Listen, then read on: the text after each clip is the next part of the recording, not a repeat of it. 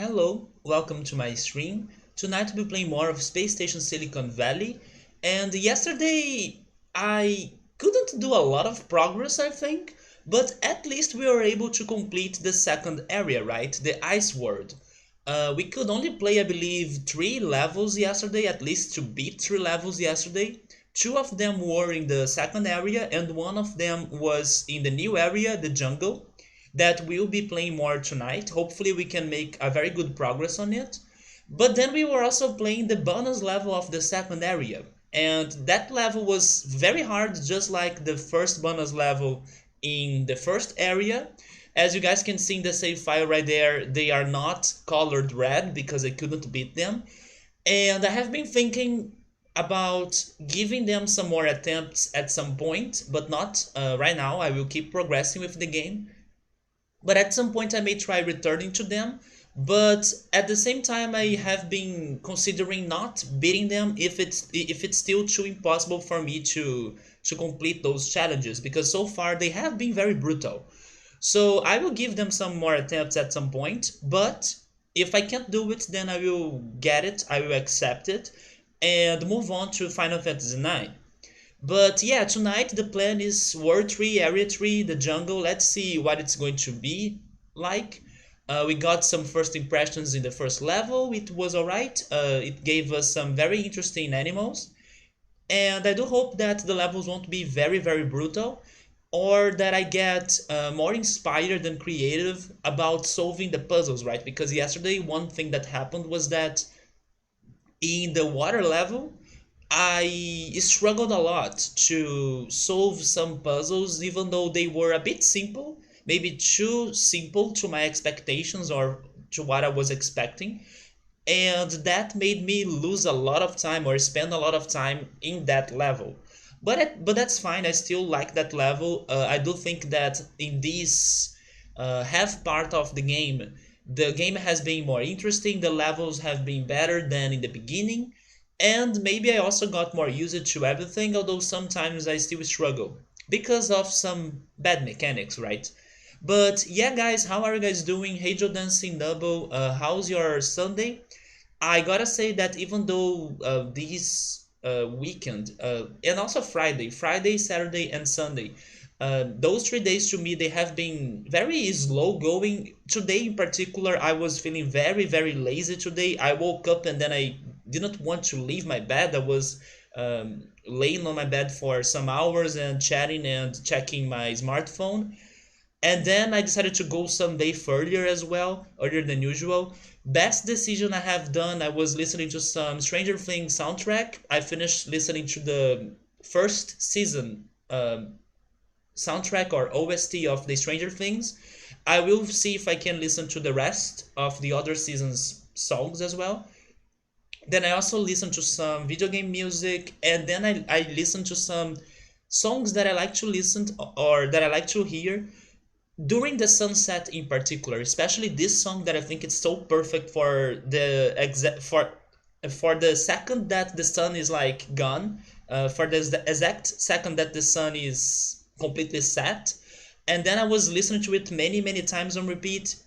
Perfect decision, very good decision for me for today. I know it's like a simple thing for you to be doing, but it really makes me more happy and feel more relaxed and connected to nature as well. So I highly recommend you guys sunbathing or spending some more time with nature, because if you make that part of your life does get better. You feel less stressful. My anxiety is gone, at least for the couple last months, and insomnia as well has not been making me suffer anymore.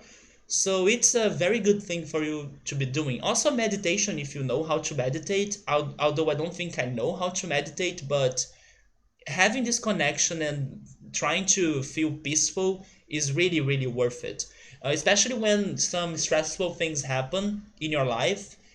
If you have this preparation, this mindset, you will probably not exaggerate or overreact when those things happen to you. Recently I had a situation like that, that I could totally see myself getting completely stressed out, and completely maybe making bad decisions about the situation. But no, in the end, I was like, you know what? I'm not going to treat this seriously. I'm going to just um, be calm, even though this is a situation that stresses me a little bit. But in the end, it was the best thing I have done to not overreact or something like that, you know. But anyways, that's how my day was. I'm also, like I have been saying this weekend, I'm also very happy that I have been eating better. Today I had to cook, but I was feeling alright regarding eating my own food. On the opposite of last weekend, that I was feeling tired of eating my own food. But today I cooked some great pasta, and I'm considering cooking couscous for dinner after the stream. And I also can't wait that because I'm also planning on my mind to be binging the fifth season of How to Get Away with Murder and then playing some Yu-Gi-Oh! And also because it's been very hot in here, I'm going to put the air conditioner on and I'm going to enjoy that time as well. But for now, it's stream time. I will be playing more of this game. Hopefully, we can get some good progress in here. But anyways, Nubble and Joe Dancing, I do have some little things to talk to you about. First of all, Nubble, I was watching a video earlier today, and it was a video that was listing some top 10 gaming franchises that usually they milk their fans. By milking their fans, I mean that they try to extract every bit of money from them. And Halo was listed in there. So I want to ask you, do you think that Halo is a game that really does something like that? As I don't play Halo, but I know that you are a big fan of it, I wanted to ask you, do you think that the Halo franchise, they really do, uh, I don't know, they kind of make tons of games and tons of content that it's basically their way to get money from the fans, even though it's happening like freaking fast, and then the fans can't really have a lot of time to enjoy one game before the other one is coming up or something like that. They were also listing some other games that I can understand uh, why they were in that list. For example, Pokemon. Pokemon is pretty much like that. Every year they have been releasing a game, even though it's not a perfect game or a game that has been getting better with time. But yeah, the Pokemon Company, for example, they are always releasing games like that. They also mentioned a lot of Capcom games like Mega Man, Street Fighter, and I believe Resident Evil 2, but I'm not sure. And then there was also Angry Birds, and the first place, which one was the first place again? I'm trying to remember. Oh yeah, there was Assassin's Creed as well, but I forgot the first place. But basically, the idea of that list was like games that they keep releasing content every time, even though the last game was released not too long ago, so they can keep doing profit with that franchise, you know. So sometimes it kind of worn out. I'm not sure if I'm saying it right, but it gets the fans too tired or they don't have time to rest before moving on to the next game or to the next content of that franchise. So yeah, it was a very interesting list. They were also mentioning that horror game. I believe it's called Five Nights at Freddy's. I hope it's like that, the name of it, because it seems it was even a record. That game got even a record of being the game with sequels released in the shortest time or something like that. It was like two games per year of that franchise. So it was a very interesting video, but I didn't know if Halo was really like that. I know there is like a trilogy of very important Halo games, but then it seems that after that trilogy they started doing a lot of other things and spin-offs and extras, and I want to hear what you have to say about it. Bungie Halo, no, they wouldn't. 343 Halo, yes, they are trying to get every cent out of you. So Bungie Halo probably was the trilogy, the original trilogy, and then after the change of the developer, they started doing something like that, right? 343 is just a pound for Microsoft, so they are in it for the money. And then Five Nights at Freddy's, or FNAF for short. Yeah, I also haven't played it because it's a horror game. It's not my thing.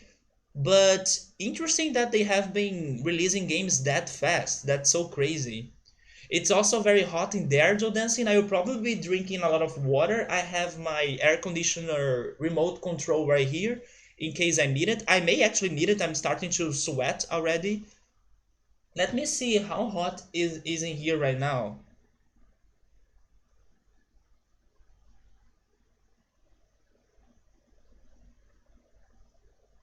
I think it is not too hot, but for some reason my room is hot.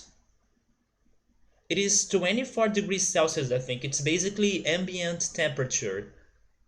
So it's not that hot, but also because I'm close to the lamp that's behind my computer's monitor and behind the webcam, so it looks bright in my room, it can make it hotter, right? And Joe Dancing, the thing that I wanted to talk about with you is because I remember by when we were playing Final Fantasy VII, I think, we had a conversation regarding tarot reading, right? And I think it was in August last month that I decided to look for some YouTube channels that do some weekly tarot readings, depending on your horoscope, and it was a very good thing I have done. I can't say again that I 100% believe in the readings and stuff, but I'm very interested and I'm curious to see what the cards would have to tell me, you know. Sometimes they do tell you some interesting things and they do tell you some interesting messages or advices that you can get some positivity from that, you know, and then use that positivity to make good decisions in your life. So I have been following this YouTube channel, actually more than one, but there is one that's very good. They are also very responsible regarding when they are posting the videos, while the other channel is more like random. I don't know exactly when the videos are coming. But yeah, I was then watching the tarot reading for this week regarding my horoscope, which is Aquarius, and it's so interesting. It's so interesting to also know more about the other cards of the tarot. I was getting curious about tarot, especially thanks to Persona. In Persona, they use tarot cards as mechanics, of course, in a different way. But there is a connection between the message or the meanings of the tarot cards and how you develop your social skills in Persona games. So after playing Persona and getting more used to tarot cards and stuff, little by little I got more curious, and then I decided to finally, I don't know, get more content, thanks to YouTube. That's easy for me to check it out. And it was a very good decision. So Joe Dancing, if you do have this curiosity as well, maybe you can find a good YouTube channel that does weekly tarot reading or maybe even monthly tarot readings that can maybe give some positivity to your life. I don't know. It's been working to me for sure. So FNF games are short with little to no replay value, so it's no surprise that the guy had to make so many so fast. I also think that from what I heard in that video I was watching, that they are very simple games. So pretty much the games, they do have like the same graphics, the same characters. It's very like copy and paste from what I could understand from the video. So because of that simplicity, it doesn't take the developer a lot of time to make new games as well. It is about 90 degrees Fahrenheit in there today. Did I tell you I bought... No, you didn't tell me you bought a tarot deck. I didn't know that. So did you do some tarot reading yourself? Have you been studying it? What was the card they pulled for me? Like when? Today?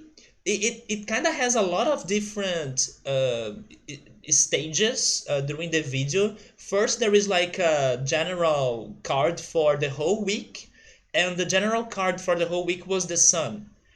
Um, and the person was saying that we should like understand ourselves this week. Like we should try to spend some time with ourselves to understand our purposes or what we are looking for, and then we can um, get that light, that spark of light, just like the sun card or something like that. But that message was for like everyone, independently of the horoscope.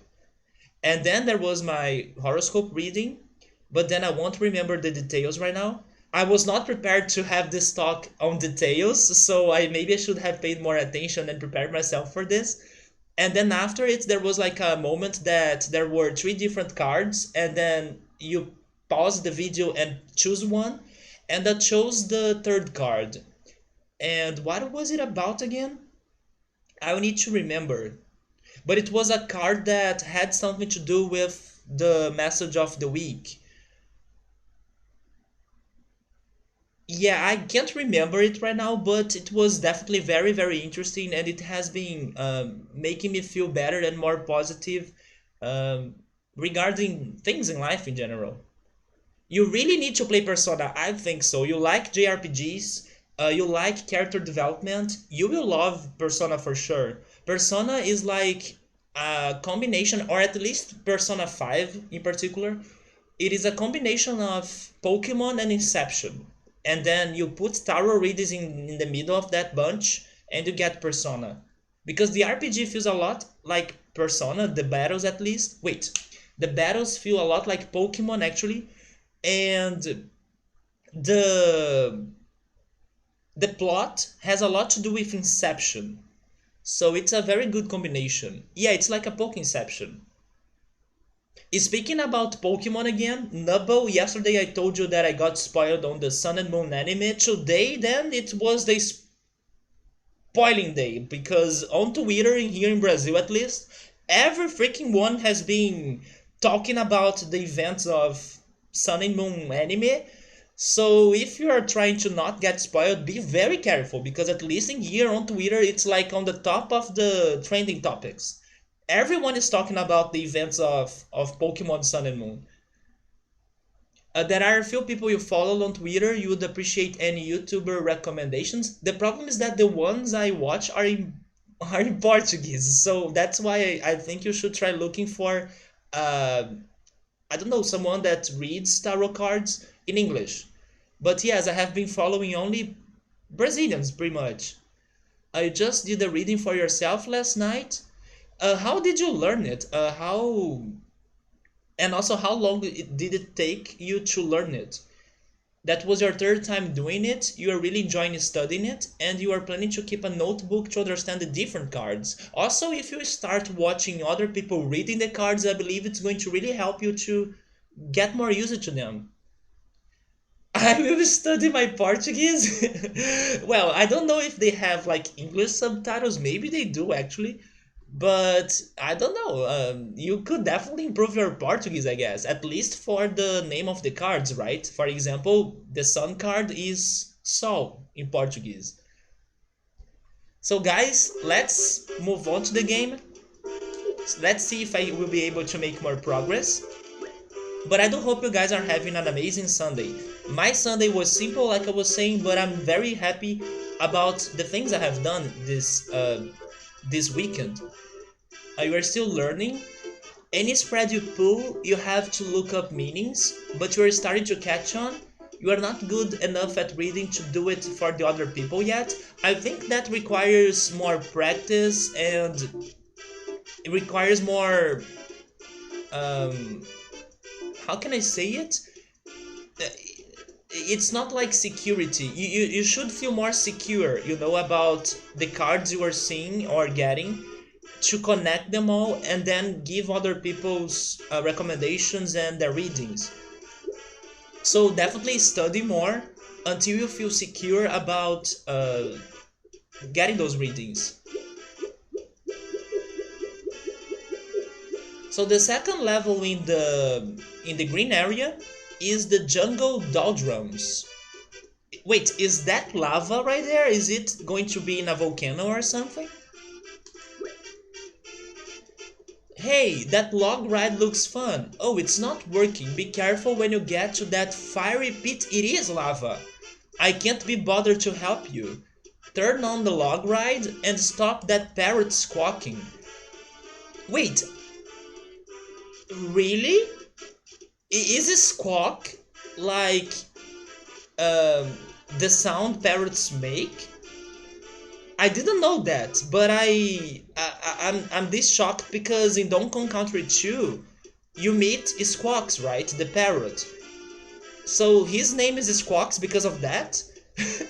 I always thought it was his name because it's a cute name, but I didn't know it had a meaning. This reminds me of when I was playing Mega Man X, and then there was a dialogue that was saying something like people got ushered and stuff, and then it was like my first time realizing that the name of the singer Usher was a word in English. It was not just his name.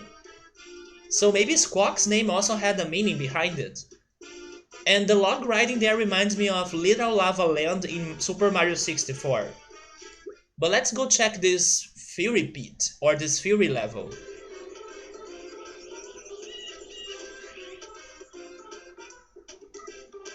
And I gotta say that this is a very Mario Party music to me. Especially when you get to um, the chance time spot. I'm not sure how to say it.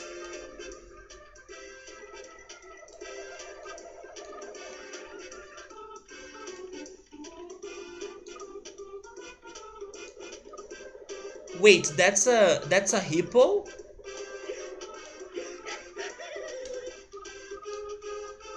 I do think that's a hippo.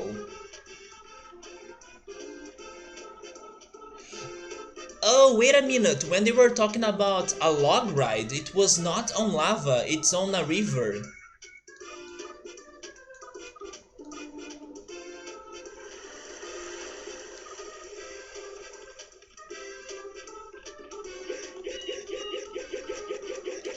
Wait!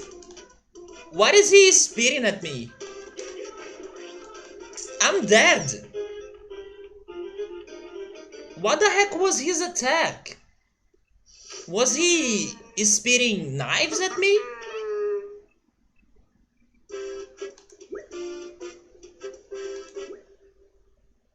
Okay, maybe I won't be able to fight the hippo by using the hyena, right? Yeah, very aggressive hippo, isn't it?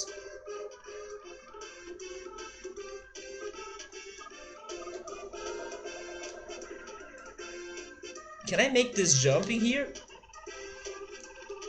I couldn't. Let's take a look at this level first.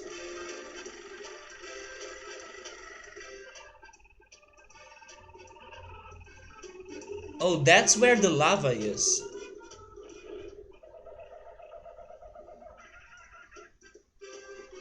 I still really love how we have the space as the sky for us in here.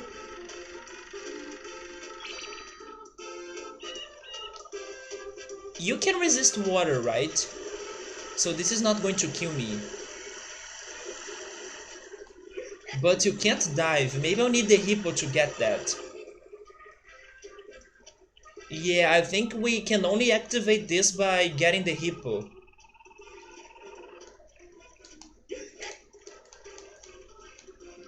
Wait, you can't jump to the other side? So I guess I'll need to do this the Frogger way, right?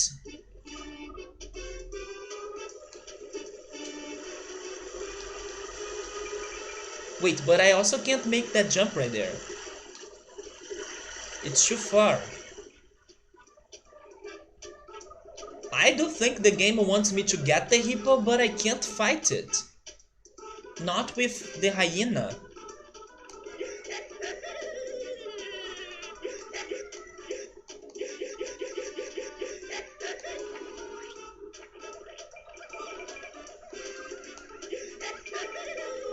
I can't hurt the hippo with my laugh.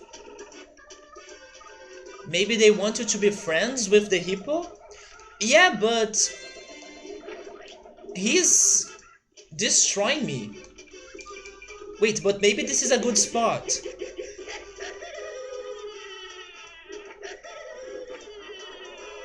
It's working! The hippo is laughing with us.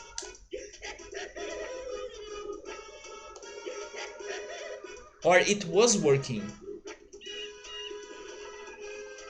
Wait, the hippo drops mines too.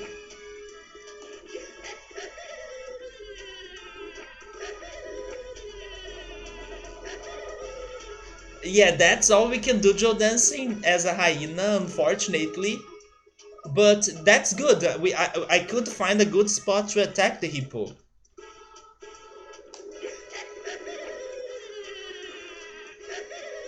But it's so hard to hurt him. We did it! There we go. I think we were taunting the hippo. No, it was helping. You see the blue bar down there? It was showing his health decreasing. That blue bar usually shows me the health of my enemies. So I could see it decreasing sometimes. And when I first met the hyena was hurting me by the laughter. So I knew it was an attack. It was just very hard for me to make it to work. And I'm still very disappointed that this hyena is not a panther, because having a pink panther would be fantastic. But maybe they were afraid of getting copyright issues. So no, it's not a panther, it's going to be a hyena instead. But let's go check the hippo. I could see it also drops mines.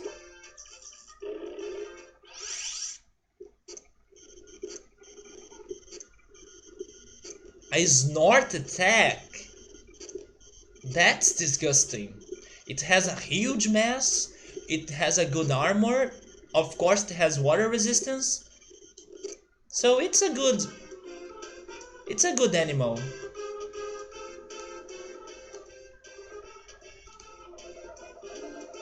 It's just very disgusting.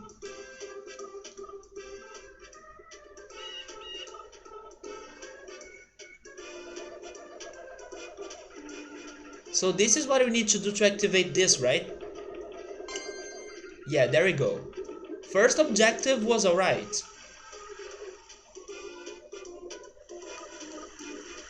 So now I think they want me to... Wait, maybe the hippo can make to the other side actually. But before doing it, there is one more thing I want to do with the hyena.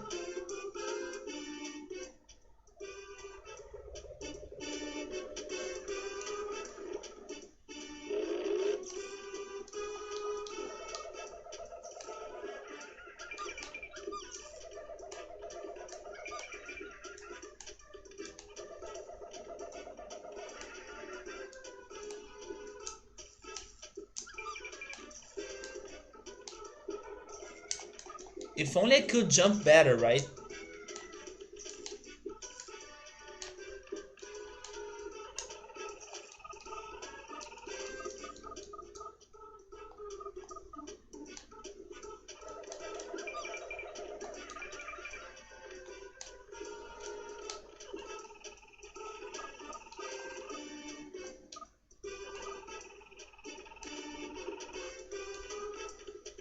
It's actually this platforming right here.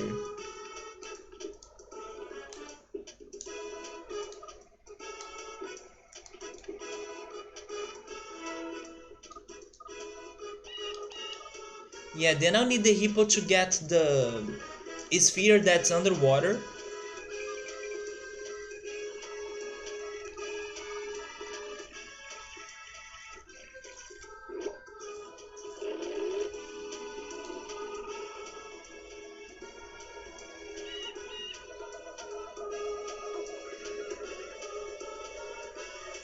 And that's another waterfall that has no secret behind it. I'm disappointed.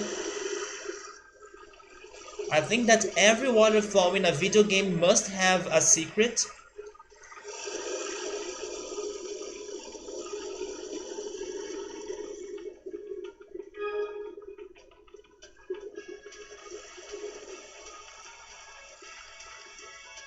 Right? It should be a secret layer.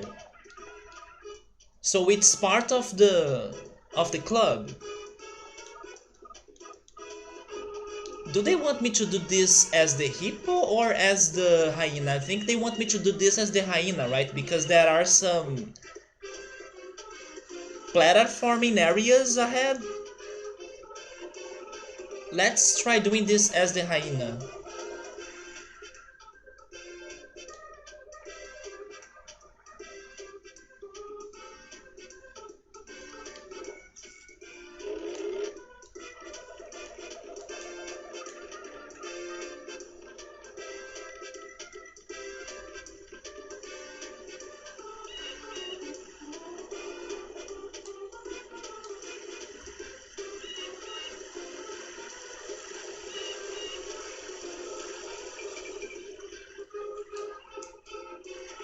Oh, this is going to take me some attempts.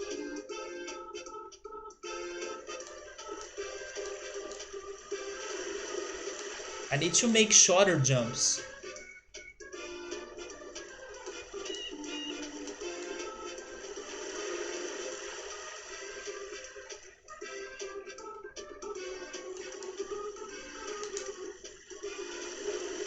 What if I don't need to jump? Can I just walk to the next one?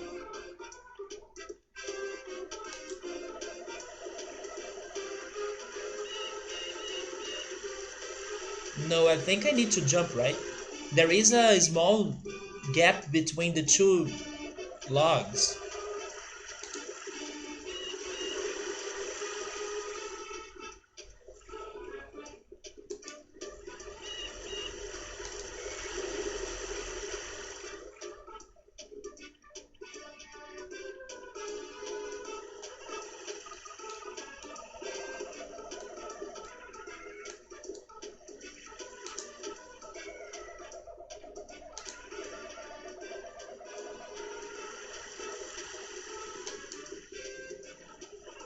Come on, one more. Ah, no! So close.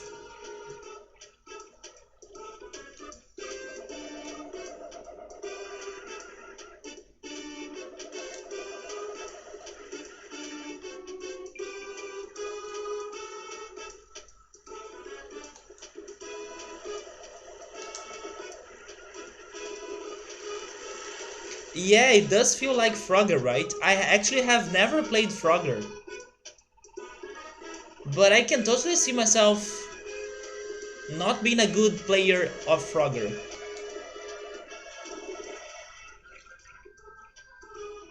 You neither?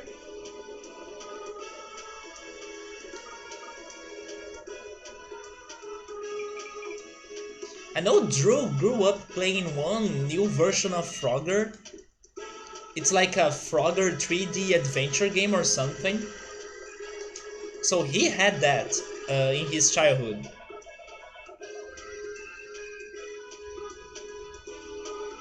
By the way, Joe Dancing, did you watch Hereditary on Amazon Prime Video by any chance? This last week, Amazon Prime became a thing in Brazil, and everyone went crazy for it because the price. Oh, you did? Because the price for it here is very, very cheap actually. Yeah, and then lots of people have been like, okay, I'm subscribing to it, I don't care, give it to me and all. And then I was like, I can see it's a great pack.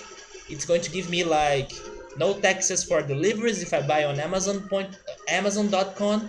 Also, um, you can get that a year subscription on Nintendo Online Service if you have a Switch. Then it's going to give you the Amazon Prime Video and also Amazon Music Service as well, and Amazon ebook service as well. Not to mention the subscription on a channel on Twitch by your choice, right? So I know it has a lot of benefits in that pack, and it's cheap. But I'm also thinking, will I have time to handle all of that content and stuff? So I'm trying to hold it before going for it, because I know that once I accept it, I won't stop it. I know that it's going to happen exactly what happened to me when I took some years before getting a smartphone. I was using a regular cellular or a regular. You guys don't say cellular, right? Cell phone. A regular cell phone, because cellular is actually how it's called in Portuguese. A regular cell phone for many years, and then all of my family, my friends, they were all changing to smartphones.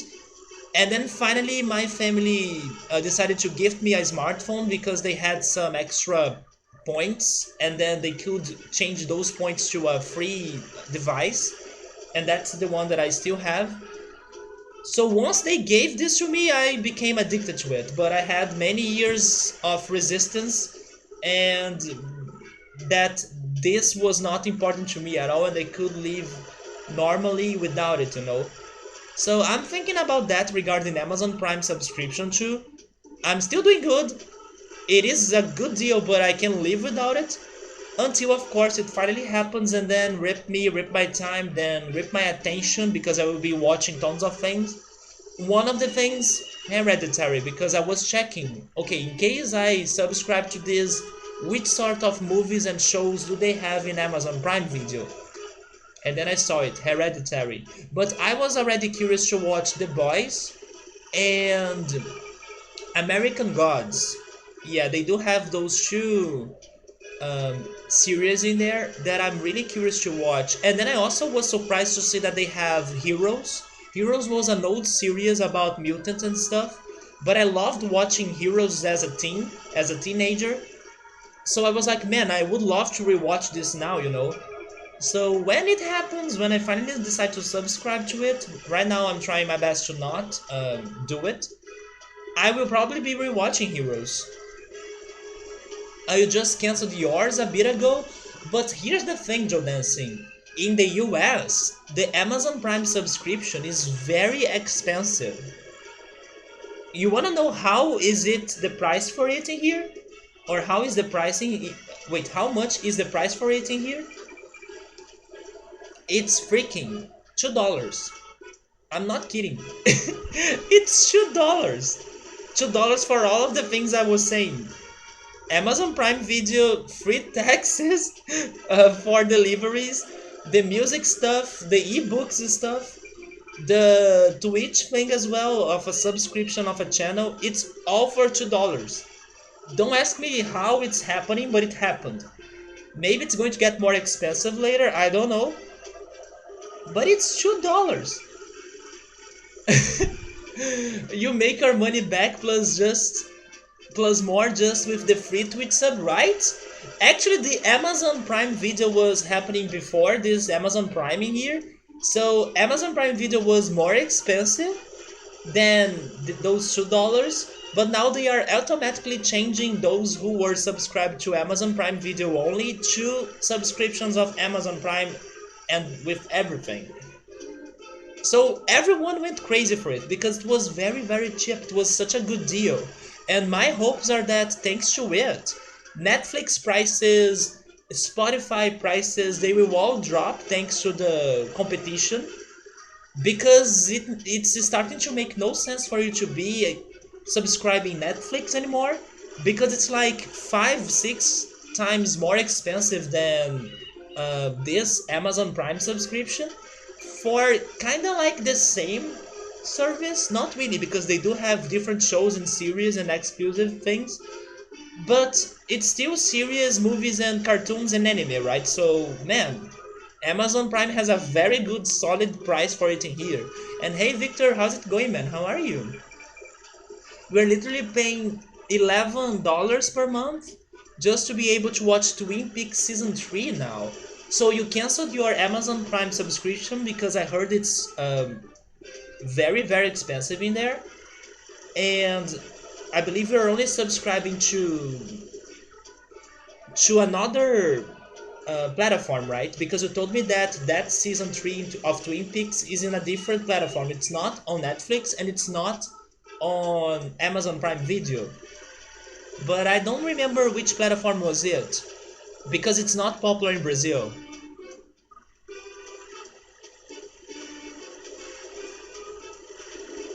Victor, we are trying to play some Frogger, but by using a hyena that looks like a Pink Panther. So yeah, try to understand that because it is confusing, but that's our goal right now. You're doing good, you're pretty tired though.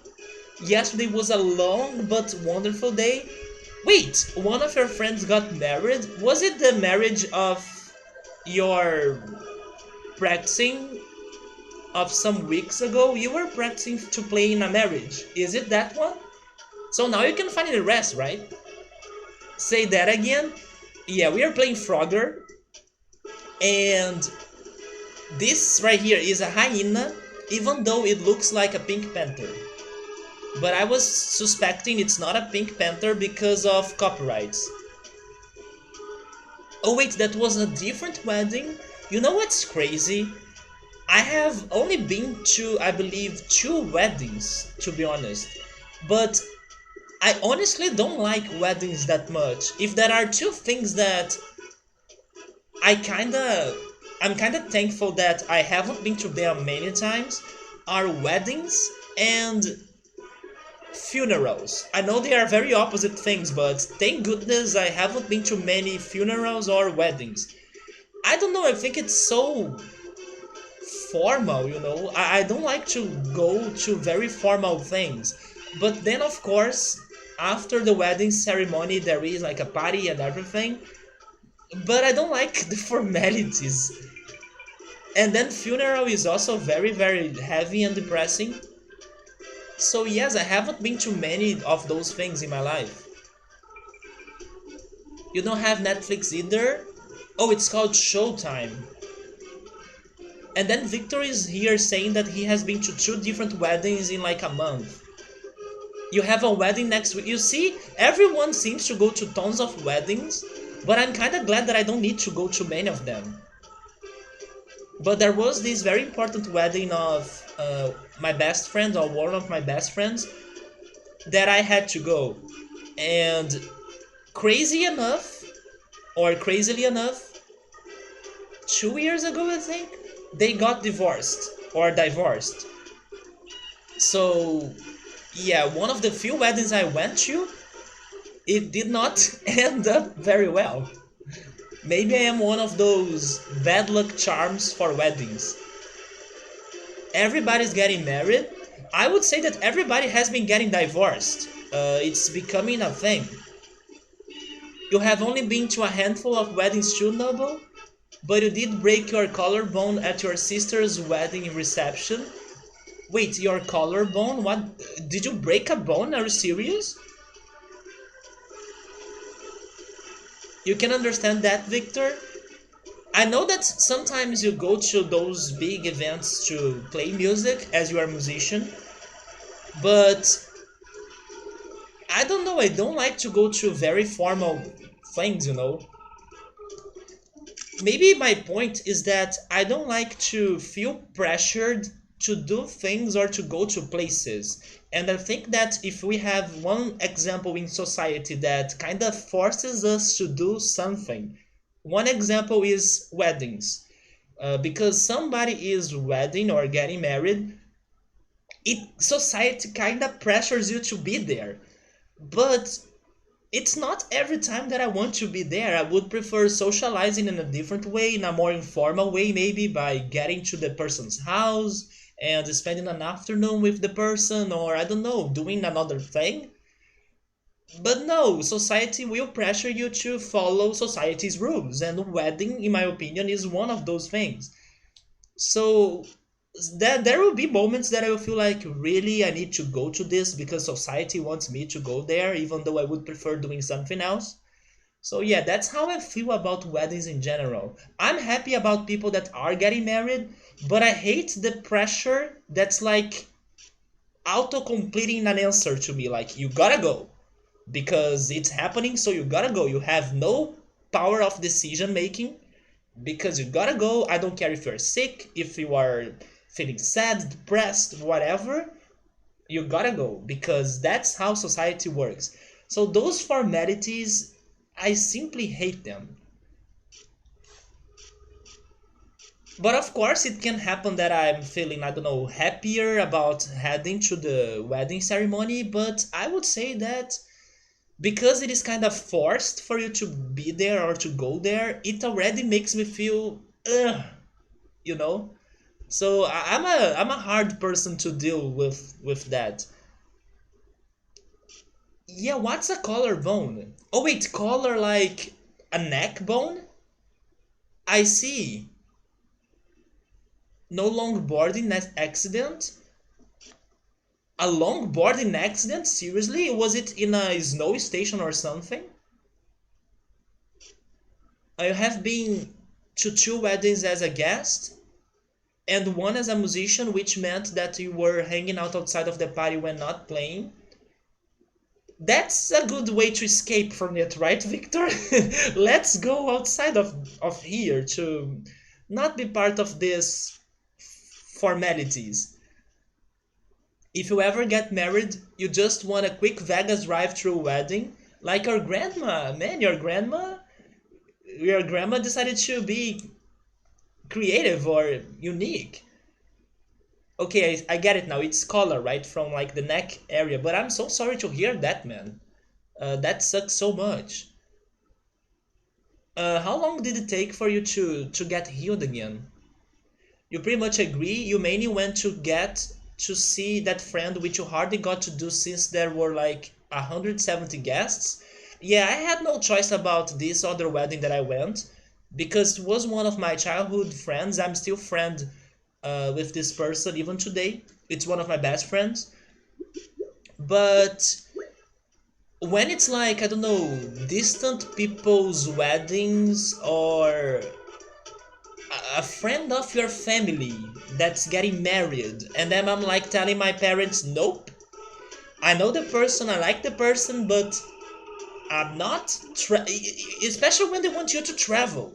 Like sometimes they want you, oh, it's going to happen in that place, in that city. You totally can be there, right? Then you need to travel, get a uh, hotel hotel reservation. You gotta have the money to make the travel or to make the trip and stuff. No, I will only go for those things if like I want to, if I'm good to do it or to go to it, and stuff like that. And then everyone pressures you. No, it's going to be happy. You're gonna love it. I'm going there for the food. I'm sorry. I'm going there for the food. It was not long, maybe just a week. And the craziest thing was that the next day you hopped on a banana boat. Noble, how are you still alive? Oh my god. You agree travel weddings like, right? Sometimes they do offer you their house for you to stay and stuff, but come on. Do you wanna spend your night or sleep in the couple's house after the wedding? I don't.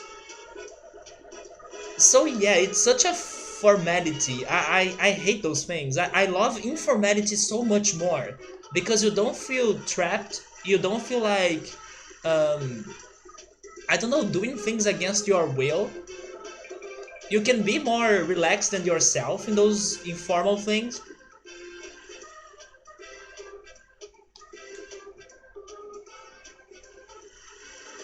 I kind of wish people wouldn't get that upset and stuff if, I don't know,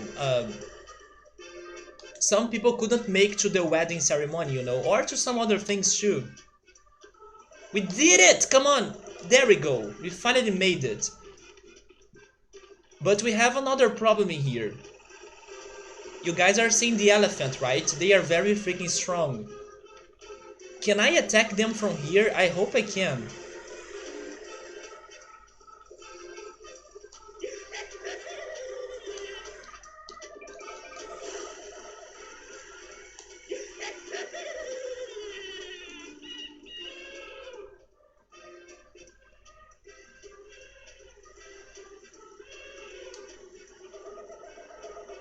People take it so seriously, right? Also, they have that dream of, oh, but this is the most important day of my life. I mean, it can be, but part of me tells me that it kind of shouldn't, especially because it's such a formality. I think your best day of your life should be something completely informal, and then you would have like true happiness going on.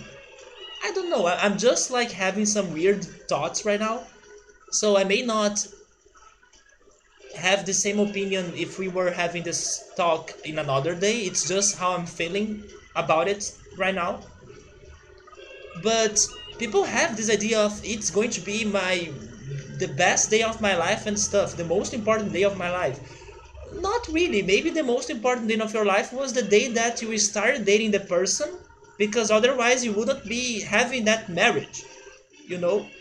Or maybe the day that you even have seen the person for the first time instead of starting to date it or to date the person. People do take it very seriously.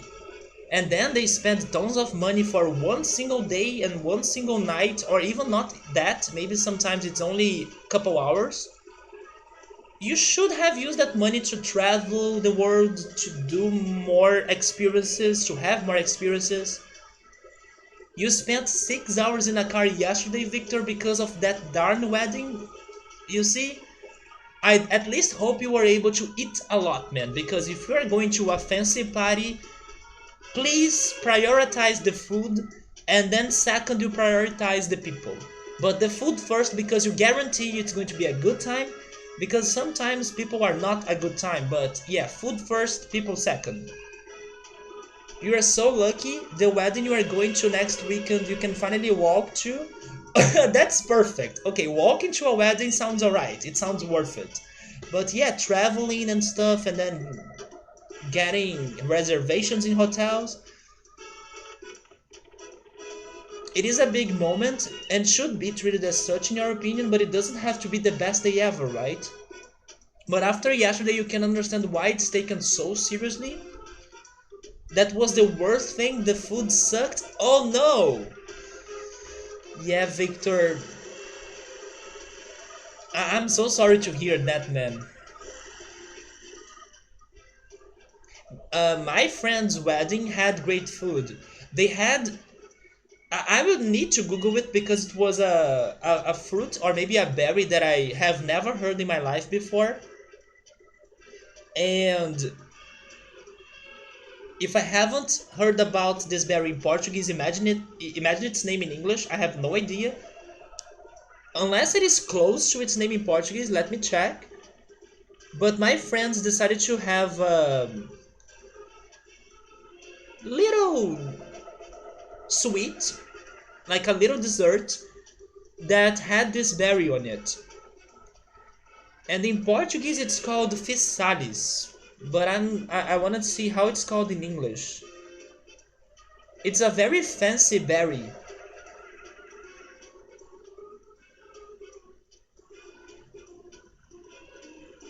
By the way, because yesterday we were talking about Japanese language, my translator is getting Japanese right there every time. So it's messing up with my setup in here. I don't want to speak Japanese.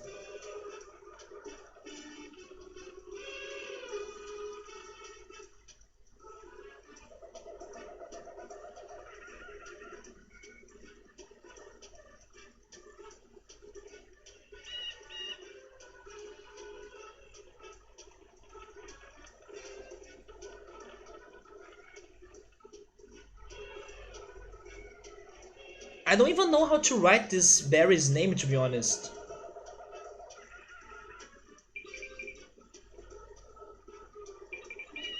It's better for me to show it to you, I think. Have you guys ever seen this?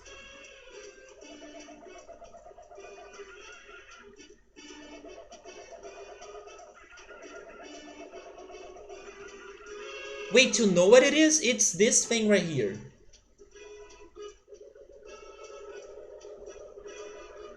It's something very, very fancy.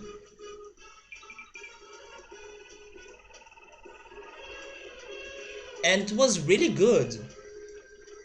What did they serve? A bunch of vegetarian stuff? Basically bread and salad? I'm down for bread and salad, to be honest. Me too, I would be totally cool with that. But they should give people options. Wait, it's called the same in Swedish? Fisalis? It was really good, but I'm pretty sure I'll never eat this again in my life. Because it's so rare and probably expensive. It's a very small berry. And then it was like that berry together with a small sweet. So it was really delicious. And this friend of mine, she also knows how to bake a very delicious chocolate brownie. So I was enjoying a lot of brownies in that night.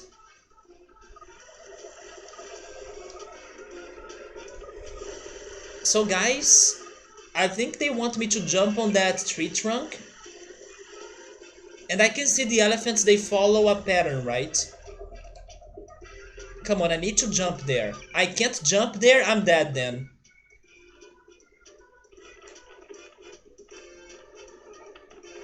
Wait.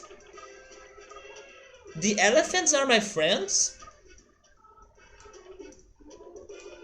Never mind, the elephants are not attacking me and I could make to the tree trunk.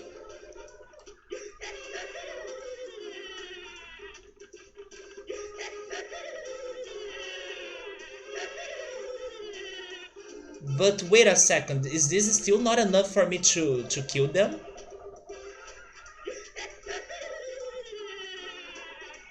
But I can progress, at least. Maybe I'll need to return here later to get an elephant. Or I can simply ignore them.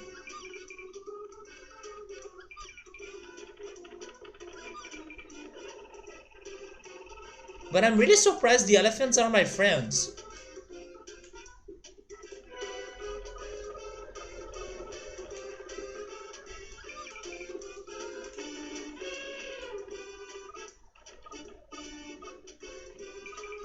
Also, I need to remember that if I get hurt, I need to return here to get that energy right there. You mean not everything was bad, but a lot of this stuff had tastes that we're not a fan of. Both salad and bread can be nice depending on what you do with it. Though you do wish there were some kind of meat to go with it. Or even some cheese, right? If you're having bread, come on, give me some cheese. At least the dessert was great. What was the dessert?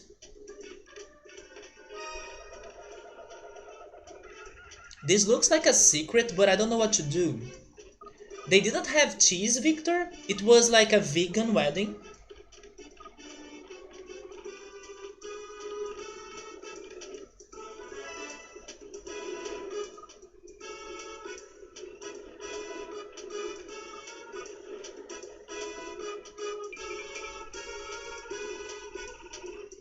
They had some cookies and cakes.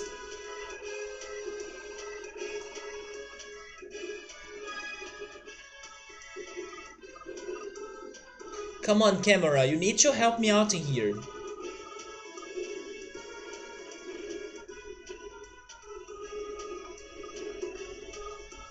Oh my god, the camera is so bad.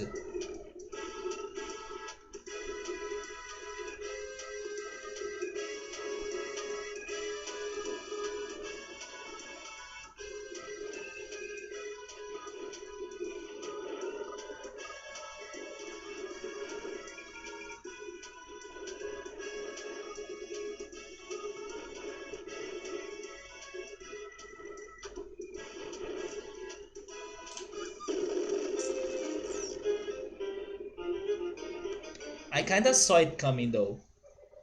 Pretty much, both the bride and the groom were vegans, so that's what they wanted. It does make sense, yeah. I can understand Joe Dancing's point of give the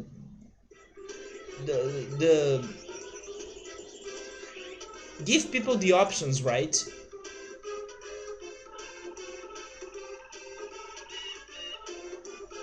They invited people. I don't know how to refer to them, but give people the option. But as it's their wedding, it's their rules, and that's their way of life. So I can also understand why it's only like vegan options. But definitely they could have some products or some ingredients that they simulate meat. Don't you think? Usually people use those. How is it called in English? It has a very weird name. Um, Man, let me Google it. It's like a grain. Oh, by the way, I need to recharge my phone. No, no, no, not tofu. Is it chickpeas? It's something like that. It's a very weird name.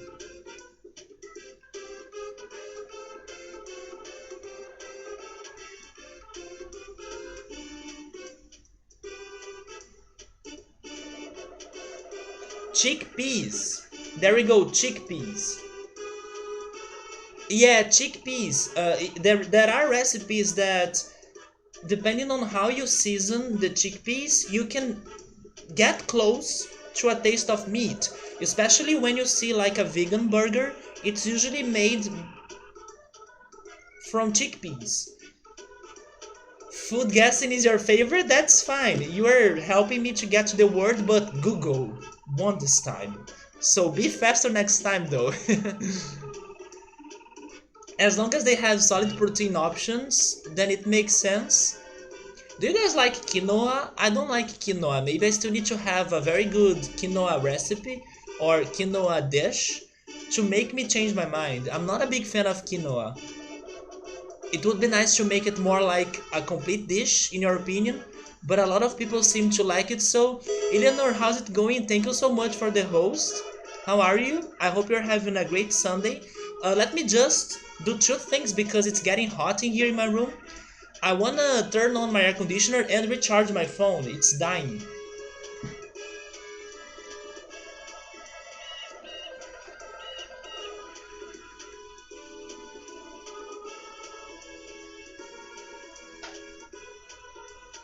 Yeah, rip my phone.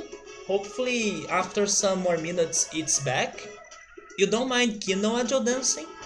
I'm doing alright, Leonor. I had a good day. It was simple but chill.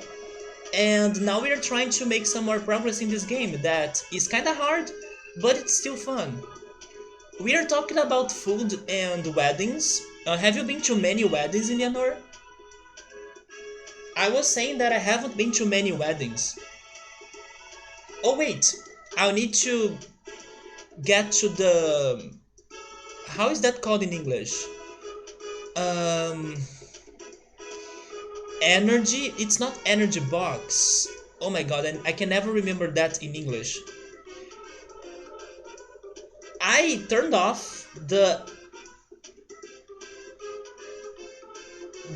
power for my air conditioner in my room because I was not using it for some days. But today that I need to use it, I'll need to go there and turn it on. But I need to go to the central box that has all the electric um, control of my house. I don't know how to say it, but I know that has a name in English. I just don't know the word.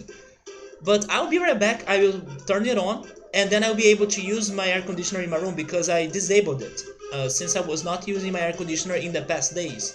And that's a way for you to save your electronics from getting problems in case there is a power outage, right? If you're not using an electronic, it's better for you to disable the electricity for it. So in case it rains or in case there is a power outage, it gets um, no damage from a short circuit or something like that. So I'll be right back.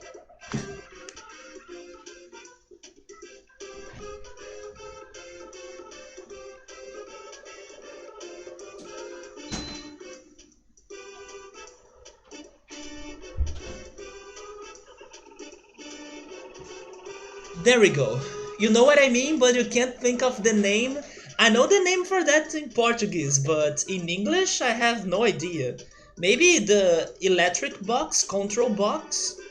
It's that thing on the walls that you can definitely disable or enable. Wait, enable and disable, right? That's... Wait, but enable makes me think of something that's not working. Able and disable. I forgot the opposite in there. I'm struggling a lot with English right now. I'm so sorry for that. But yeah, the box that you have like the option to give electricity to your electronics or to take it off. And I had the air conditioner of my living room working and with electricity because it's been getting hot, but I was not using the one in my room. But today I need it. There we go. Maybe it's a control panel or something? Enable and disable. For some reason, enable was sounding to me like something that sounds like it's off. Hey Dave, how's it going? A circuit breaker. That's probably the best way to describe it. I'm going to write that down. A circuit breaker. In my house, I do get some power outages from time to time. And when I see that's getting super windy outside and also like a rainstorm is happening, then I go to my circuit breaker and turn off my most important electronics, like the air conditioner. So in case there is a crazy electrical problem going on in the city, it doesn't damage my things. The other electronic that I need to be very careful of is the washing machine. Yeah, I always turn it off when I'm not using it as well, because if it damages it, it's going to be crazy expensive for me to repair it. So if you're not using something, you should go to the circuit breaker, disable them, and not only you'll be protecting those devices, but also not spending some extra um, electricity, right? Because sometimes they have like those little lights that they keep turned on even though you're not using the device, and that's wasting your electricity, so you will be paying more for your electric bill.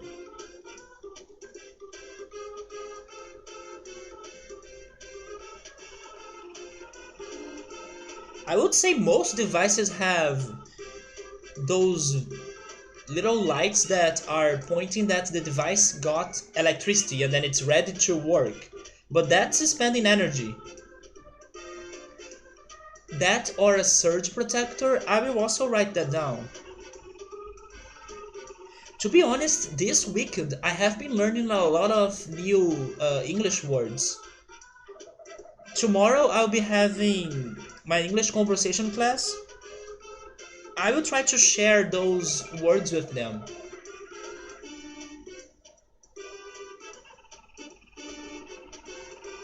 I was using the word box earlier because in Portuguese we say it like a box. It's like the light box or the circuit box.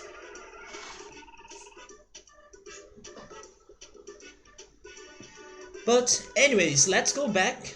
Let's try this level again. Unfortunately, we'll need to play Frogger again and we need to get the spheres again, but that's fine. I just wish I had a better camera for this level because I think I died thanks to the camera.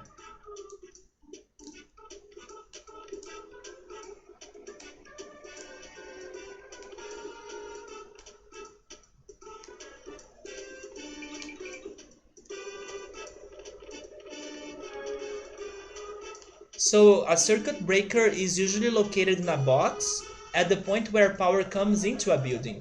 Yeah, it does look like a box to me too. But in Portuguese we do use the word to describe it. In Portuguese it's called caixa de luz, and it basically translates to light box.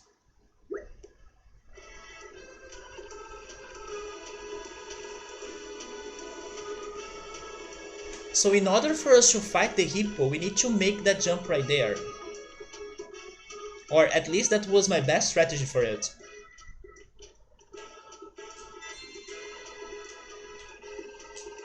Come on, jump there. There we go. So I need to get the hippo close by.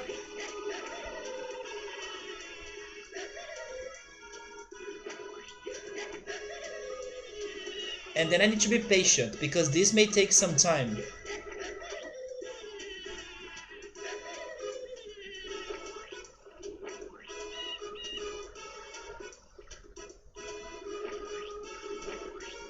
I'm recharging my laughter attack.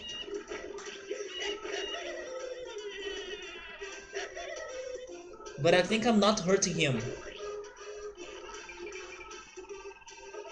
I think he should leave the water for me to be able to hurt him, but he's only getting back to the pond, you know?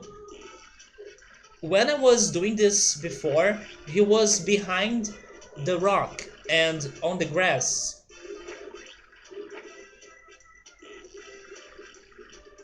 But if I leave this place, I think he will kill me.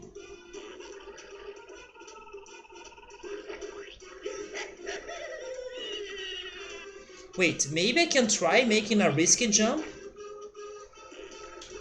I failed. But somehow he's still not killing me. Okay, I did this jump. Can he come closer? He can.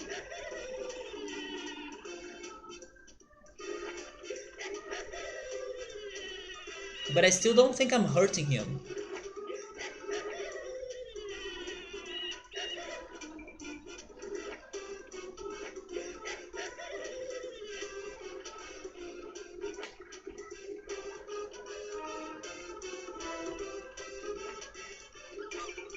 Yeah, this hyena's attack sucks.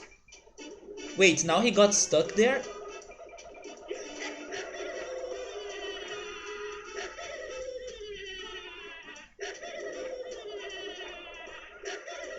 It's not working.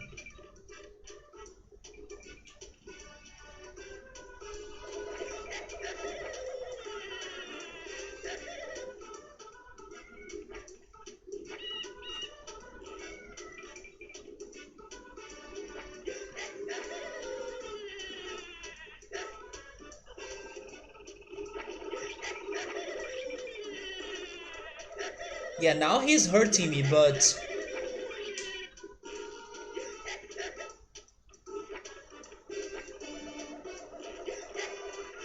I give up. I have no idea why this is not doing it this time. By this point, it's better for me to restart the level.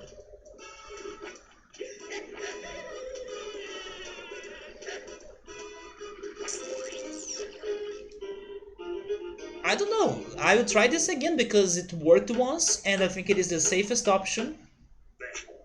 But this time it was not working.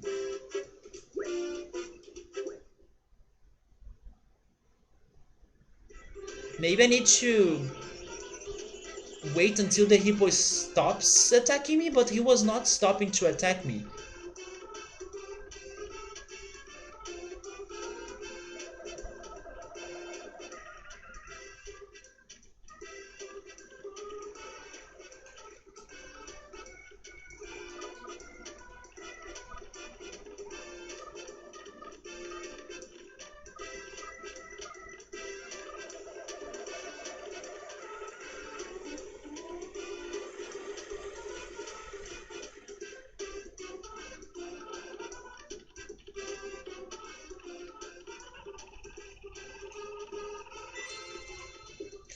By the way, Victor, I think I haven't told you, I finished watching Stranger Things, and my final opinion of it was that it's a good show, but I do think people have been overhyped for it. I don't think it is that great because it does have some problems. Especially in the beginning, I thought the beginning was very slow, and then by the end of season 1 it gets better and you start feeling the show, but then it ends. and then you need to head to second season already. And then the second season was not that great. I think it was the worst season out of the three. But Victor, the third season is worth it. Yes, the third season was really great since the beginning, and it paid off. Like, I was frustrated with the show at some times, but the third season was fantastic. So the show is worth watching, mostly for the last season, and also I would say for the soundtrack. The soundtrack, it has some electronic synthesizers musics or songs that I was actually listening to it before starting the stream. I was sunbathing and checking the soundtrack. It's like it was made to me because I do love those electronic sounds, and it's very chill, very nostalgic, very atmospheric. The word that I wanted to say or to use when I was first talking about this on stream was cosmic. I think that soundtrack is very cosmic. I feel like connecting to the universe when I'm hearing it's so atmospheric that makes it feel cosmic. So it's good because of the soundtrack, also because of some characters, and because of the nostalgia, because of the 90s, 80s feels to it as well. But sometimes the plot is not that great, and some decisions about the script are also weird, especially in season 2. But it's a good show, so you should watch it, but just be patient because it's really rewarding in season 3 only. So basically overhyped but worth it. It is worth it, but it's not all the fuss that people have been making, in my opinion. Not until season 3 at least. Season 3, okay, it's really really great. It's freaking awesome. But then the other seasons I could struggle a little bit when I was watching them. From what you have heard about the soundtrack, it's supposed to be a lot of old school synth. It is, and it is fantastic. I do love that synthesizer style in music, or when people make songs by using that. Daft Punk, for example, one of my favorite bands. But there are also some video games that go in that direction too, that are very dreamy, atmospheric, and cosmic. So the soundtrack is fantastic. Every time they were playing the soundtrack or a song in the series, I was like, it's very warming, right? Heartwarming. Um, and it makes me feel very calm, but it's hard to put in words. You need to check it out. I do hope you do, man. I can say that I still prefer Dark. I thought that Dark was more crazy and more impactful in general. But Stranger Things is more relaxing, it's more nostalgic. Sometimes it's very funny as well. The third season in particular was super funny. But it's a good show. It's just be careful to not get to it expecting it to be the best thing ever, because it's not. But it is getting better, I want to hope. My friend was telling me that maybe there is only going to be one more season to it. So hopefully it's going to be a very good one. If it keeps going around the lines of season 3, then it's going to be great. But season 2 was a little bit odd, in my opinion. And I talked to other people that have watched it, and they were agreeing with me that season 2 was a bit But yeah. You do like synth stuff? Me too, man. I love synth stuff. Not only in electronic music, but also in some rock bands as well. Or maybe I should say indie bands. I would say that my favorite indie band does a lot of synth stuff. Wad Nothing, that's their name. I really like the effect synthesizers give to me, and how they make me feel when I'm listening to them. I would say that was my biggest surprise. I was getting to Stranger Things expecting the looks of it, the visuals, to be the best thing about the show, because from the trailers, from the posters, from the advertisements, the visuals were looking great, and they are.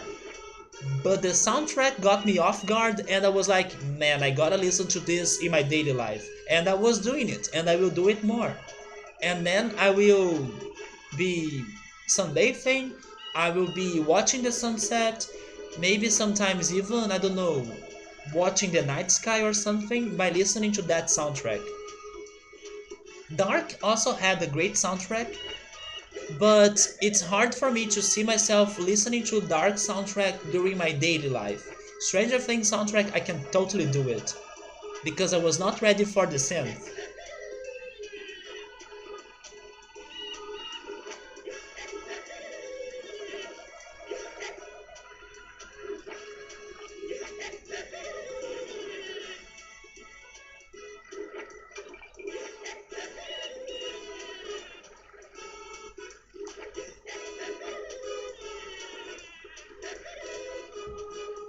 I don't know how to kill this hippo now. He is only worried about attacking me, and he never laughs.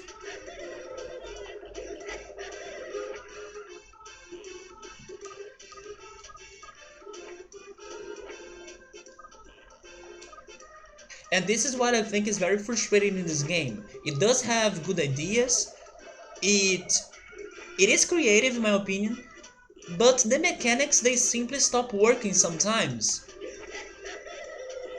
You see, this is what they want me to do, but it doesn't work.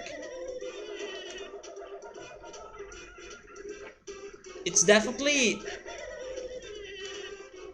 not worth having a direct fight against this thing.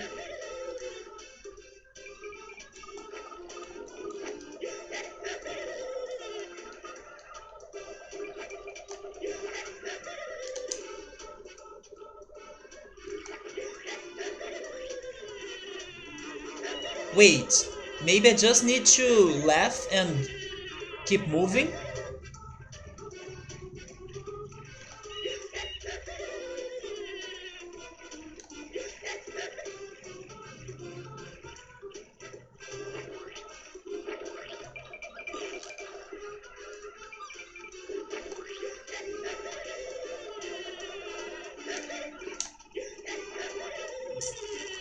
Okay, I did it. I decided to try something else, and I just learned that I can attack and walk at the same time, so that made it for us.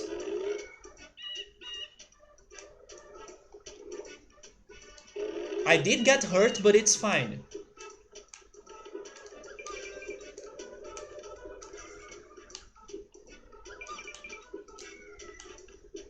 Maybe they did want me to have a direct fight against the hippo, and I was thinking it was not possible.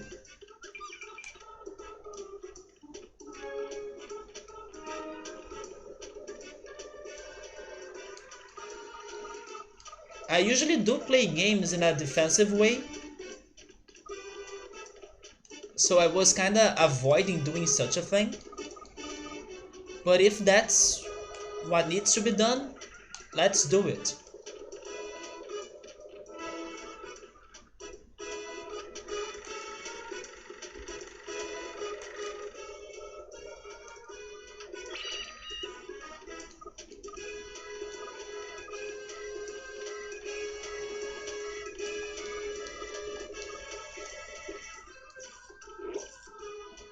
I'm still very surprised that Joe Dancing has been doing tarot readings. I was thinking that Joe Dancing would be like, oh cool, yeah, I should go back to tarot, but no, Joe Dancing is already totally into it. Because I did um, take some time before trying something regarding tarot again.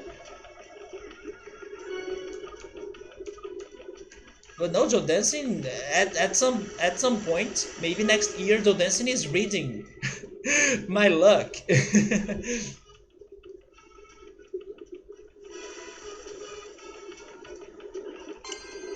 Okay, so the first objective is complete again, or it's completed again.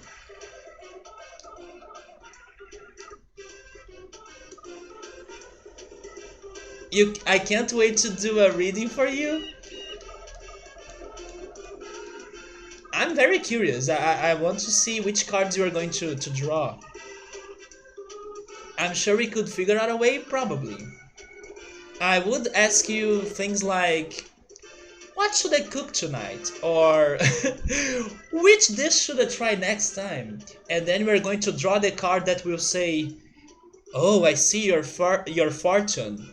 Tonight you're going to have blueberry cheesecake ice cream and waffle cones. That's the luck that I want you to draw to me. Because I have been waiting for the day until today. The day that I will be finally trying that. That's so specific, never mind. No, no, no, you gotta give me the blueberry ice cream, cheesecake, and waffle cones. Otherwise, it's rigged. The tarot reading is rigged. That's the only option, really. Or the honey ice cream. Yesterday we were talking about honey ice cream. I want to try that too. I'm joking here, but I don't know if there is a thing about tarot reading regarding food. Probably not. Maybe we should make that a thing. Like this week, you should eat some shrimp because I can feel some shrimp going on, and it's going to make your life better if you eat shrimp. We should have like food tarot. I think we could make some good money by that idea, don't you think? Or maybe we should have things like a food roulette as well. Let your luck tell you what we're going to have for dinner tonight. I don't know, shrimp was the first thing that came to my mind, but I actually don't eat it. The darn blueberry cheesecake ice cream with waffle cones returns again. Yesterday she was talking about a honey ice cream. I think it had a long name or a longer name than this, but I also never tried a honey ice cream and I want it. I think we could make a deck, honestly. People would pay for this, right? I have never seen people doing such a thing, so why not?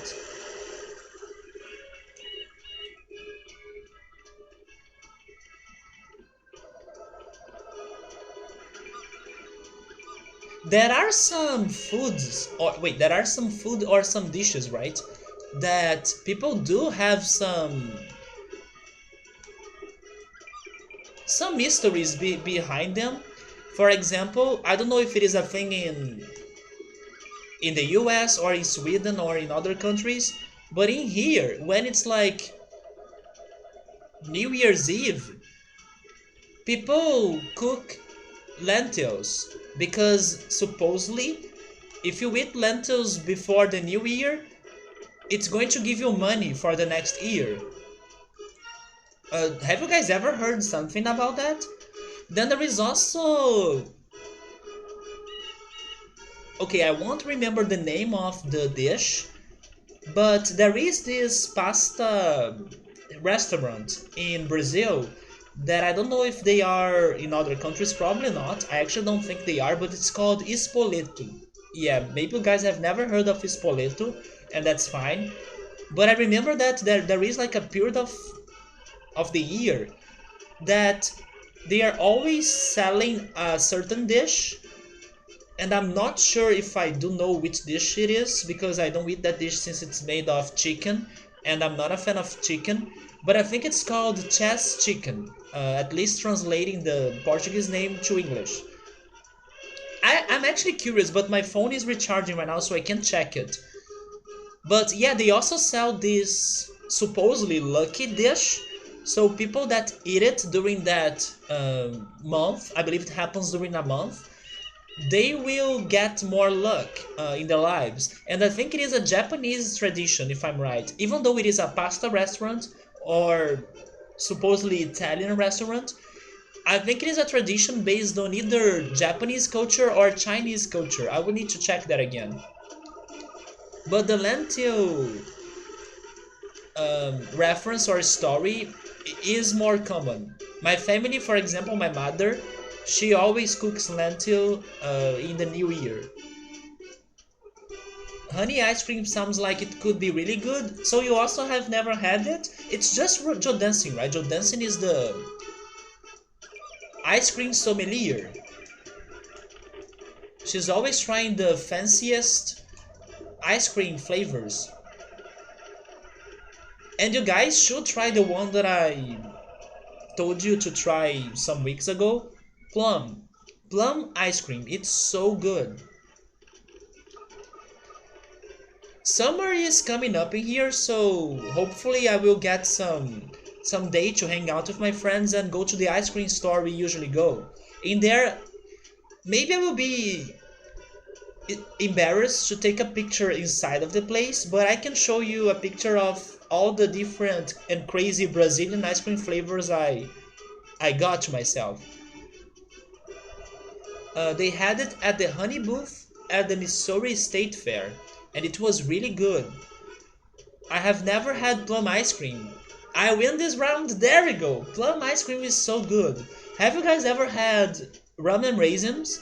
I think Victor has never, right? I remember making jokes at Victor because Victor only likes very simple and traditional ice cream flavors like, oh, vanilla, or I don't know, chocolate. I remember making those jokes on Victor, like the plain and regular ice cream was like the best ice cream to Victor. It was not the fancy one, it's just vanilla. And I was like, really, Victor? But yeah, rum and raisins is my favorite one.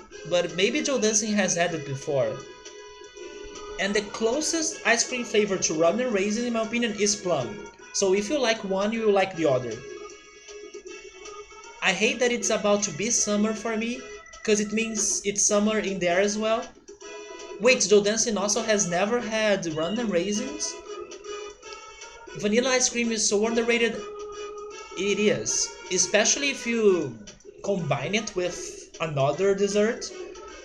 I was mentioning my friend's chocolate brownies, for example. Ooh, those brownies, after they are taken out the oven and then you eat it with vanilla ice cream, I'm down for it.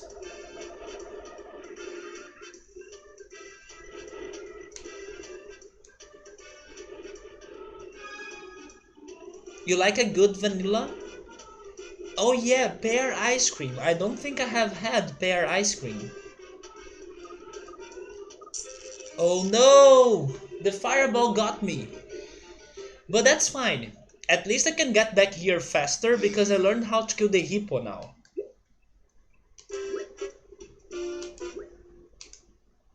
It's so good. I'm not like a big pear fan. Like, I don't eat pear that often, but I can imagine a very good pear ice cream. Because I can remember another pear dessert that is like caramelized pear, and that is freaking good. But I don't know many pear desserts.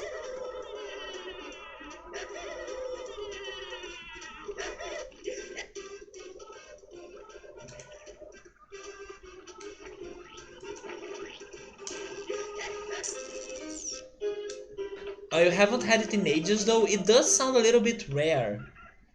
The honey ice cream you had was also peach flavored. I don't think I've ever seen peach ice cream as well. Depending on how it's made, it can be good.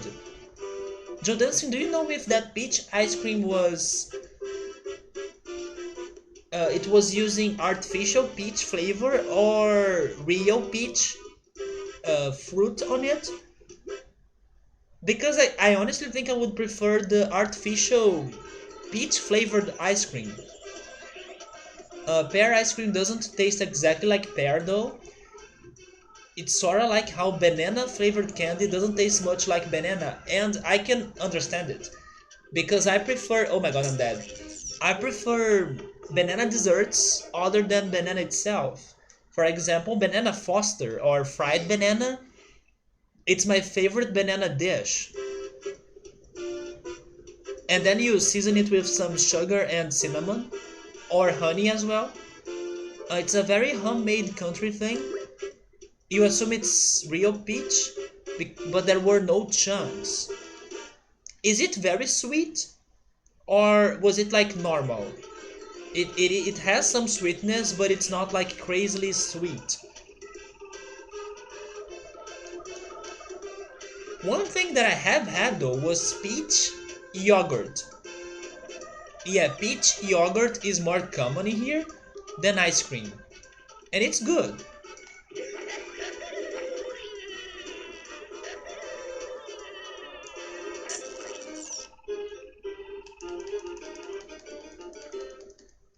I was trying to jump on him so he couldn't attack me, but he still made it. That does sound tasty. Have you ever had peach yogurt?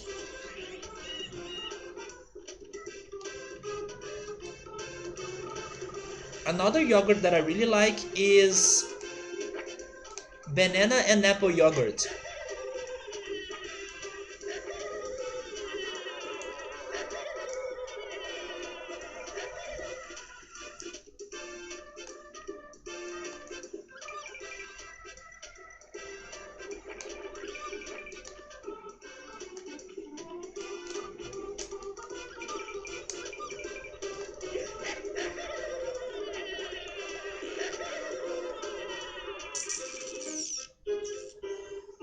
When I finally kill him, he sets a freaking mine behind him that I couldn't see it.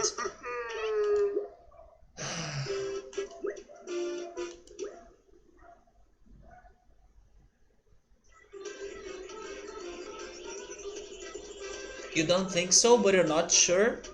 You can totally imagine what it tastes like, which makes you think you might have tried it without remembering it. That sounds like the Mandela effect, Victor. Are you sure you're not under the Mandela effect? You are having some fake memories that feel like reality?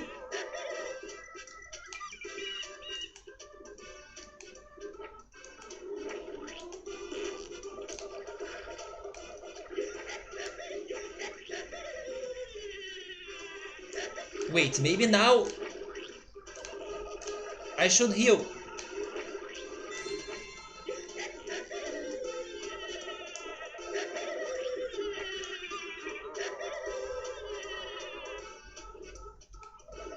Can't believe he still survived that.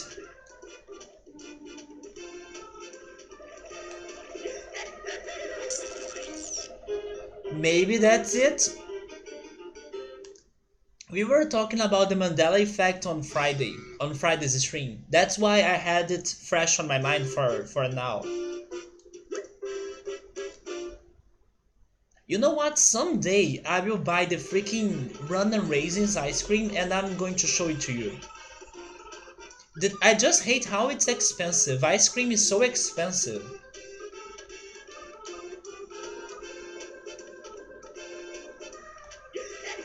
I think it's better for me to go to an ice cream place other than buying an ice cream container. So when I usually eat ice cream, I go to the place. I don't buy a container.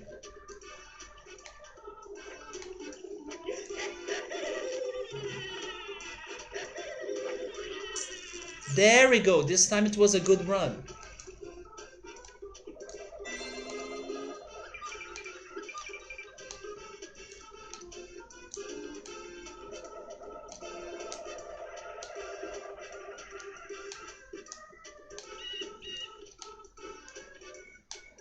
By the way, best decision of this stream was to turn the air conditioner on because my room is so fresh now.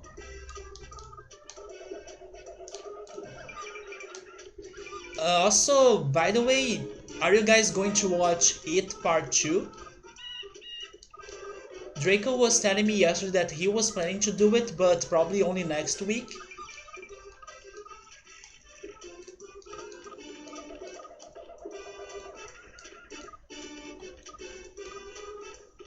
I'm curious about it, but I think I will wait until it gets a home release. What you really liked as a kid though is apple and cinnamon yogurt.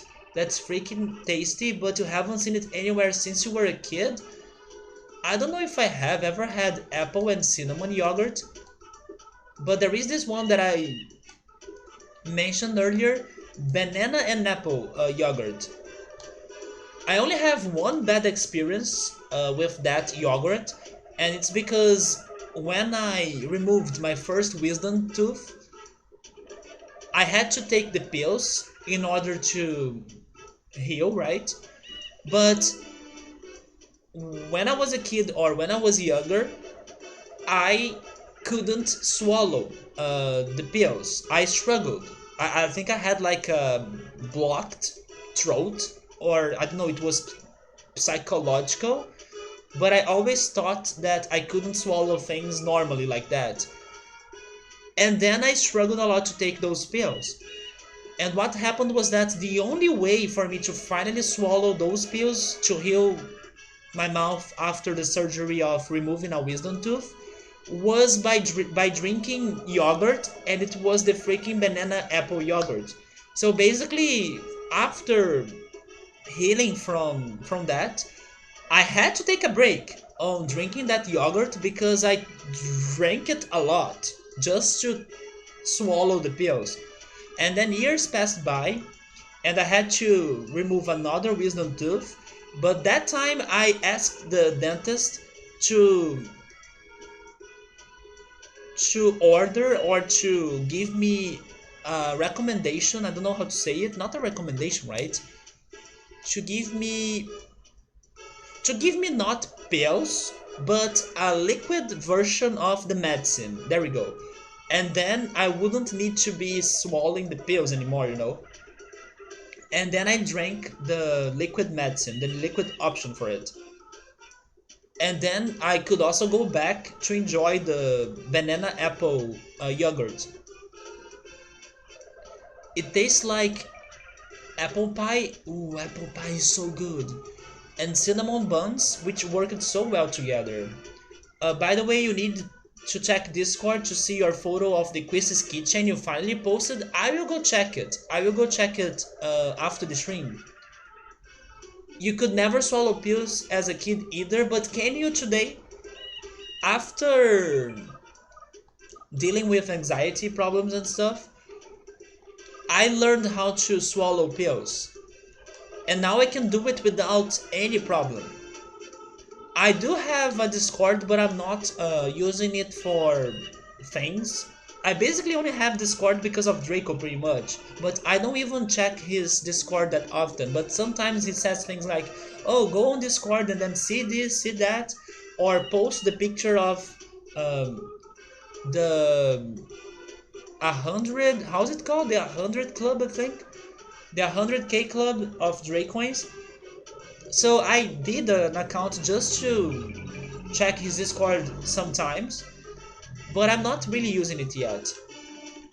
I do plan to do something about like creating a community for our channel and stuff on Discord, but I think I will save that for next year because I'm still working on some other things on the channel, especially on YouTube, and I will be working on the Earn Awards too, right? So I won't have time to give a lot of attention to a Discord group right now, but I do have a Discord account.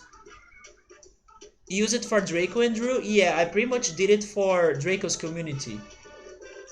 But I don't check it that often, only when he mentions it or only when he wants me to go there and see something. For example, recently he was doing the Dracon, he was traveling in the US and meeting people and stuff. So I went there to check the pictures to see how things were going on. But I'm not very active on Discord.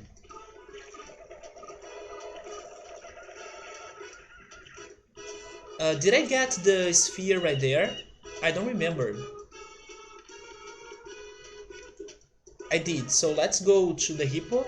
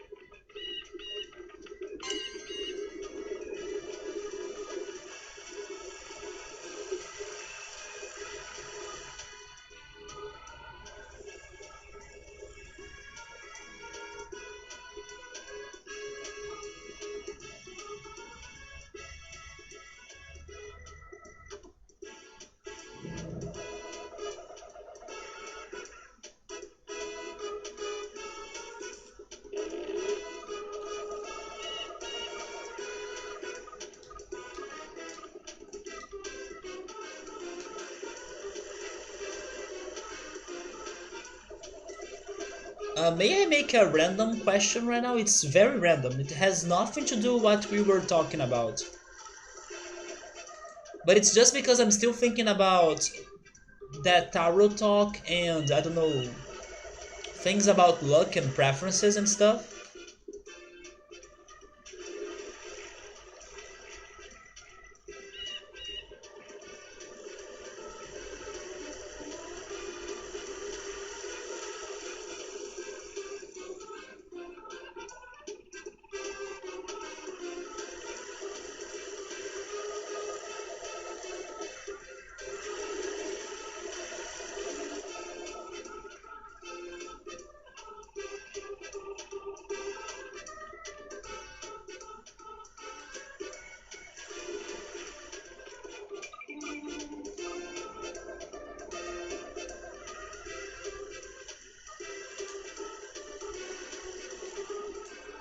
Man, that log was faster.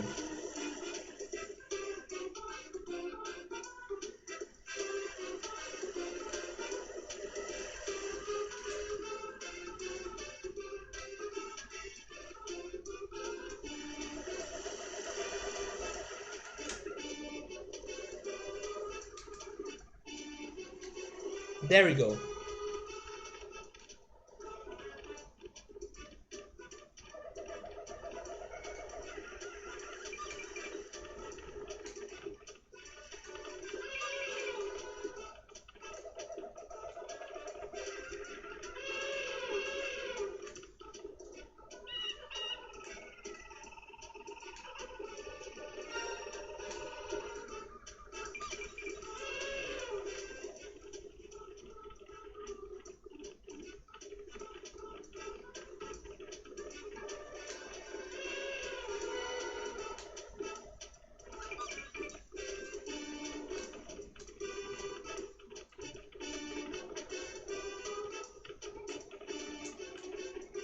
Jumping on elephants remind me of the Lion King game that's actually going to be on Switch, which is kinda surprising.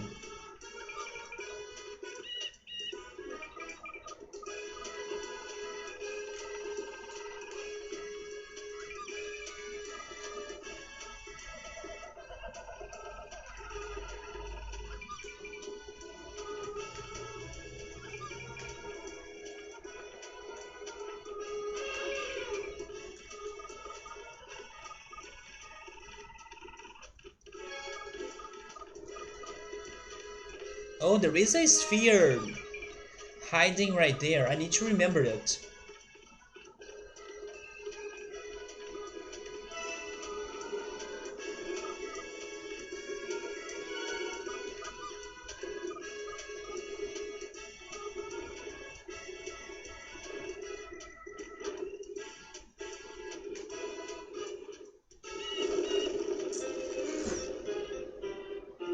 Man, this level, it's so precise. If I miss 1 second, it's too late.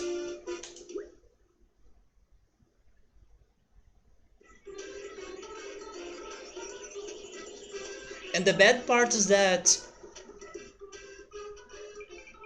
once I make through that part, I think I won't want to return to this beginning, so I need to do all I can beforehand because I definitely won't want to get through those fireballs and moving blocks after making through it.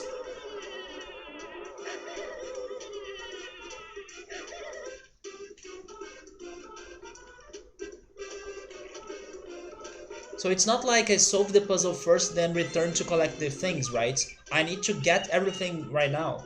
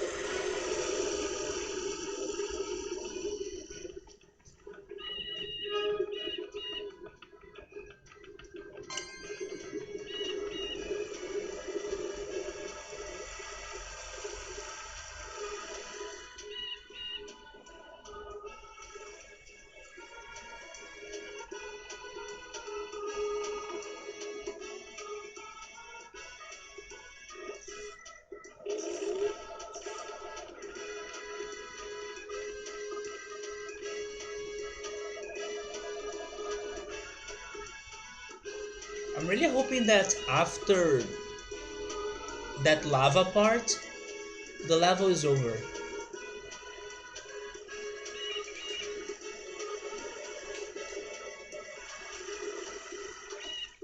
It's not really a very long level. I just hate that I can't make the platforming in that final part. Hi Emily, how's it going? How are you? How's your Sunday? Emily, have you ever tried Run and Raisins ice cream or plum ice cream? Or even honey ice cream?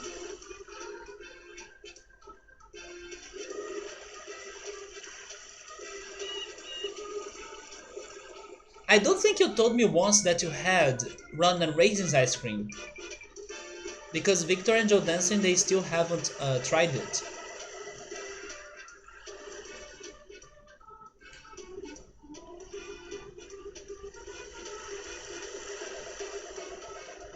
You're doing alright, nice. I'm I'm doing alright too.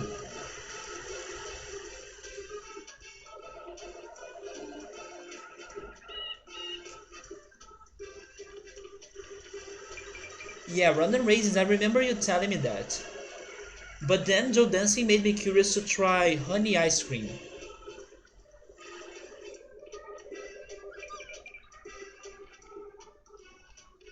You know what? If the weather remains hot, like it has been this weekend, I will consider stopping by the ice cream store in the shopping mall in here. But in there, I usually order coconut ice cream.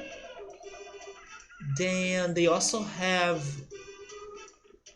some red fruits or red berries ice cream as well, which is very good. They do have lime ice cream that's also really good. As you can see, I prefer the fruit flavored ice creams other than chocolate flavored ones, but there are some chocolate ice creams that are really good too. I just prefer the fruit ones.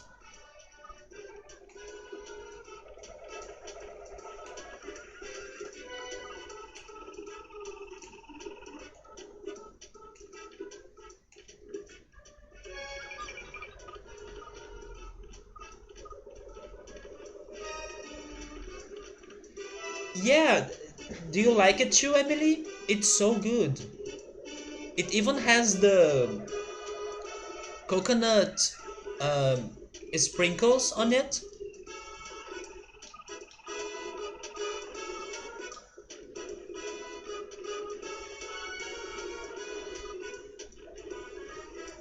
Wait a second, maybe I can. Oh, wait, maybe I can go faster by laughing. I wanna try that.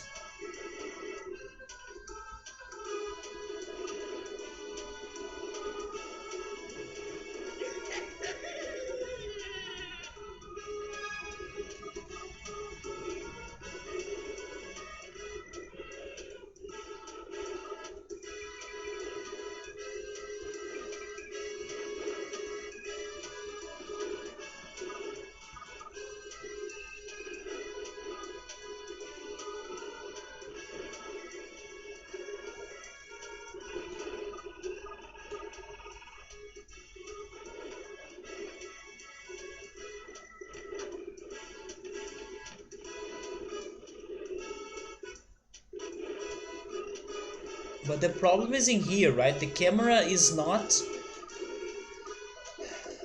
good at all.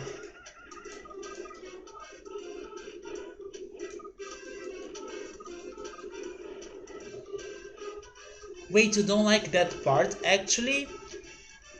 Just for coconut or for other situations or other dishes in general? I don't like coconut sprinkles. I like when you are like having a lime juice and then it has the some lime drops on it too. The coconut flakes. Yeah, I do like them. I don't mind them. I actually add the coconut flakes on oatmeal when I'm cooking it, or on chocolate as well when I'm cooking brigadeiro.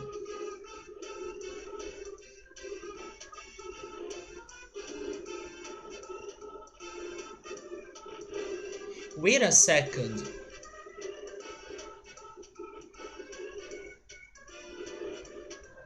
Are you getting to the...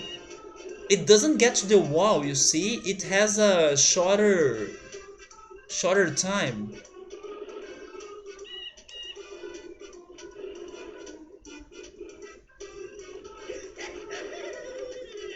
Oh, come on. You like pulp? That's what we call it here. Yeah, I like when you have like an orange juice and then it has some pulp and then lime juice as well.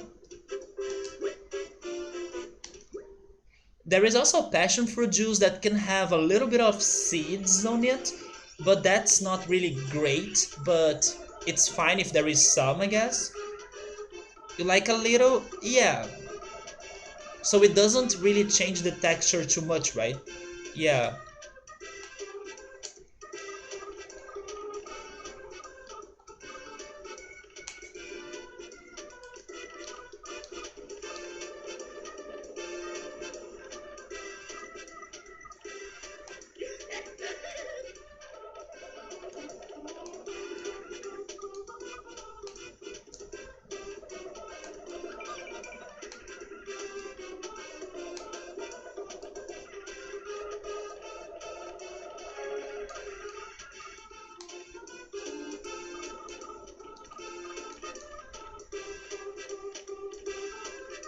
Oh yes, I forgot I had to fight this guy. And that was too late.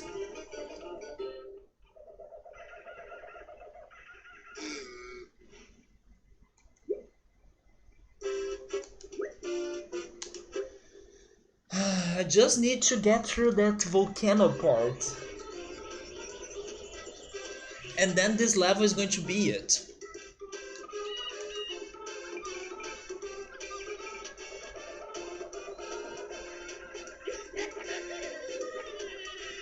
Yes, Emily, fighting the hippo is so painful too.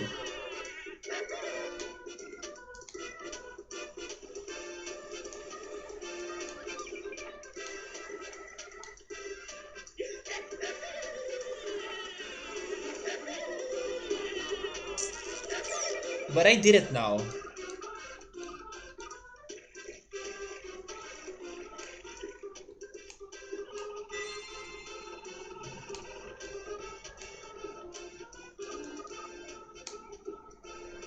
Emily, are you going to be playing Pokemon Sword and Shield?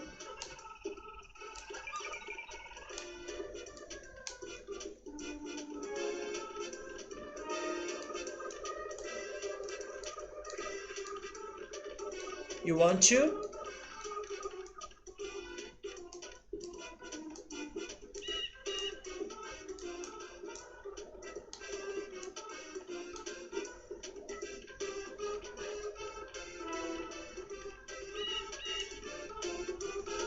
I mean, I also want to, but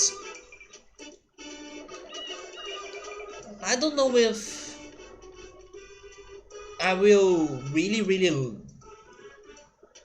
handle the game very well since it doesn't have all the Pokemon in there.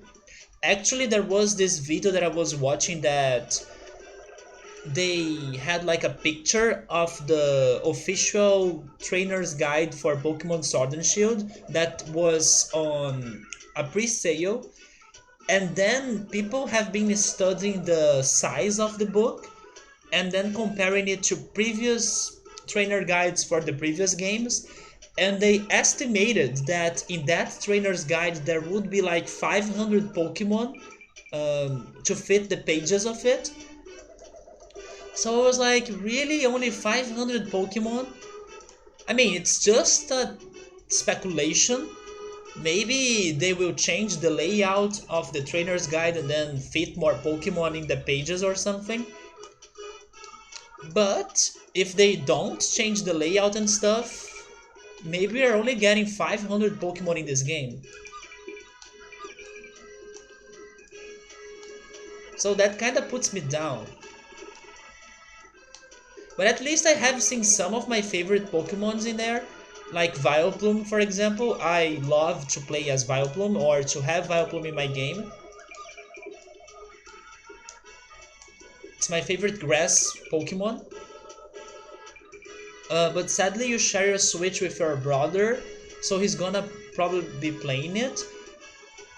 I'm trying to think if they have told us anything about having more than one account playing the same game about Pokemon. One thing they have confirmed is that it's going to have auto-saving, and I don't think it's going to have cloud saving. But probably if it still follows the same idea of the past Pokemon games, they will only have one save file for the game, right? Which I still think that sucks. Was it like that in Pokemon Let's Go? I can't remember. But I do hope they change that someday. So more people can have different save files for the same game. It doesn't make sense for them to keep it like that still. I understand why they do it, but come on.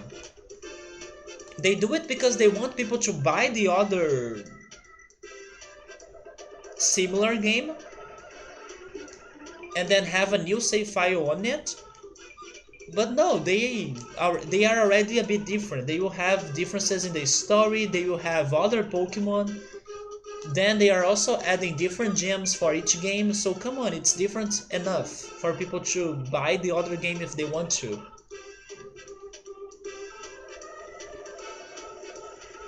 Especially since it's going to be on the Switch, right? It's totally able to get more than one save file. It's dumb if it doesn't have more than one. But it's crazy that the other game they have been working on that's called Town, or actually it's called Little Town Hero, right? That's the official name of that game, Little Town Hero. I have been thinking that that other game looks better, more detailed than the Pokemon game. I love the graphics, the music's going to be amazing thanks to Toby Fox. It looks creative, cheerful and cute. While the Pokemon game is looking kinda incomplete, or feeling incomplete.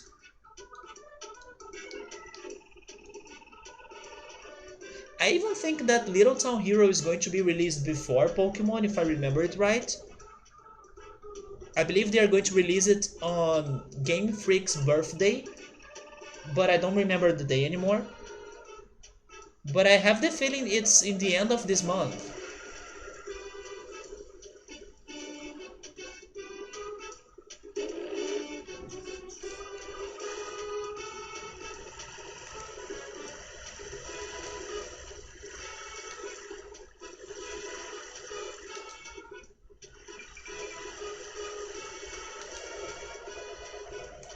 Animal Crossing games also don't have shared save files, do they?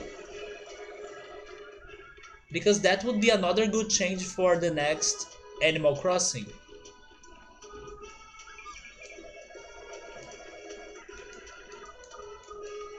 I can't remember if when I was playing New Leaf, if there was an option for me to have a different save file. I think that there isn't. New Leaf did? I can't remember.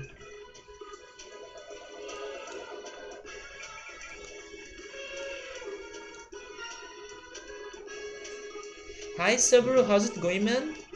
How's your Sunday? We have learned pretty much almost everything about this level. It's just that it has a very annoying part near the end that have been killing me every time. But it's just that. Once I make through it, I think I can clear this. And I'm getting to it.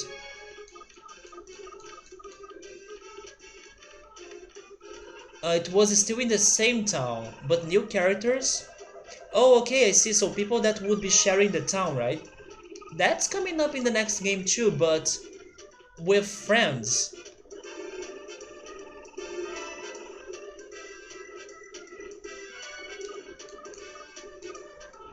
Yeah, it's this freaking party here. Those blocks,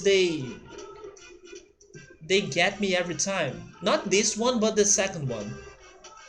And it's mostly thanks to camera.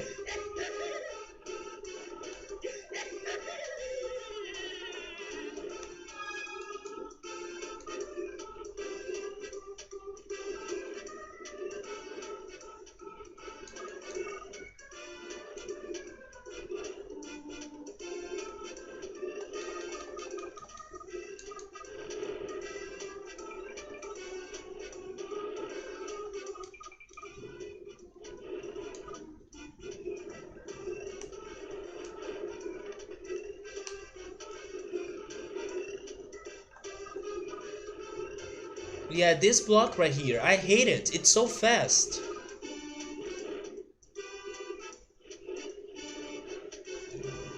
You hope it is a thing? Me too. Because you would love to have a town with your friends and one by yourself? Wait, you think you can do it? If you make a new profile on Switch? I hope so.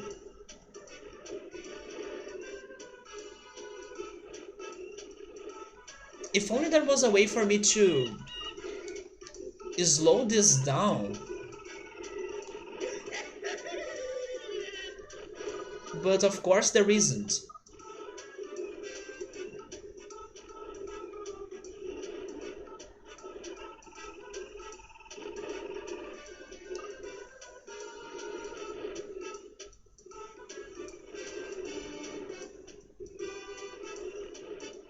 No, I don't have a Switch. I was actually talking about it yesterday, I think.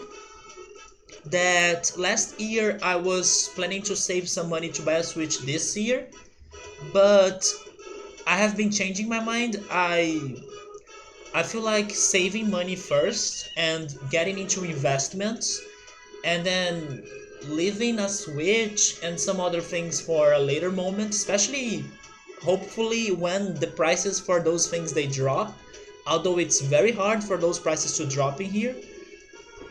But yeah, I have been thinking more about saving money and doing investments. I'm saving to start an investment that hopefully will be a good one. And then I was also wondering if I should get a new PC instead of a new Switch, or even a new 3DS, because my old 3DS is kind of with problems. It doesn't work for every game anymore, so I gotta replace it. But I have been focusing more on doing investments right now. Also, let me turn my air conditioner off because I think it's starting to bug my nose. But I'm happy that now the room is fresh.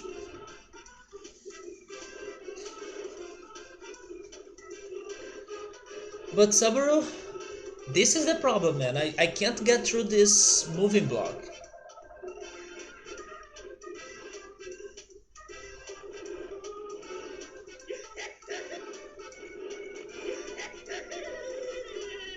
I did it!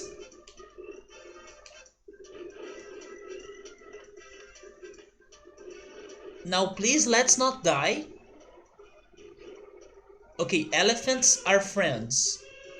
For some reason, elephants are friends.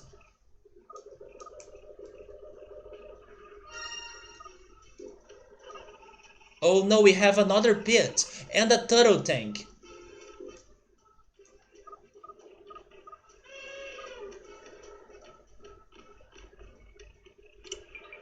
Wait, that's a rain machine?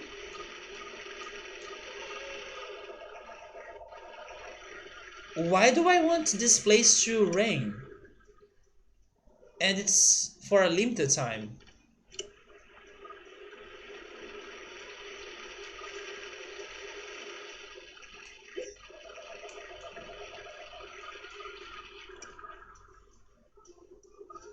I'm very confused.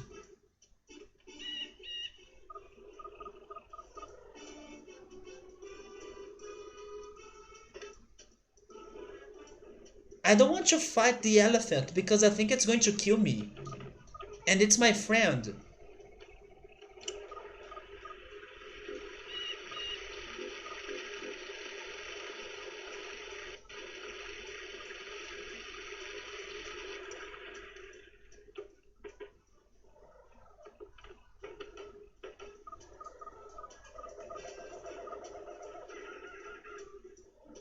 Wait, is there a safe way for me to fight the elephant? I don't think so, because it's going to shoot water at me, right?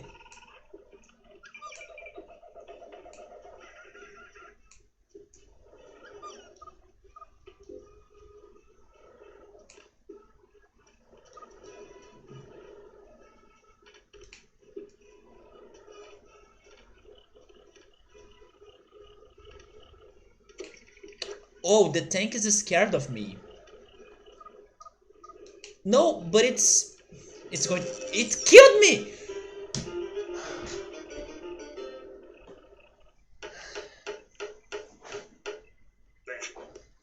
And then I was there thinking that the second moving block was the worst part of this level. Nope. We'll need to fight an elephant and a freaking turtle tank somehow. This level is so hard.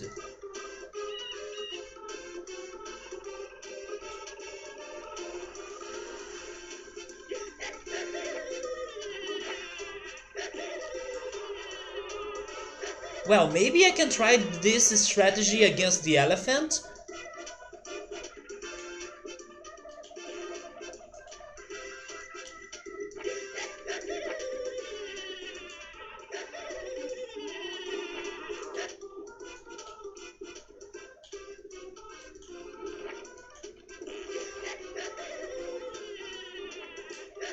I guess I have to try it.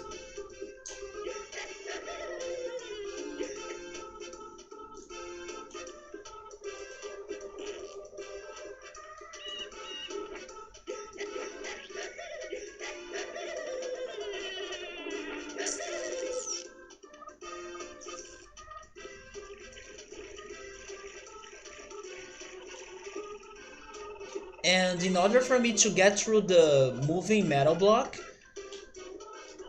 I need to do like a jump near the end of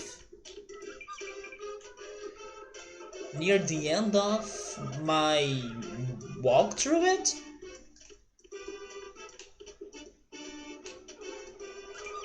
Near the end, right?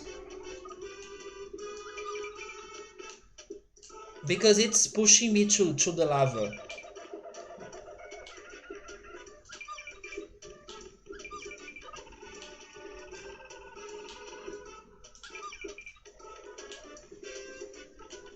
I do think that if the camera was a little bit better in this level would be like 3 times easier than what it is.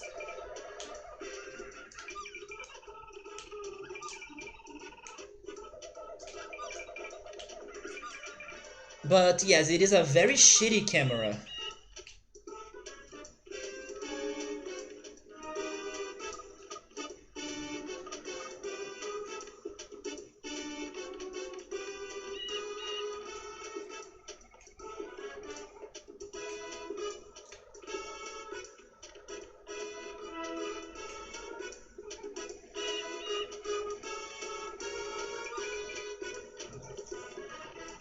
Usually the camera is my enemy, yeah, but it's not only my enemy in this game, it's like my nemesis.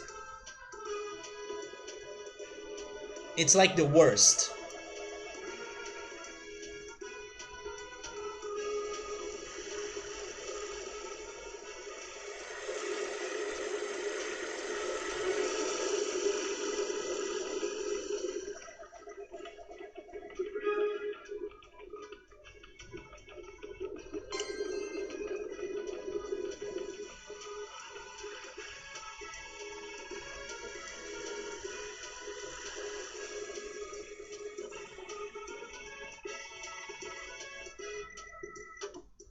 I do think they were very ambitious in this game.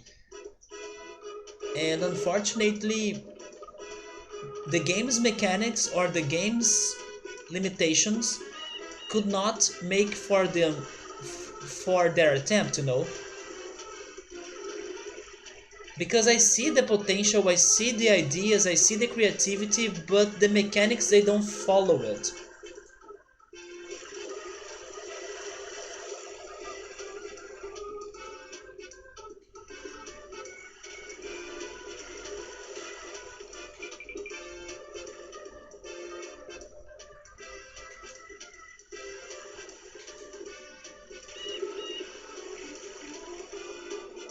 Especially for those bonuses levels that I wonder if we will be able to beat at least one of them at some point.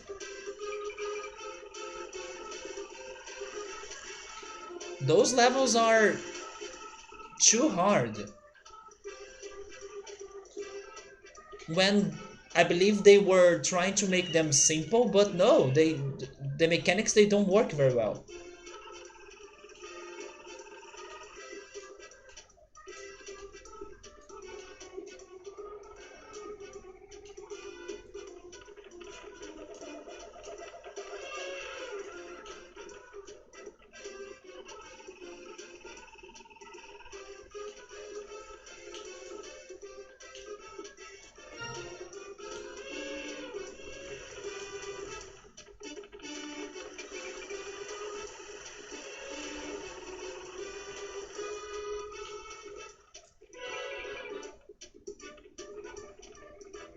You know what? Since I'm not returning here at all, I'm getting the energy.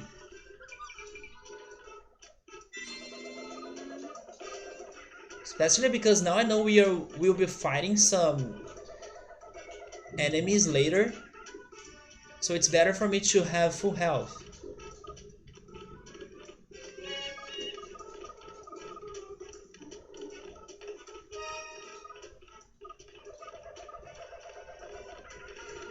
So any ideas about what was that rain for? I mean, there is a pit that has a lot of fireballs coming out of it, but how can rain help me on that since I don't have platforms to jump on?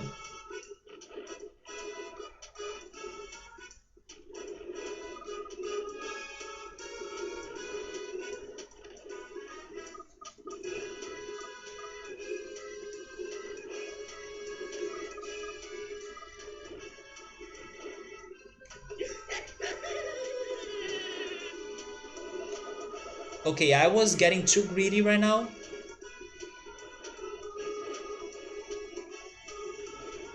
To water something like a tree. I could not see anything like that, but yeah, maybe to water some vines.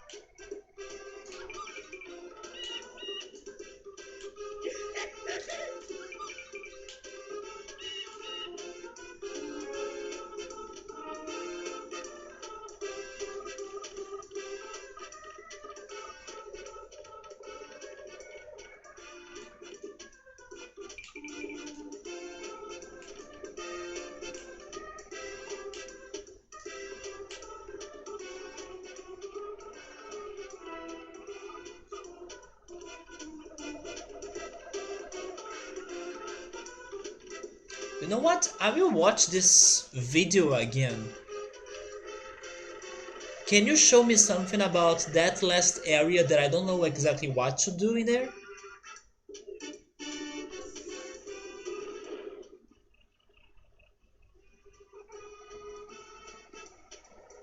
Oh my god, we'll need to be doing some platforming afterward. Wait. Wait, what? It goes back here? You know, another bad thing about the camera is that we can't go up. We can't look up. in the first person view camera.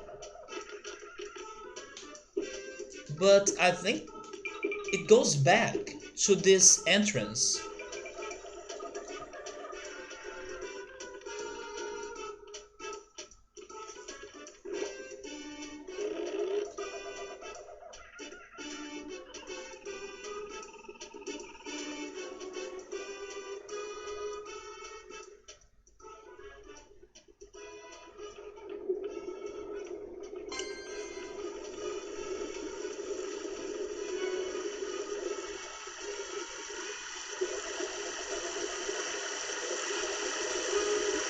It's been 2 hours and a half that I have been trying to get through that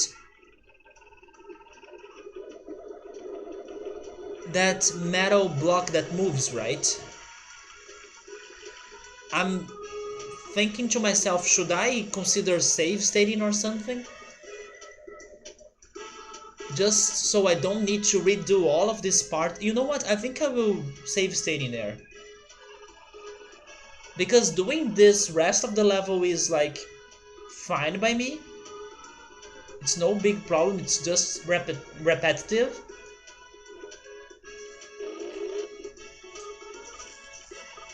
Yeah, this is not a very famous or popular game, but there are some people that like it.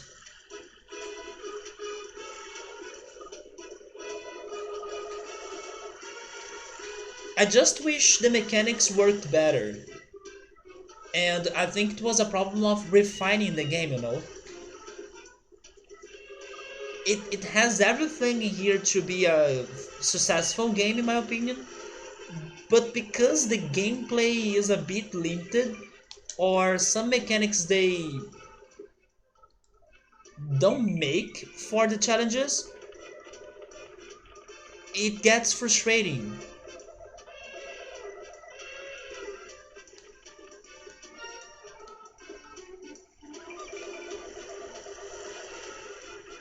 But it's very cool for you to control other creatures and use them to solve puzzles and to find the secrets in the levels like the trophies.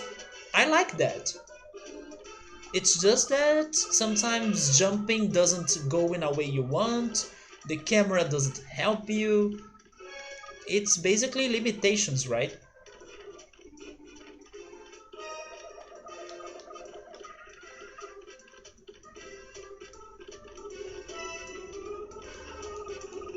But there are games like this, for example, Ship Raider, that also had their problems, their limitations, but they worked better. In here, I have been struggling a lot. You're always in favor of save stating when there is like a bad mechanic in a game? Yeah, right. I will save state because I could prove myself that I can do the whole part of the level until getting there without no problem. And second, I was able to get through the part without save stating as well, just like what happened before. So I will save stating there just because it's annoying to make the whole process again, you know? And to save time.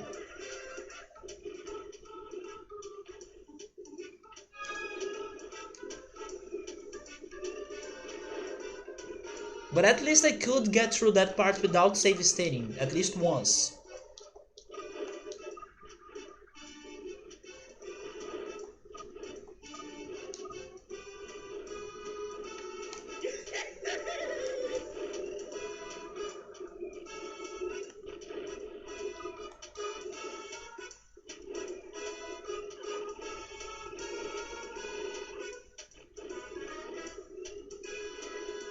Yeah, if you are um, getting too frustrated by some mechanics, it does make you angry, yeah. I will save state in here.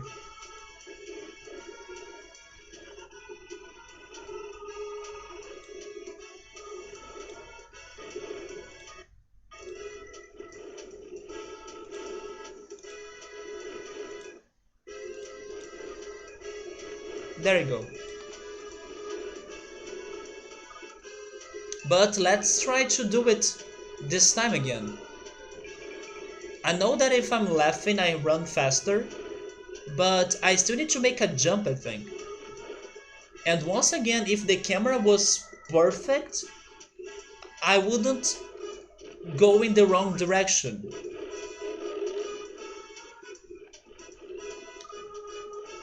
But the camera, it's not stable.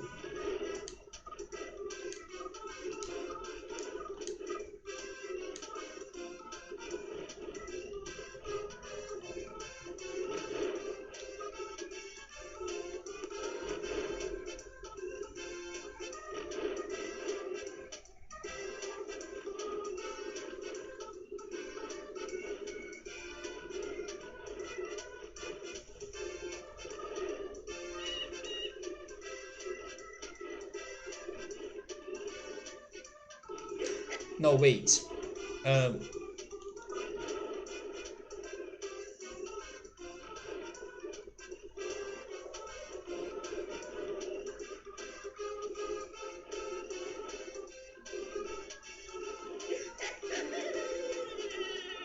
I did it! No, the fireballs. I was counting how many seconds it would take for it to return to the wall instead of pressuring me. And then I used that time to get through it. But then I got too excited and I got hurt by the fireball. So in here, if I'm fighting the elephant, I think I'm dead. Can I... Wait, can I I can move it? Wait, can I...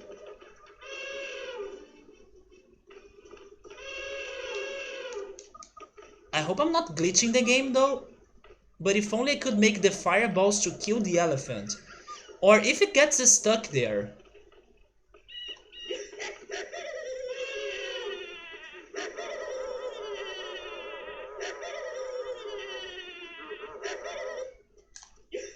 Yes! There we go! We are using the bad games mechanics to solve the puzzles now. Now I can finally heal, right?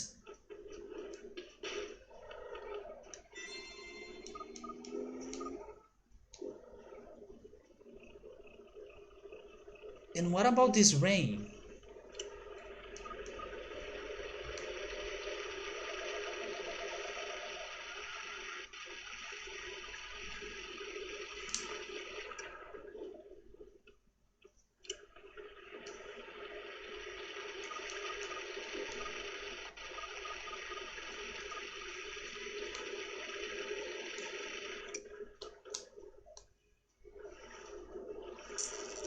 Okay, the tank's down.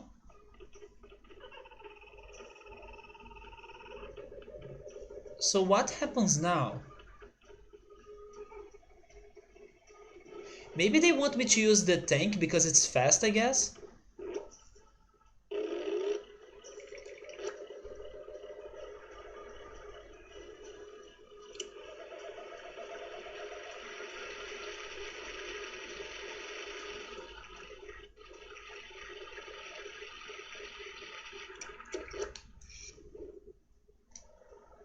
I don't know.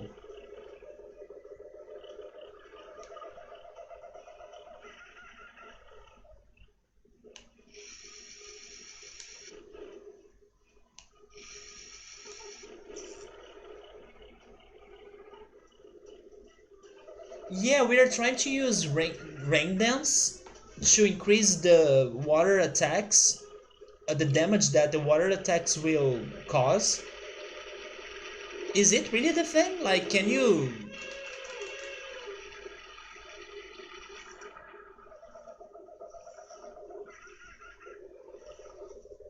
No, I think it's the same effect, isn't it?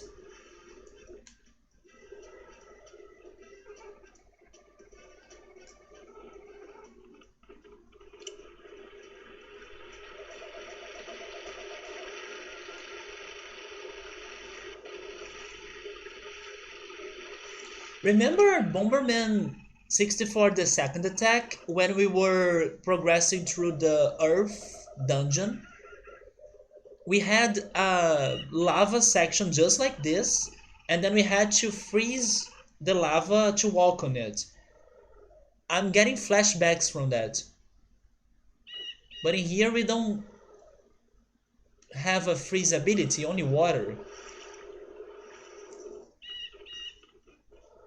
There is this weird looking area because it's like in a lower level than the rest, so it's suspicious looking, but I don't know if we can do something about it. Lava, that reminds me of Paper Mario 64, Lava Island, right?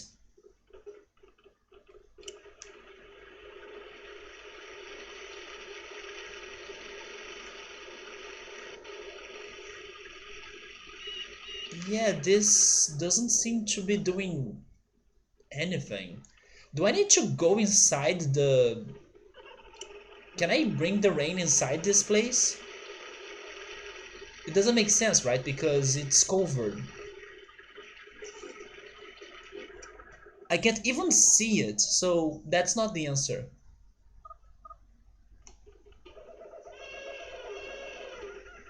The elephant can also carry things, but I don't have anything to carry. And once again, if only the camera could go up or down, I would be able to look down there, the pit. But I can't.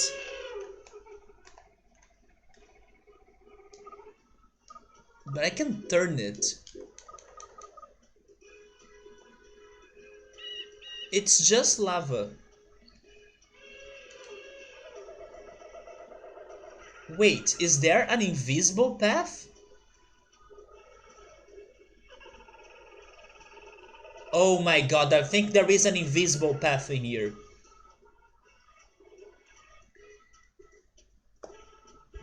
Do we go for it? It's risky. We might die.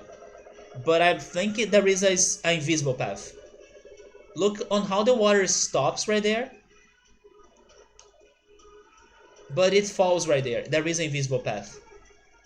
This reminds me of that music, Suburb. I can see it, man. Yeah. What happened, Emily? I'm going for it, but if the elephant dies, rip.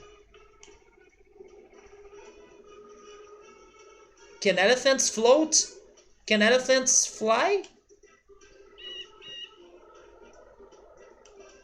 It is a visible path.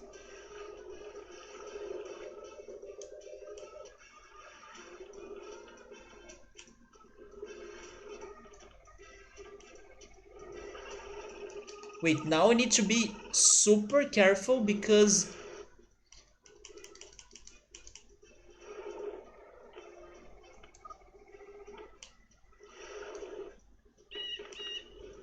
I'm guessing I can go straight ahead. Wait, is it falling?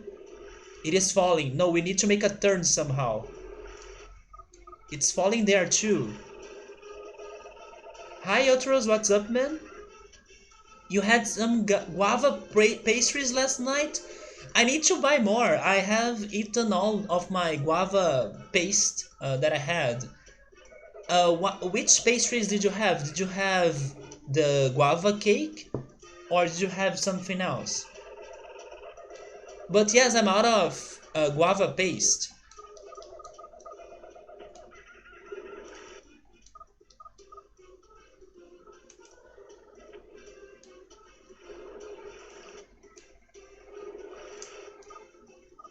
Do I need to restart this? Did I get the wrong path for any reason? You are watching me and also old speedruns of Ocarina of Time. This right here reminds me more of um, a puzzle that was in A Link to the Past. That was exactly like this. You gotta go through an invisible floor path.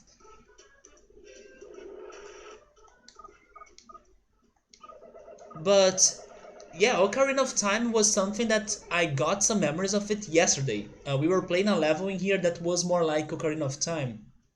Wait, you sent me a picture? My phone is recharging. Let me see if it got some charge. Somebody is talking or it's saying that I should see the path by using the rain, but the rain doesn't last a lot of time. That's the problem. I was thinking that by using the elephant's water, we would be able to make it in an easier way, or even with more time.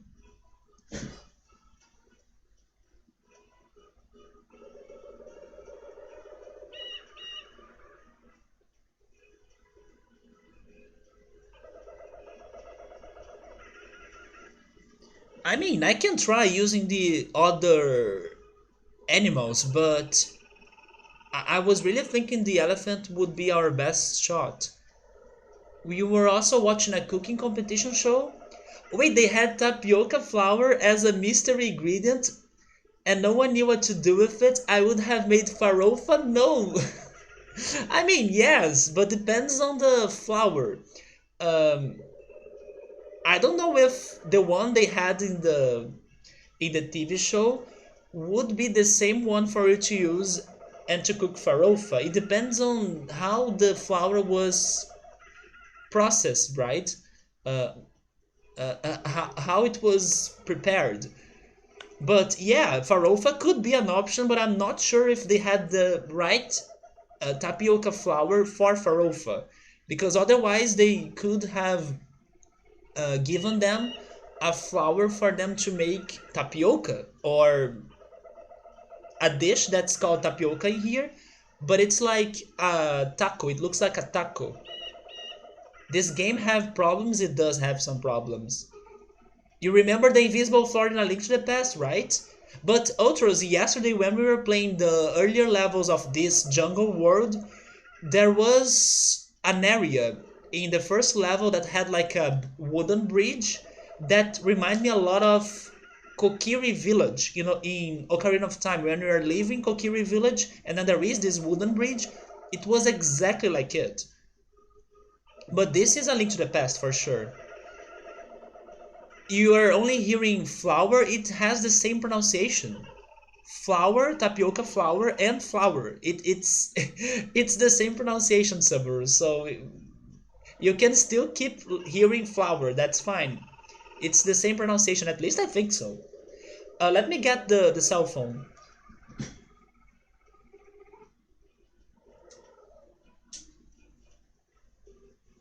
Okay, I was able to charge it for some time, and then now it has 30% of battery. So Emily, let me check your picture.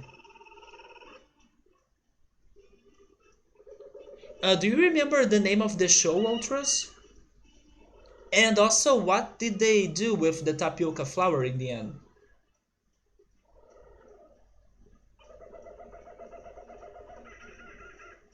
But yeah, farofa would be delicious and easy because you basically just need to fry it and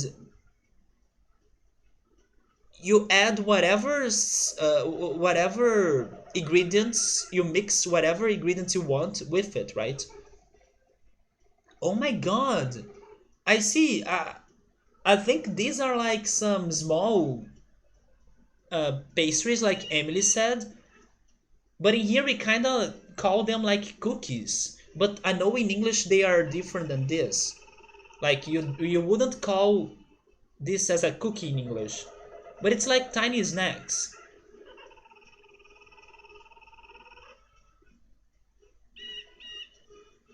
And those are guava paste snacks.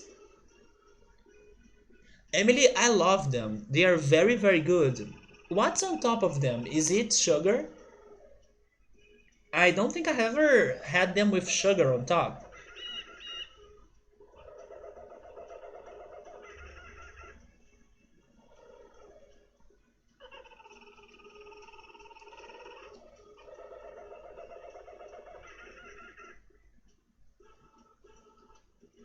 Yeah, the one that I usually see here, it's just like that one,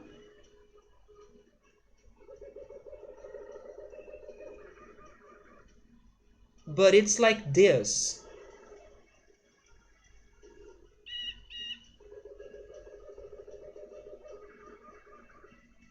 And for some reason we call those things like cookies as well. We use the Portuguese word for cookie.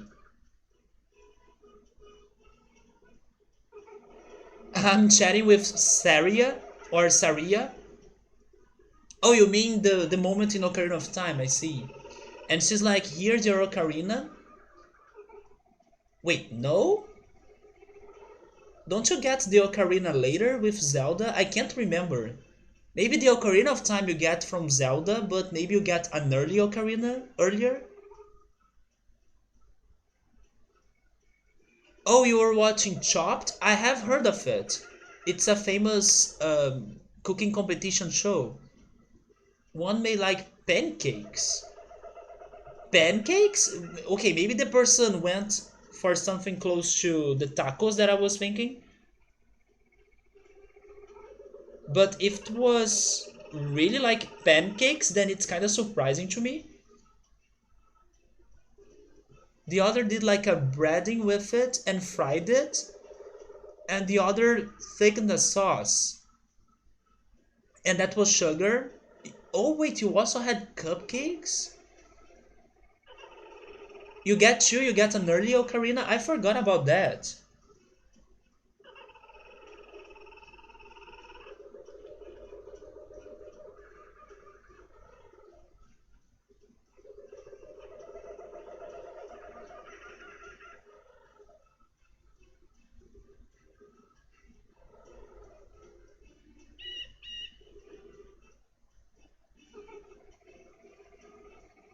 Yeah, when I was talking or saying that I would make something like a taco, this is what I meant by it.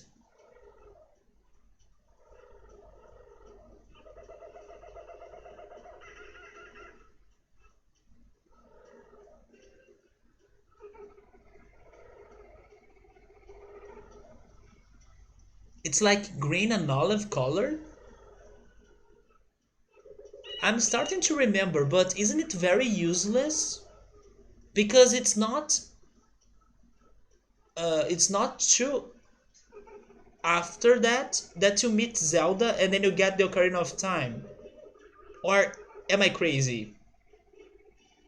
Never mind, I'm crazy. Because you need to clear the early three Child Link dungeons, and then only after that you get the Ocarina of Time from Zelda, right? And then you can finally time travel. Okay, so you do use the regular early Ocarina for a good amount of time in that game. I forgot that. I was thinking that after leaving Kokiri Village you meet Zelda and then you already get the Ocarina of Time. No, you need to clear the three dungeons as Child Link and then you get the Ocarina. It's like a big tortilla. Yeah, that's what I was thinking. I could actually cook that myself. I don't have the ingredients in here. I still haven't done it because it it is a little bit of work. Not much, but I have been lazy to do it. Although the other option that I may be cooking for dinner tonight is also a little bit of work, but I feel better about cooking instead. I will show it to you too. Yeah, what I'm thinking about cooking for dinner is is this right here. It's couscous with eggs. I actually had that on Friday, but I'm thinking about doing it again today.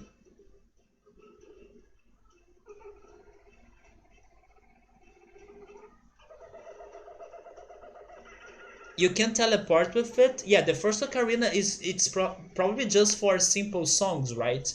Maybe Saria song or Epona song. Let me put my phone to charge more.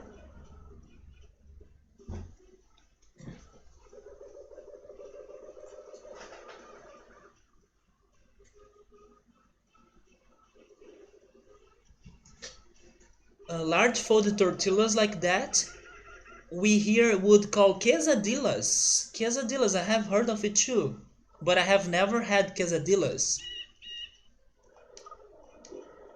So, Quesadillas are not like tacos then, because that shape reminds me of a taco, but you were saying it's like a quesadilla, so now I'm confused. What's taco and what's quesadilla?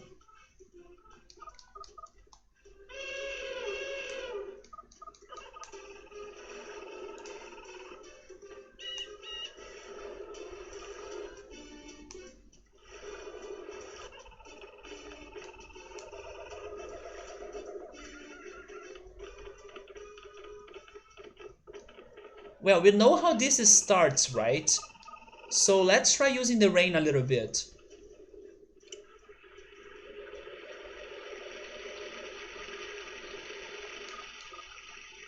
Subaru, the rain doesn't help us. I mean, I don't think so. It's hard for me to see where is the path when it's raining as well. But I know it starts here.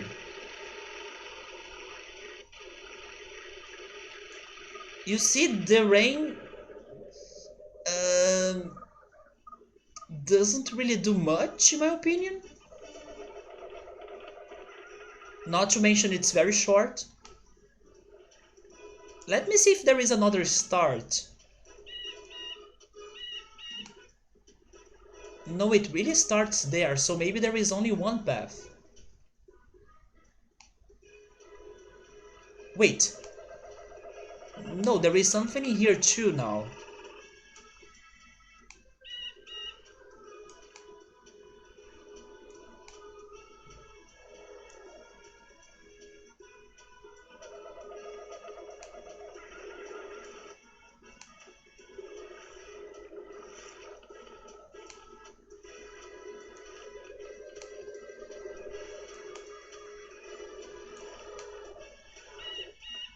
Oh, there is something there.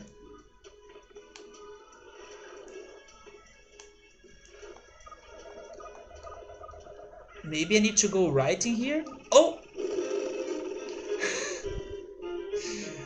Or maybe not.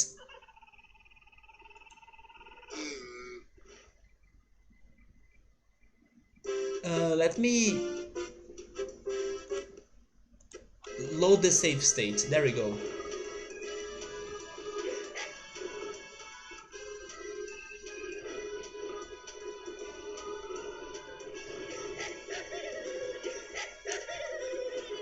I did it again.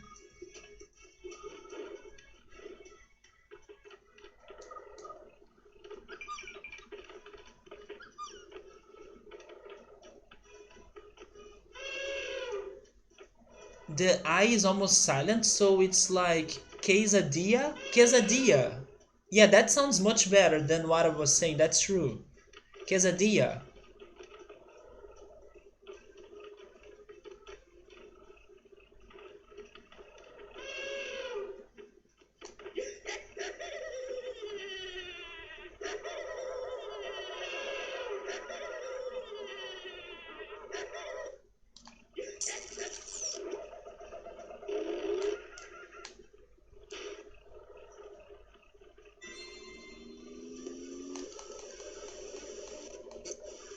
So tacos would be individually served, small tortillas with usually meat and sauce and cheese, and you fold it and knead it. And the quesadilla would be like one large folded tortilla. Oh, I see. Or two full tortilla, and in between it has a lot of cheese and usually diced peppers and onions and maybe tomato. You guys are making me hungry now. And you can do meat as well, and then you grill it on both sides and usually cut it into triangles like a pizza. I see. That reminds me of another dish. Oh wait, be careful in here.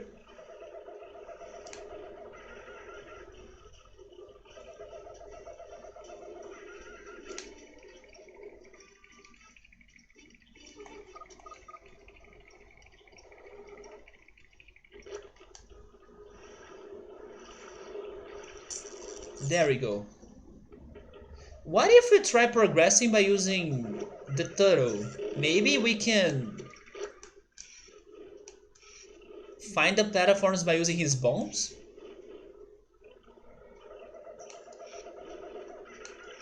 I will have more control, right? Yes, I think this is a good choice. You love quesadillas, Emily? And people eat quesadillas usually with sour cream and salsa, but cooked salsa. I will show you the dish that I was thinking that your description makes me think on.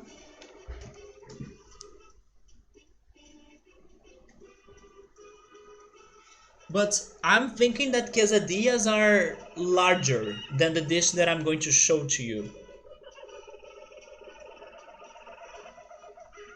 I will fix the camera, Saber, or at least try. Don't worry, Ultras, I will get a picture on my phone. But first, this is what I was thinking that looks like a quesadilla. After you said that you cut it or slice it into triangle shapes.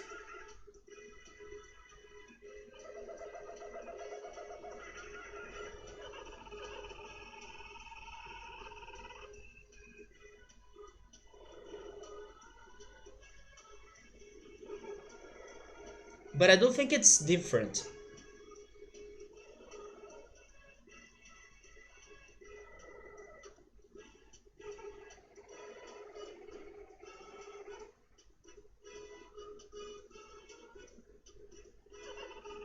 That right there is called isfiha. Isfiha. And now I'm officially hungry after seeing that picture.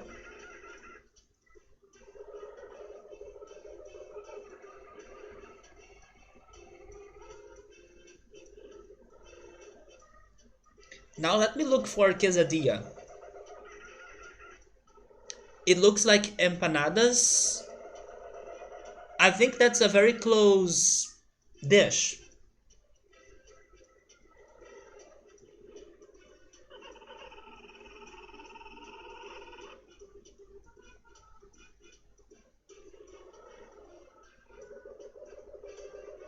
Oh, I see.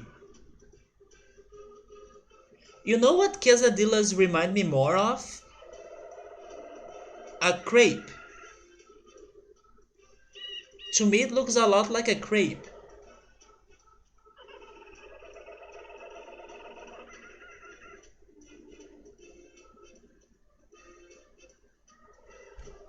Empanadas are good. I still need to eat that. You like them? I'm hungry now. Congrats, you made me hungry. And it's not even 10 p.m., it's freaking 9 p.m. It's still very early. I guess I'll be eating dinner very early tonight.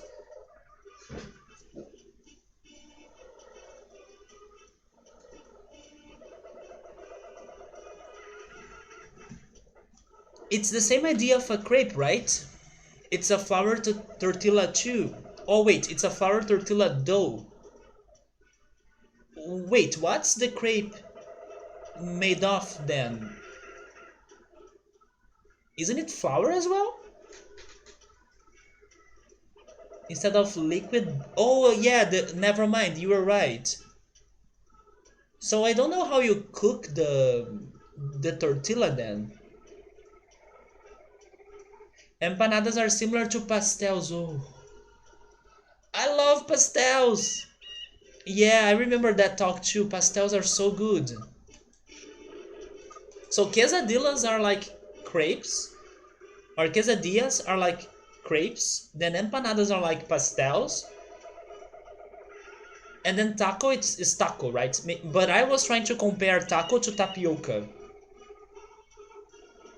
Yeah, it is a liquid batter, you're right. But then I don't know how is the recipe for quesadillas. I don't know how you prepare the dough. You don't simply fry the flour, do you? Is there a very specific flour for you to be frying, just like tapioca flour?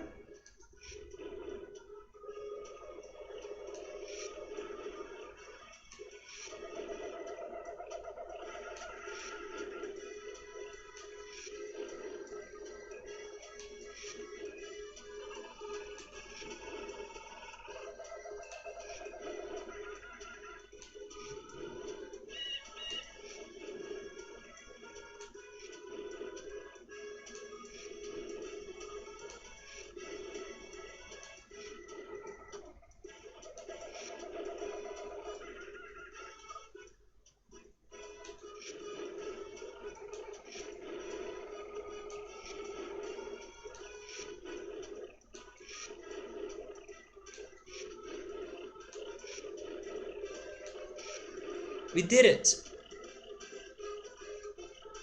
So what's happening here? Are there enemies?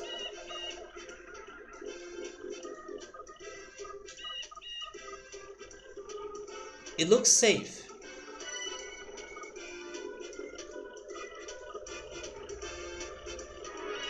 And we got all these spheres?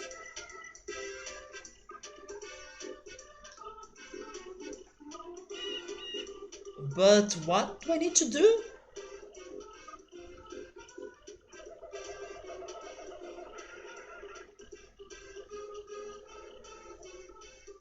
Wait, there is a bird in here.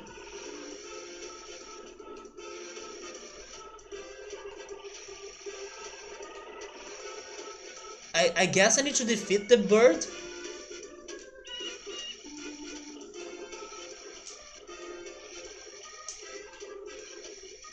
Yes, it's an enemy.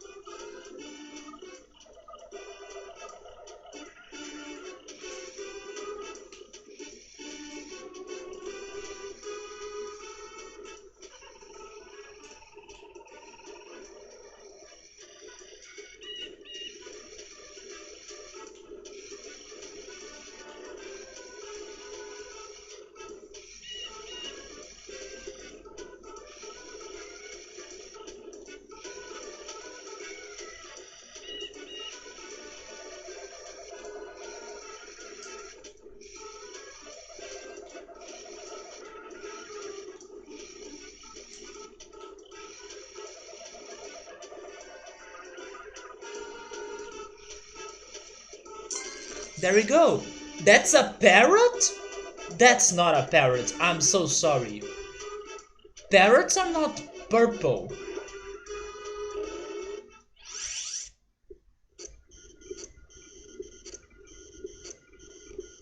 He has a dive bomb?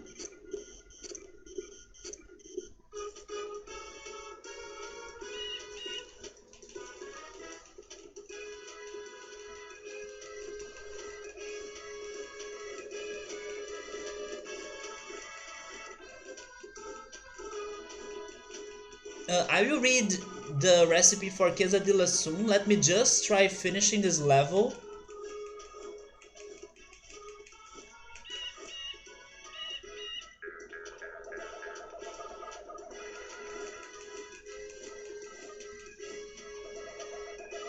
Wait, don't die, freaking parrot!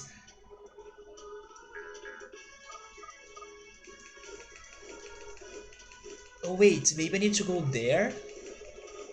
Oh, there it is! Am I losing or missing the trophy somewhere?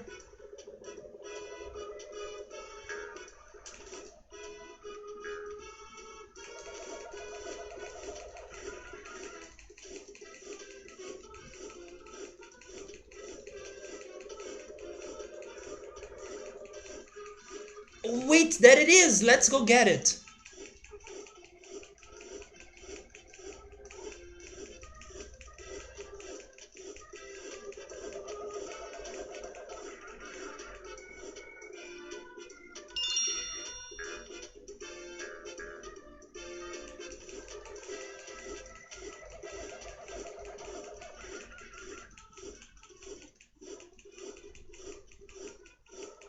So now where is the teleporter again?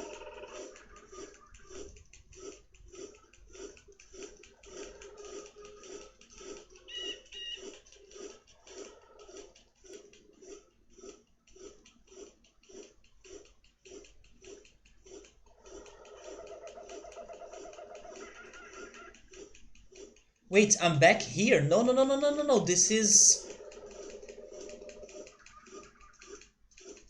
not good.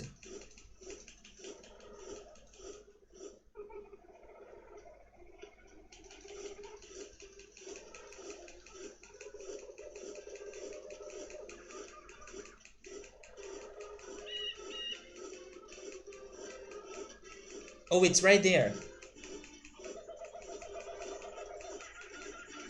There we go. So let me go back to the chat.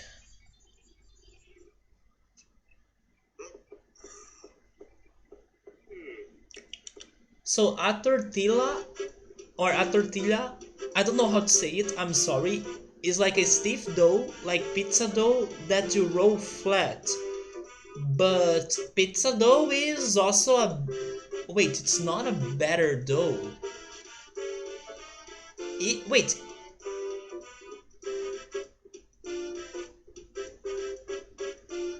it is though. Isn't it battered as well?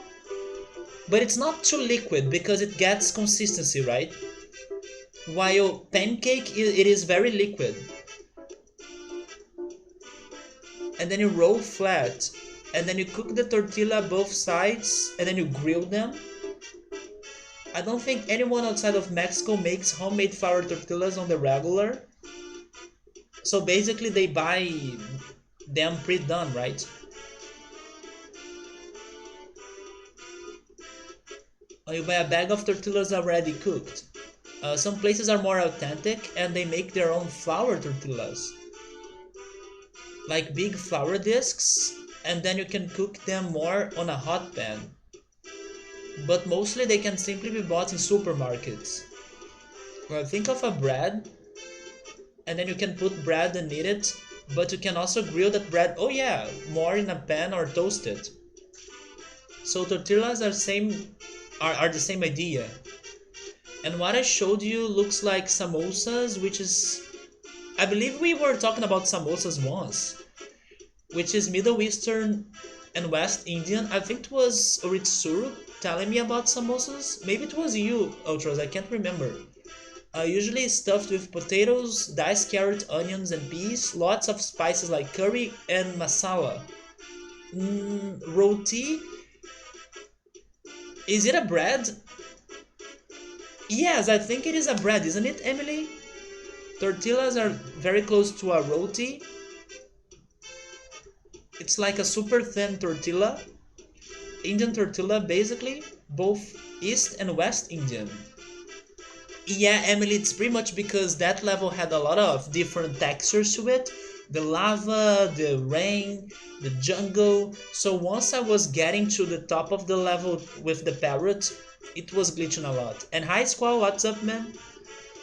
Dough is not better. Dough is a solid sort of formable substance you can hold and shape. Yeah, but in the beginning you need to batter it, right? When I think about the word batter, I'm thinking about the word like mixing and then having something liquid that little by little will get more texture to become solid. At least that's how I'm picturing when we start making or cooking the dough for pizzas, for example. It's kind of liquid in the beginning, and then you add flour, and then it gets more solid, and then you finally start rolling it and stuff, right? Chat, there we go.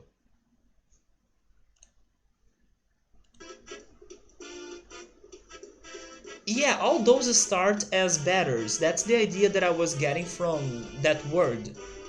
But definitely when you cook the pancakes, you do it when it's still very liquid. So I can also see what you were saying earlier.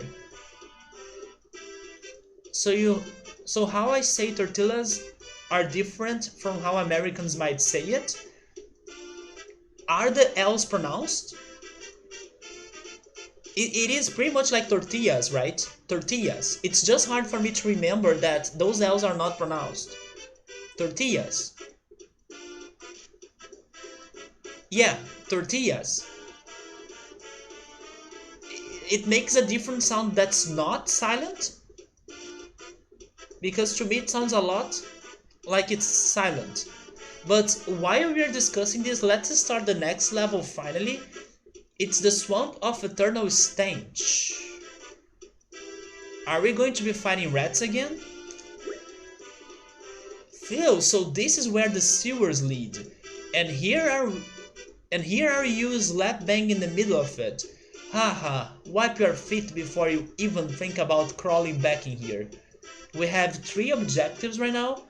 Get out of the pool and into a hyena. That's how I won't be feeling hungry anymore. Find something to climb those vines and find and free the magic rope.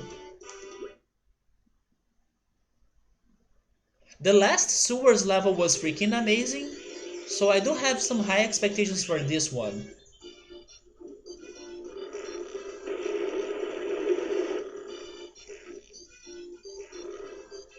No. My expectations are all gone after falling in a sea of poop. That kills me. We have killer poop in here.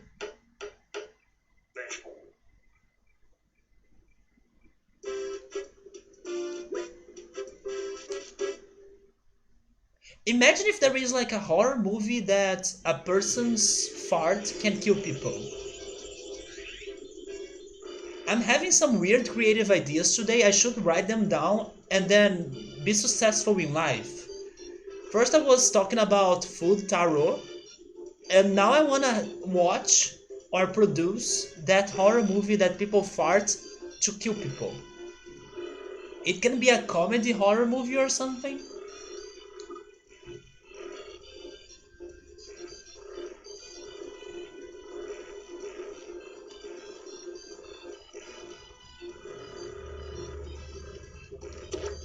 Wait. Oh yeah, we can hide ourselves or we can shoot. Wait, never mind, we can't shoot bombs because this is a regular turtle. It's not the tank turtle. It has a head. So I can only protect myself. Is this like Ocarina of Time again? Is this like the desert maze that I need to be following the signs?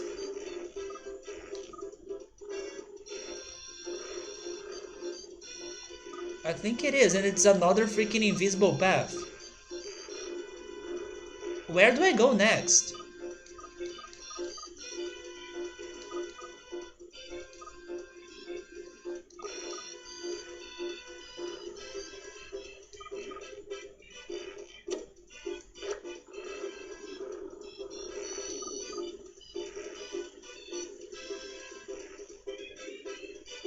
It's like that. It's very silent, right? Tortillas.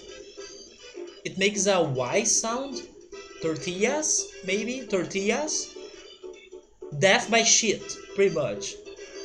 It's more like yeah, yeah. Tortilla.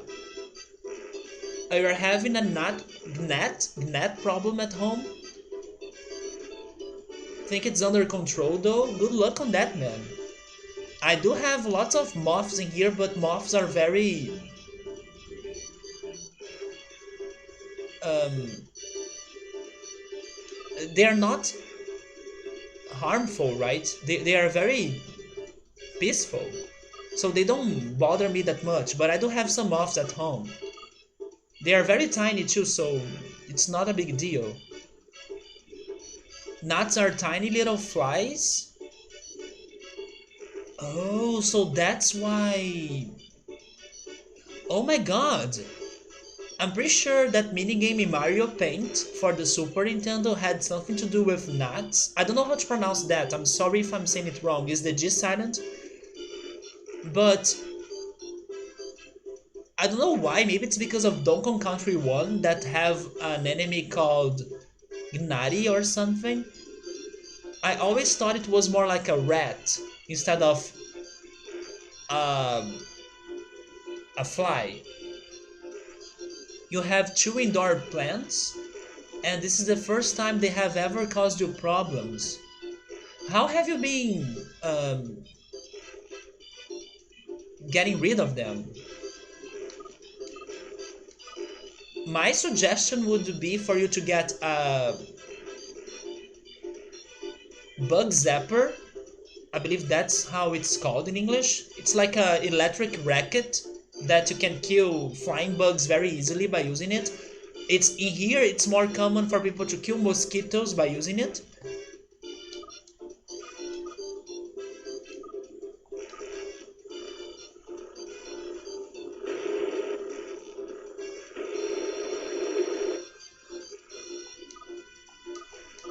Any guesses of where else do I need to go, guys?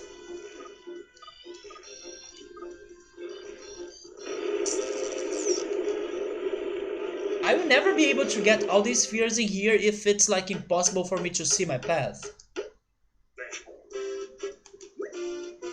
And also, please be a short level, although they are giving me 3 missions.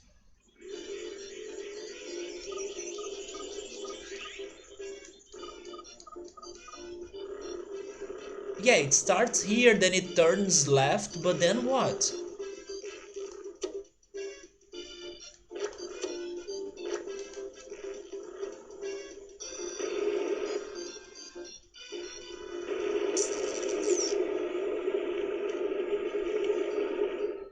Um, they are only harmful to your plants, and they are very annoying.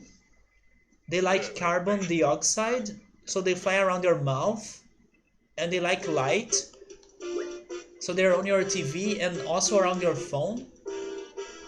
They lay their eggs in the most soil. Wait, in moist soil, and then the larvae dig down into the soil and eat the roots and fungus, and then it come out as flies. I see. But have you been killing them by using any poison?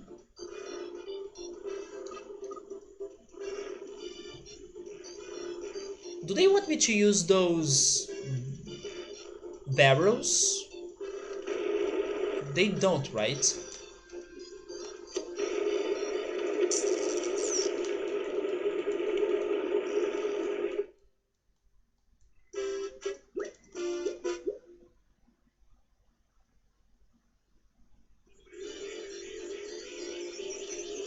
Kill all of the bugs.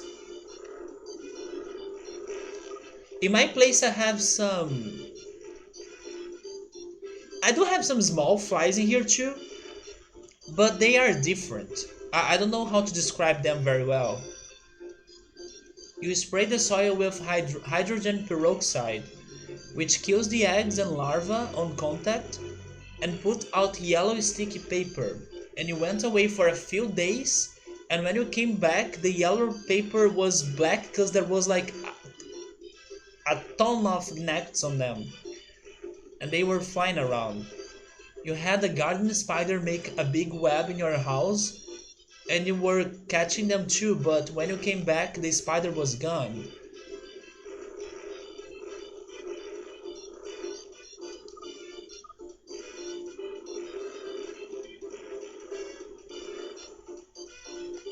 I don't even have camera, so I can't even see what am I supposed to do.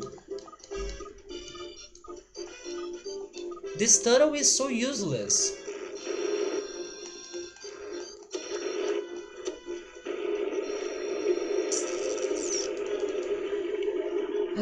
This level, come on. Give me some light.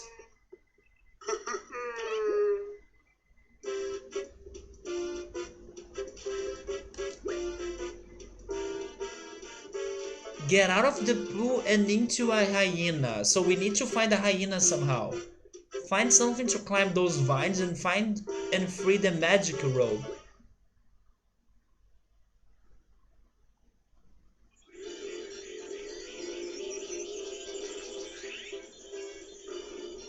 This is going to be pretty much trial and error.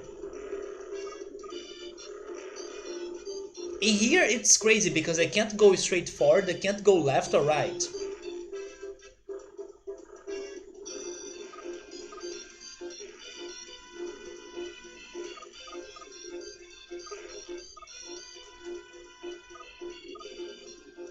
I drove to a beach near you and got really nice sand, and you put one 1 inch, I think, 1 inch of sand on the top of the soil, And then the gnats don't lay eggs on sand because it's very sharp, and the larvae can't crawl through it. I see, that's a good solution for it.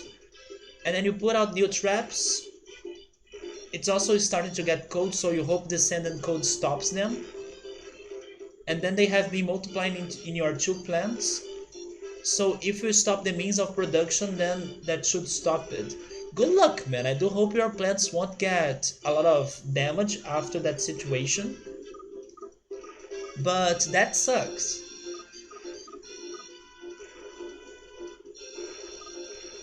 Maybe I need to follow the tree, because there is a tree right there, but I don't think it is safe. Well, maybe I got it. I need to keep following the trees then. It may not be that safe, but if I'm fast, I don't get too hurt.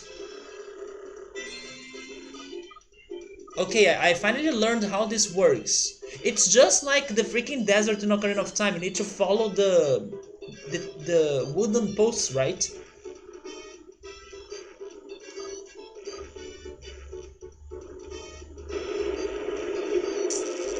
Never mind, that tree right there was not helping me out.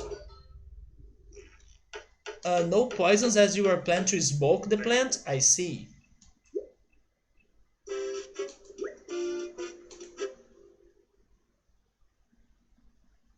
I felt a little bit like those larvae you were talking about, because I was going to the roots of the tree, right? But then it killed me.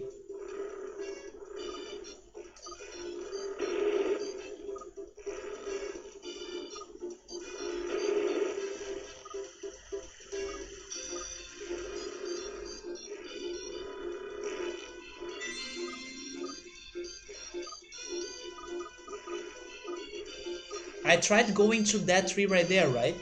Maybe it is the closest tree to me, which is that one.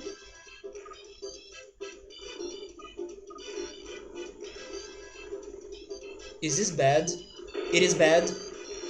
So it's not that tree, maybe it is this one. Okay.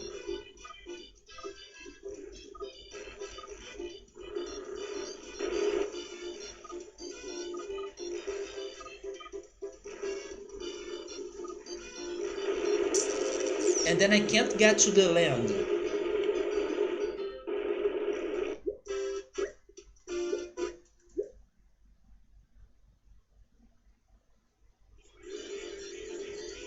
So hydrogen peroxide was not really poison.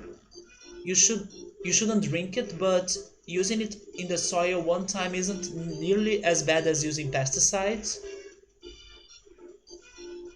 Yes, suburb, but different countries, different laws, and even if the laws were the same like they are in here, you can't really stop people from doing what they want, right? So just let everyone live their lives like they want.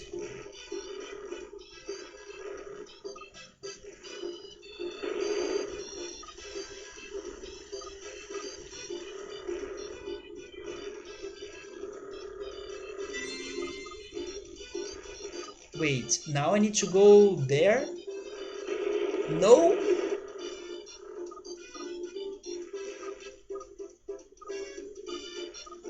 Is it this one then? No, it's that one.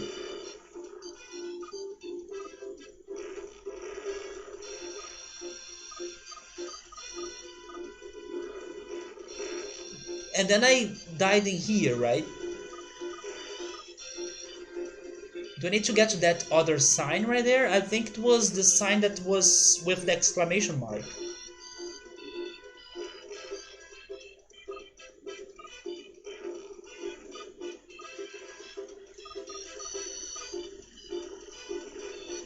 I mean, I can try it, but I don't think that's going to be it.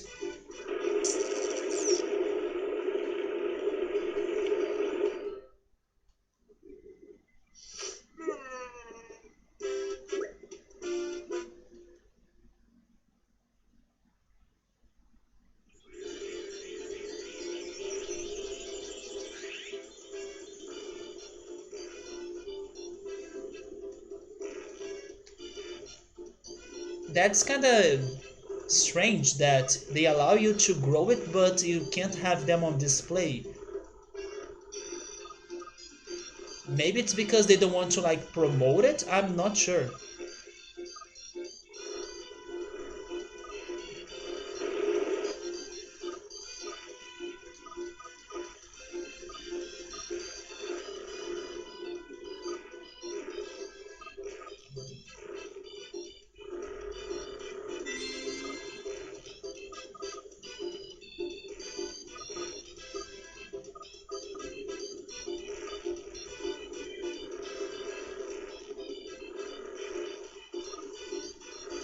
No, it's not. I forgot that was not it. Rip.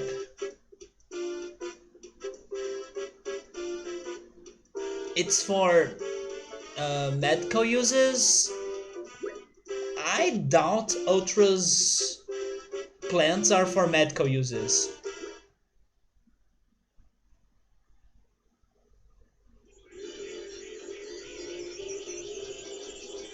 You never had that problem before, but you guess they come through the window and stuff?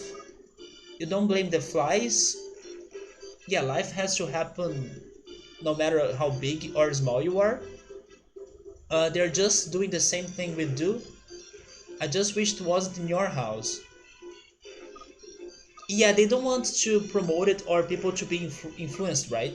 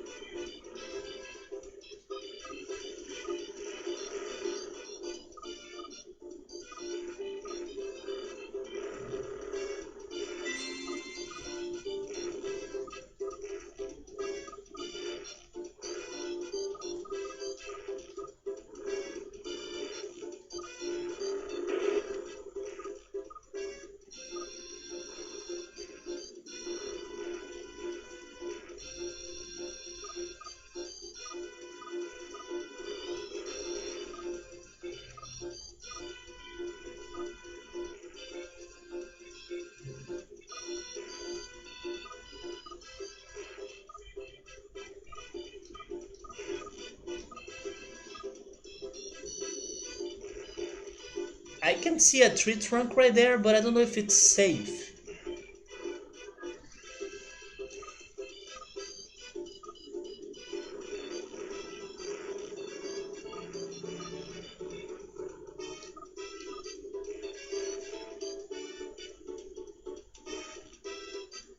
Yeah, it can be medicinal um, for sure, but there are people that just do it because they like doing it or they are addicted to it.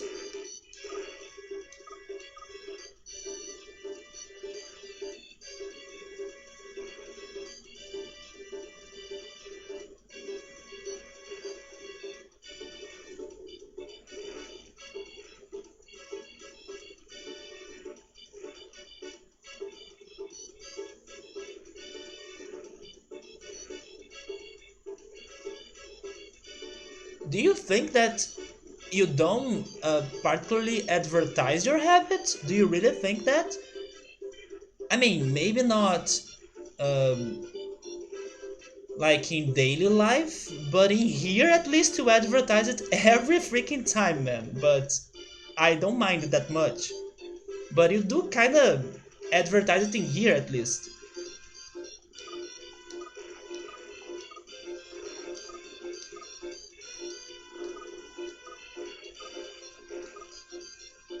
I'm guessing about going there, but it's just because it has a slope so I can go up, but no trees.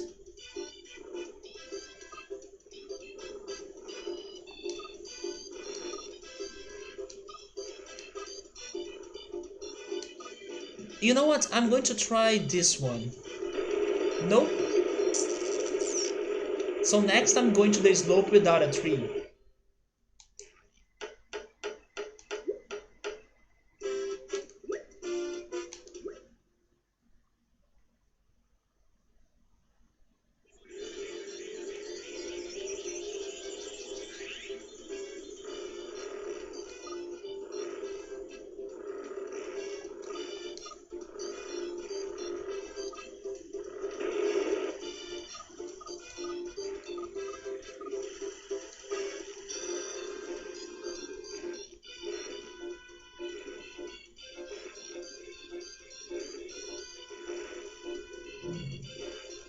Oh, I see.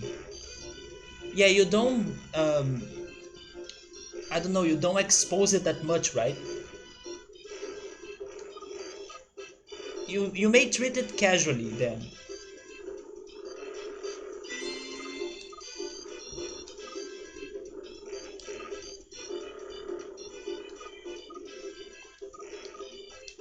But to be honest, social media today, I don't know. It's kind of dying to me.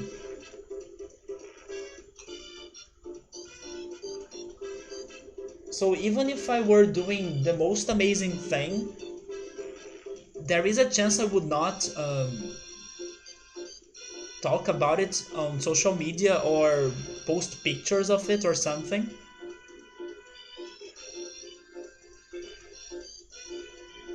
At least not like I used to do in the past.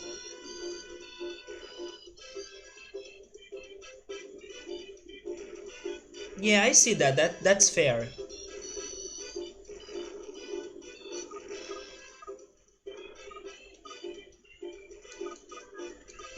So I wanted to try going not there, but wait. If only I had a better camera. I want to go there, right? And that is it. There we go. We did it. We got past.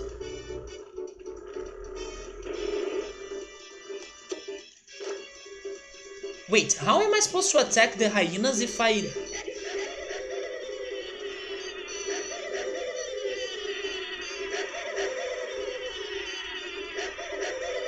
don't have an attack? How do they want me to kill the hyenas? Also, what the heck? Are those moles?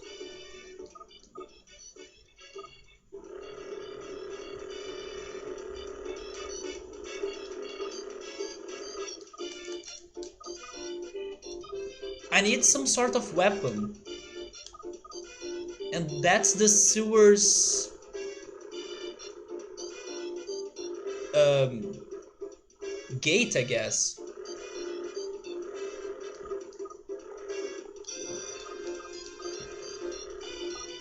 Oh, there is more than one.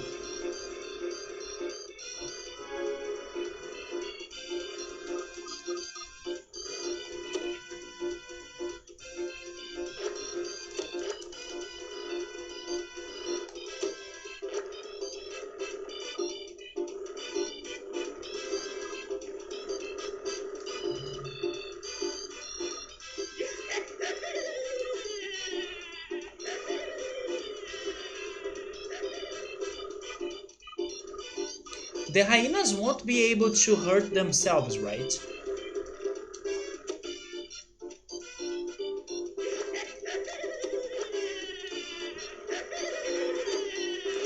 Wait, is this an attack? If I accelerate then hide? But it's so hard to do it though.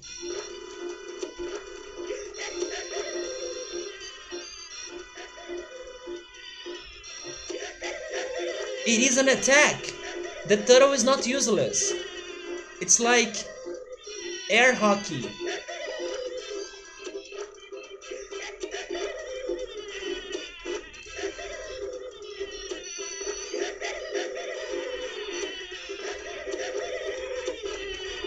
But of course it's bad.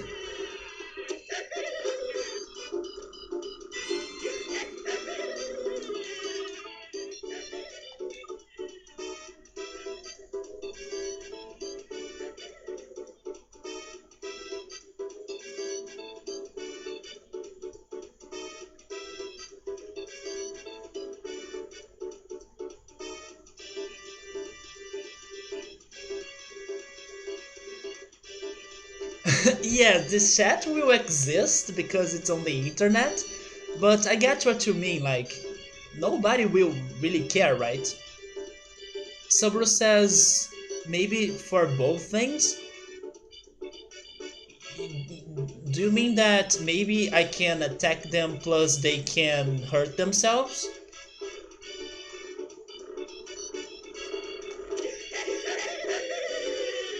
I hope that I don't get hurt while I'm protecting from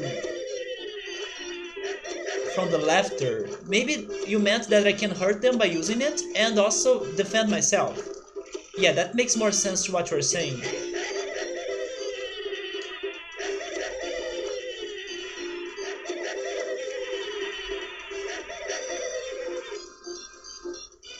But it's so damn hard.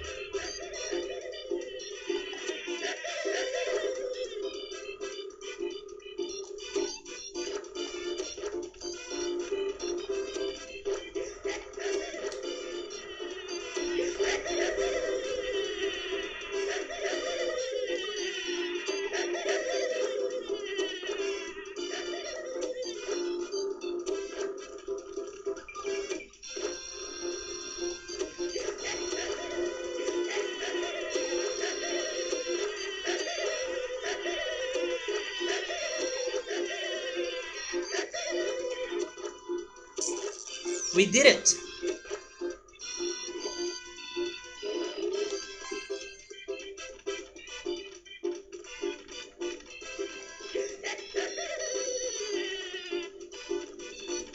But then I don't know if I can hurt the other hyena like this.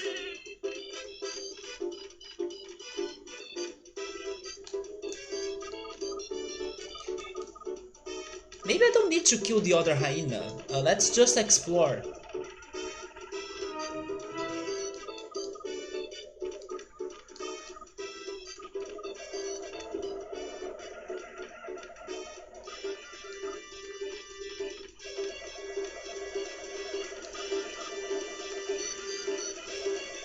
This looks like something very important.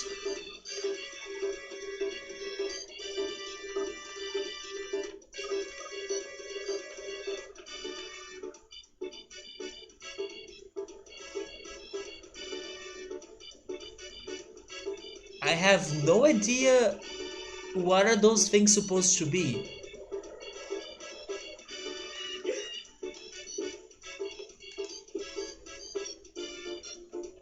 Wait, are they purple bears? Or are those monkeys? Maybe they are monkeys. Why would you have monkeys in the sewers? Not the bees! Ah! Yeah, man.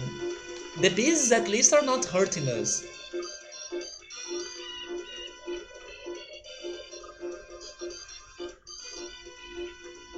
But I believe the monkeys will hurt us.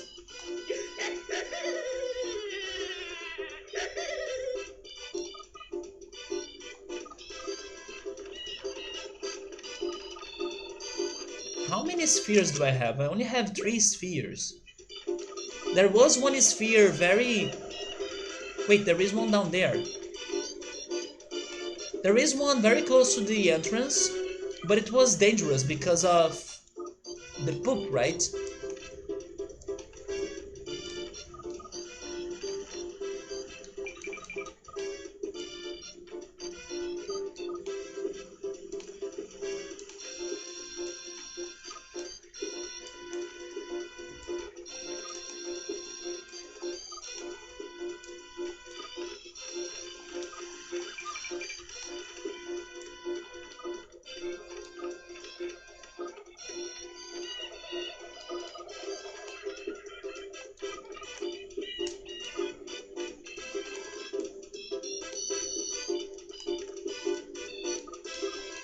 Ultras, we were talking earlier about Chopped.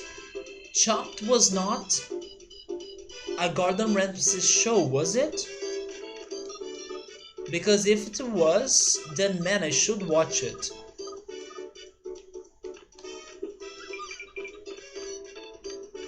But I think his show is like Hell's Kitchen, I think.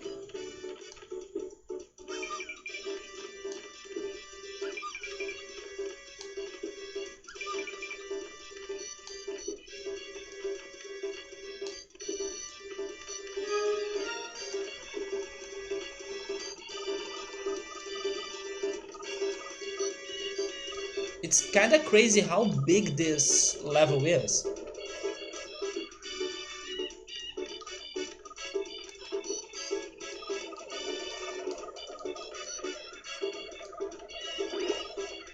What's that noise?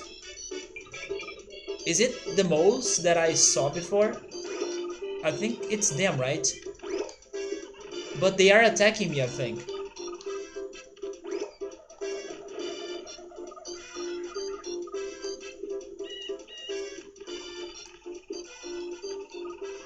Yeah, it's those things down there.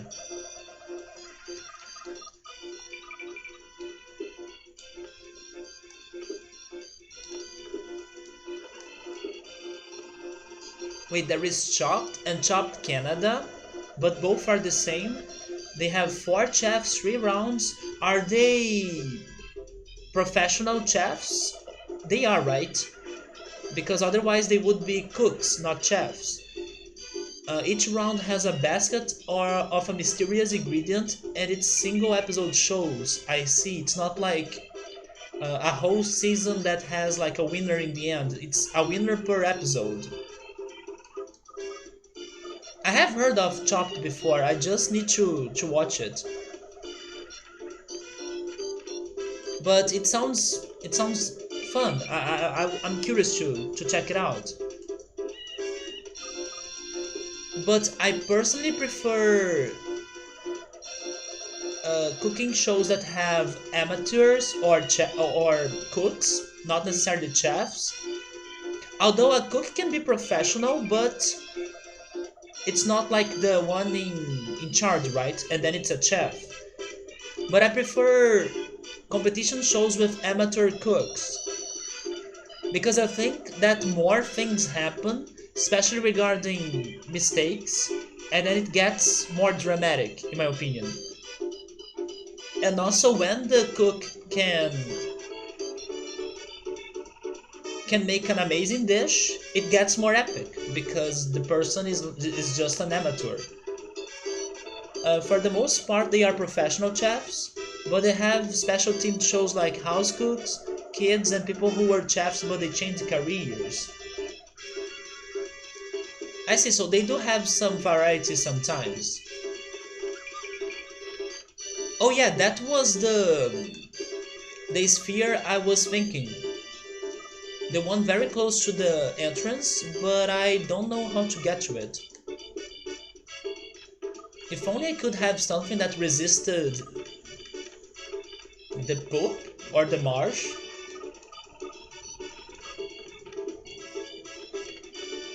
But I'm already guessing that I won't be able to find all of the spheres in this level. There is something flying, right? And I don't think that's the bee. Can I have a flying animal in here?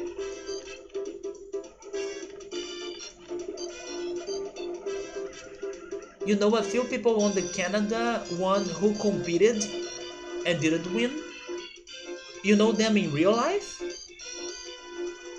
Or have you heard of them?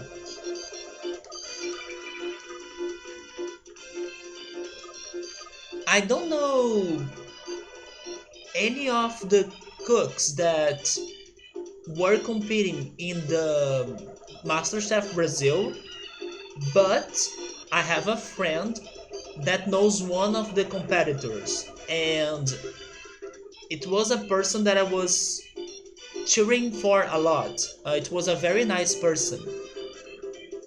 One girl you went to chef school with, I didn't like her, so you were like indifferent about it, if she won or not. One of her ingredients was grapes, and she tried to make chips out of the grapes and failed? Why? Why making chips out of grapes? That's too weird. You knew them in real life?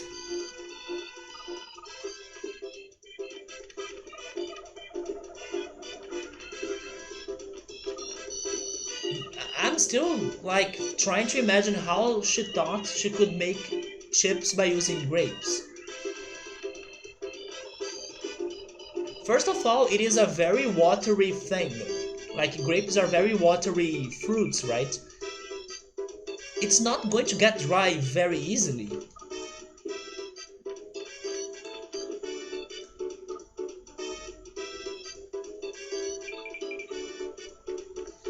So I think I will need to try fighting those monkeys. Hopefully this won't be too bad. They jump. They have...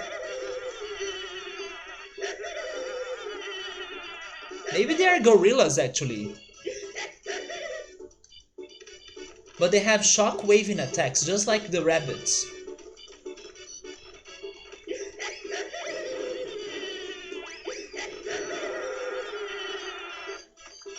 But if I jump too, I will be able to avoid those attacks, right?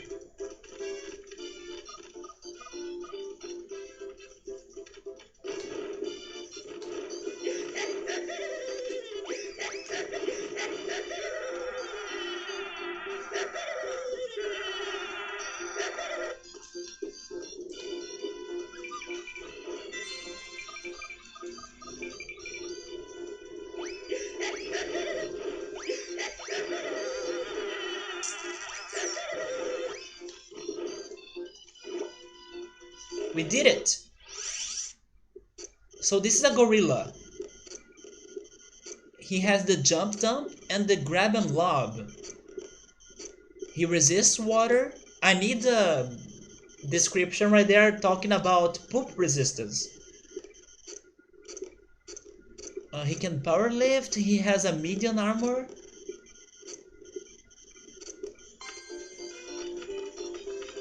So you can break this, right? But actually I didn't need to do it. I was able to collect what I wanted.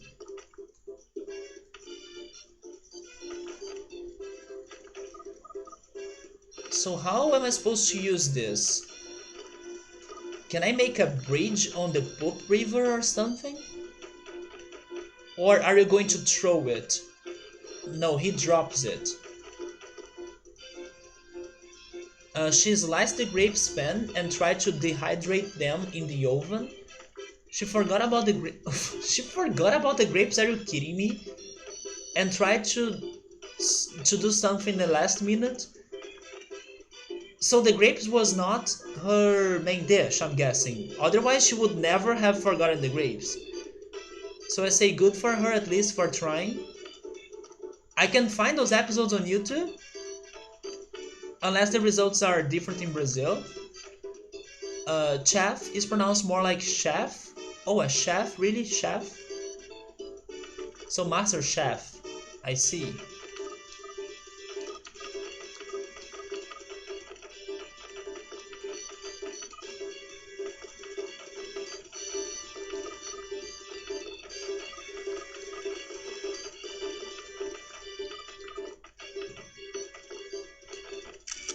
We are only missing find and free the magic rope. What? Wait, but now we can climb vines? Which vines?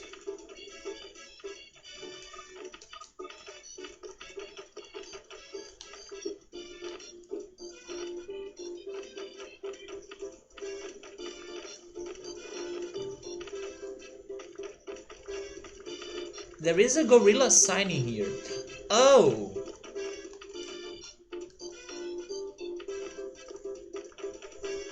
Wait. Maybe they do want me to make a path so I can get to that sphere right there. But it's going to be very risky.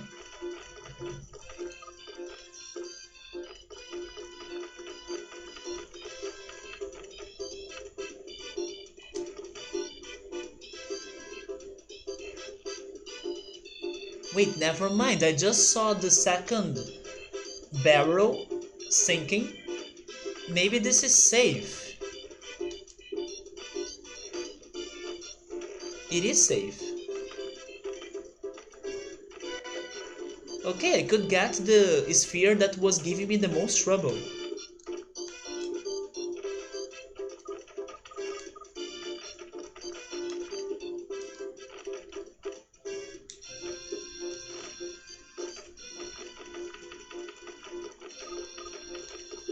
And I'm starting to guess that those molds were just in here for decoration.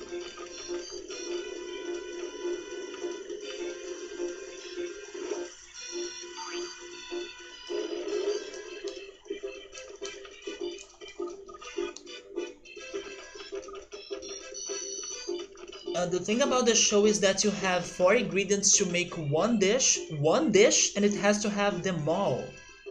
I see. So it can be like... How long is the show, or how long is each episode? Is it 1 hour long?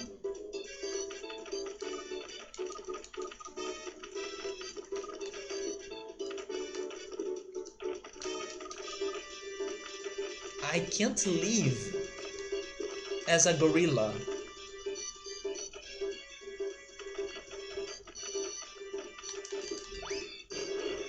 Oh, that's how I do that attack?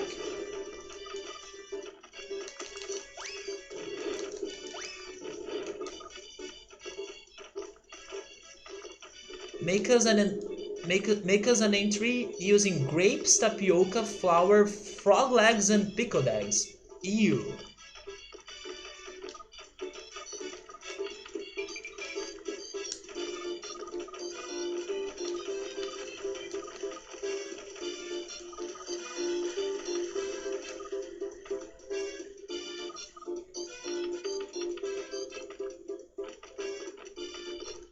Wait a second, I'm so dumb. This is why those barrels are here.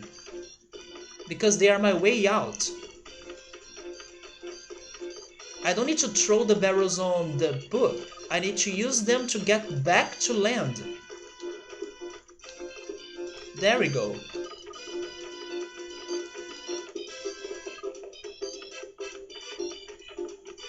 Maybe now I can do something about that right there?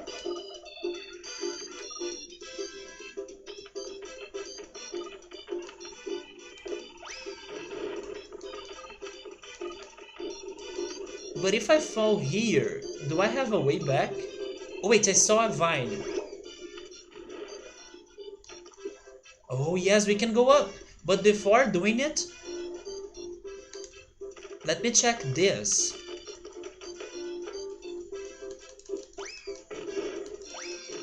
No? Okay, so let's go check the vine.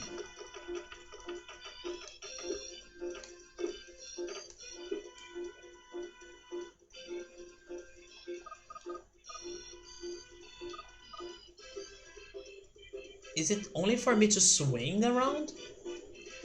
Maybe it is just for me to return to the other platform, I guess.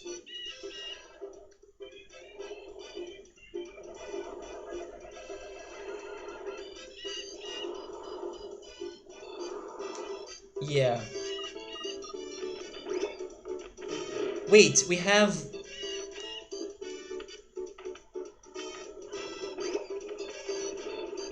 We have a trap plant.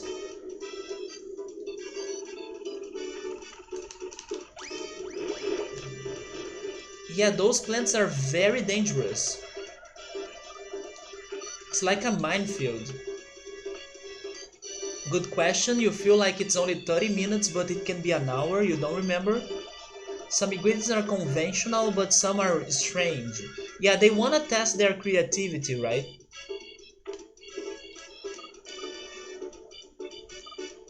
They do that in MasterChef Brazil too. Oh wait, I found another vine. Oh, I see. So the shadows I was seeing earlier, they were not for birds. They were for vines.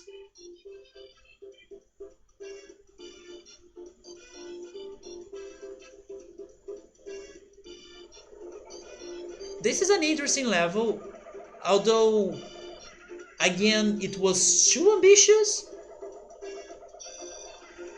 But now I'm getting it. I'm understanding the level more. But I'm afraid of this jump though.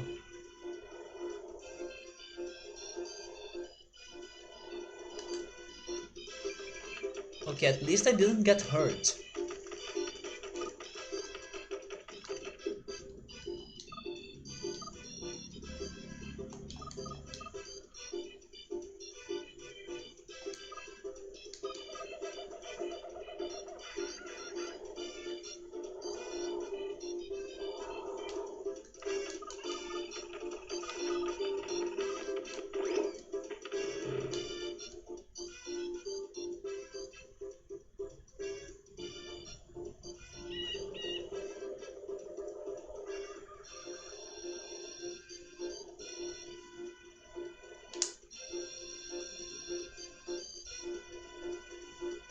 But I think I will get hurt if I fail this jump. Can I use my camera? I can't. I wanna see if I'm missing a sphere to my right. You would dust the frog legs in the tapioca flour and fry them like chicken wings? Yeah, that could work. And then make a sweet and hot sauce with the grapes? I can see that. And then serve them with a bacon and pickled egg farofa? That could work really well. Sometimes you don't need to make the ingredient to shine in your dish. You can use it or camouflage it by adding it on a sauce or something. That's a good strategy. I really hope we don't get hurt if I fail this jump.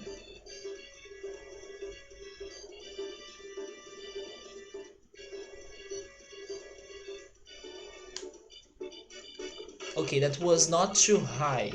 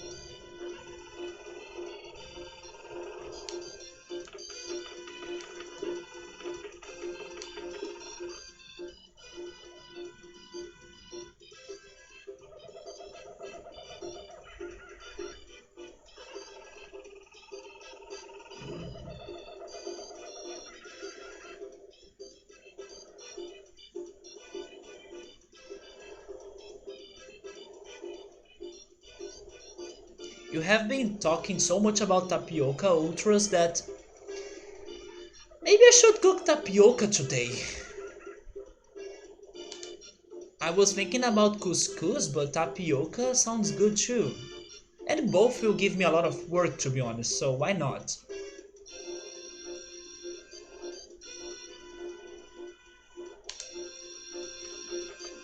Man, that last jump is so hard. I'm still very curious about this right here.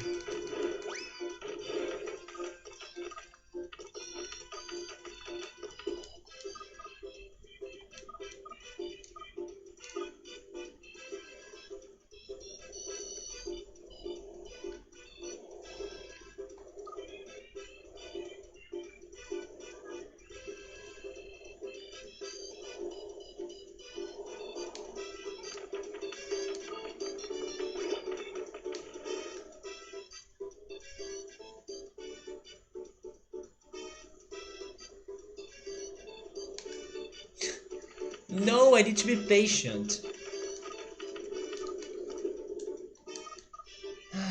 Timing, timing, timing. Please. Please work.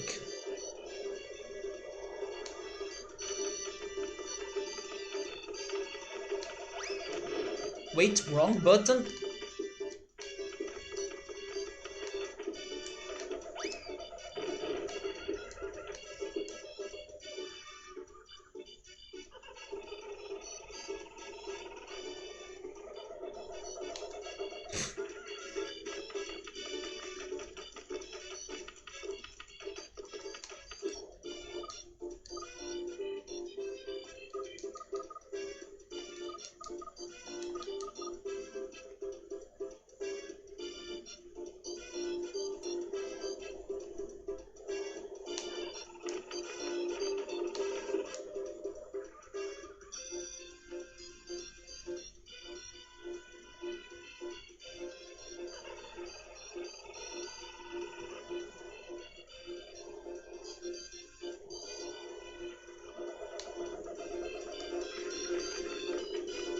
Yeah, this will take me some time, right?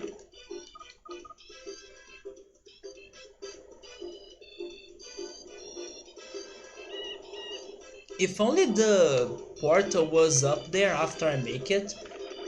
But no, we still need to find a magic rope. And I kinda don't like the sound of it. Because it means that I'll be dealing with more vines, or in that case a rope. So it's this mechanic returning.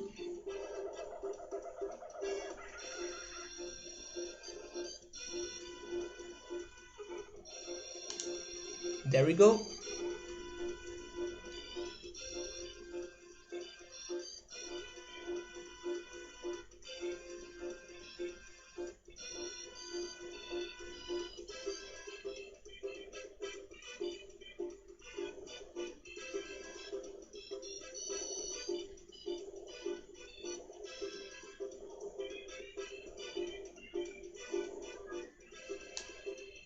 I did it!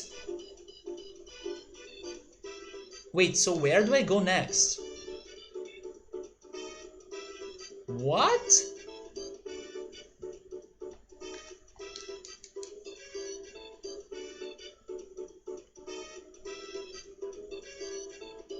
I see a vine to my left, but isn't it too far? Yeah, I need to have patience because I'm a little grasshopper. Is that a reference of Pinocchio? I think it is, right? But I'm not sure. But Subaru, what now? I don't think they want me to jump on that vine right there, but it's so far. I mean, I gotta try, right? It's the only thing I can see.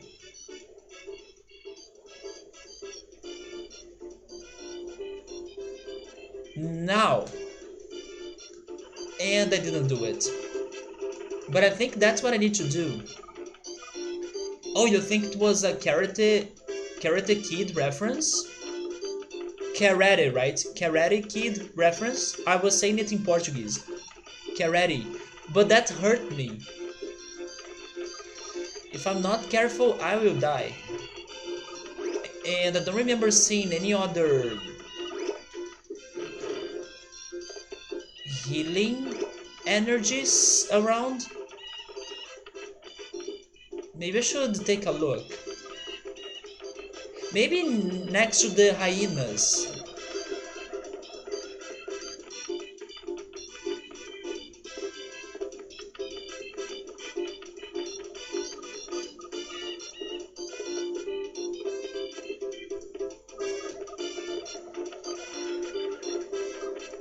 Carrot. Wait. Karori? Karori? No, no, no, that's not like that. Karoti, maybe?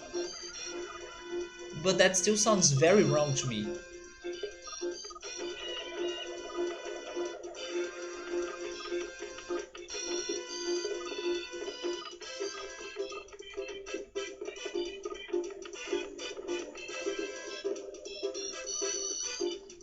Karate? Karate sounds better to me. Karate? Karate. Karate.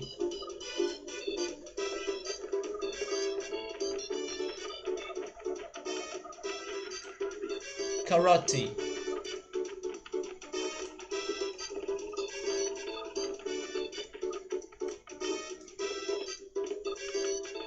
It's funny that there is a song in English that its name is Karate, but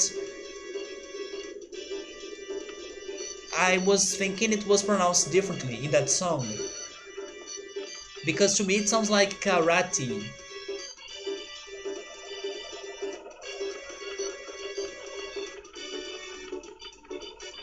But it's a very good song.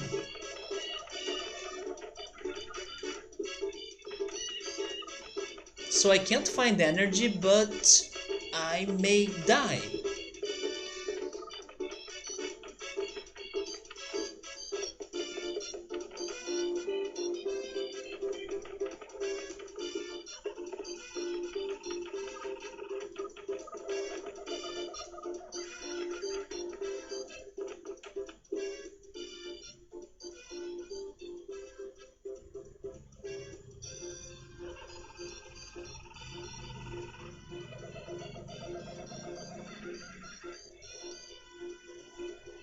It sounds like uh,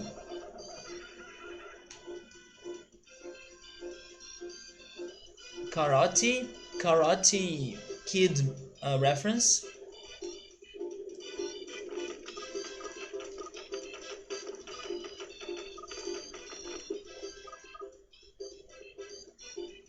You want me to save state Subaru already? But it hasn't been 3 hours.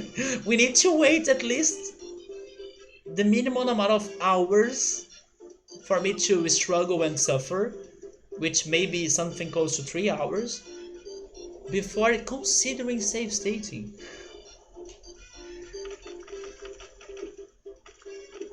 I mean, we have done a lot in this level already, and we may need to do everything again if I die. But maybe I have learned some things that will help me in the next attempt.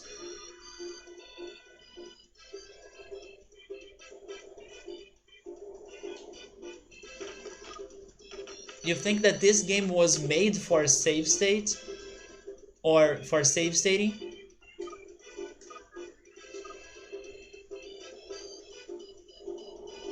It does make me a little bit sad that it's too ambitious, because I like that that it's trying to be ambitious, but I hate that the mechanics they don't go with it. And I also hate that I still couldn't get improvements like health improvements. I think there is a way, maybe it's because I haven't beaten the bonuses levels or the bonus levels, but it's also very hard.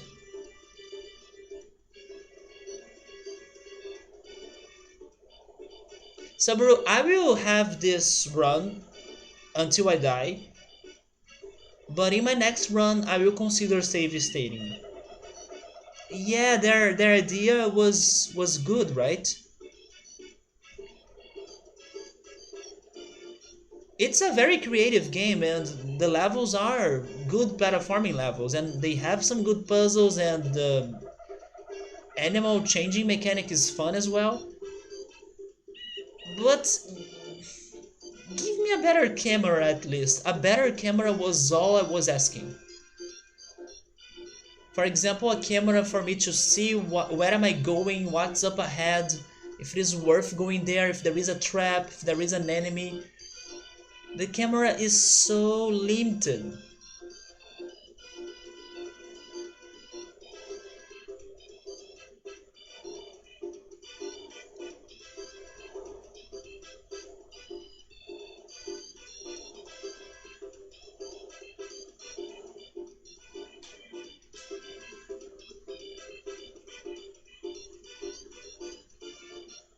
So how much can we swing this vine?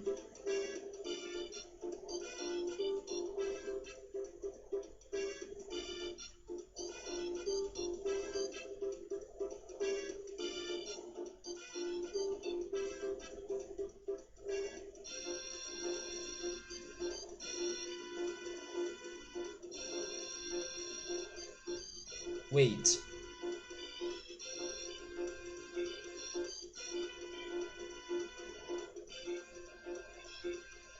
Okay, this is better now.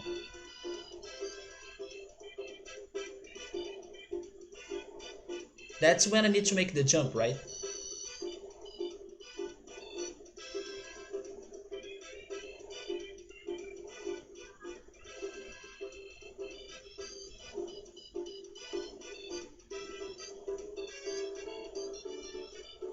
It's not now.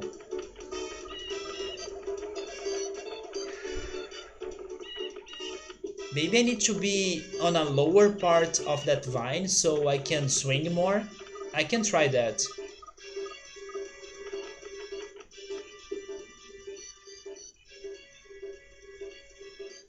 Because in there, I don't think it is a problem of vertical distance. It's more a problem of horizontal distance, you know?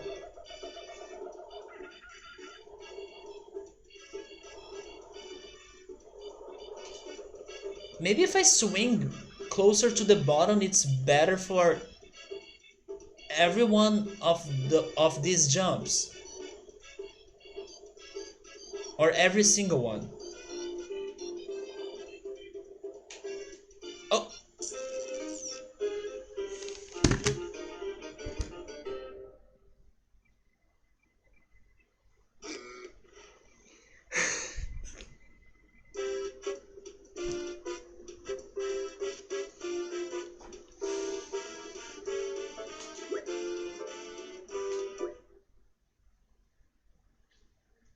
now I know that kills me.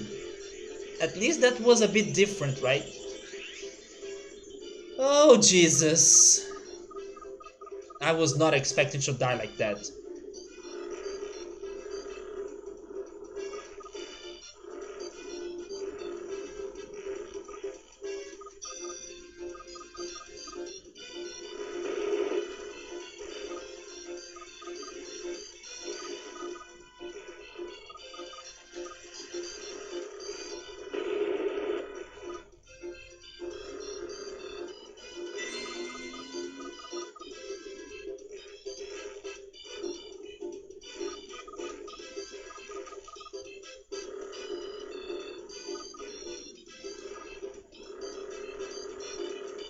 Oh no, I need to fight.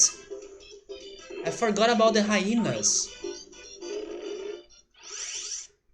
Oh, and I forgot to register the tortoise, I guess? And it does have a shell attack. Yeah, here we go again, Subaru.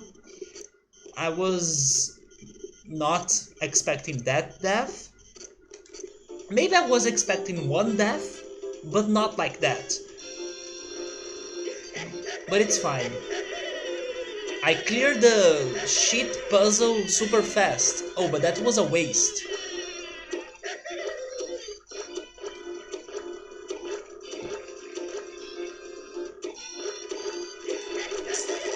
But look at that! I destroyed this hyena. You see the evolution in here?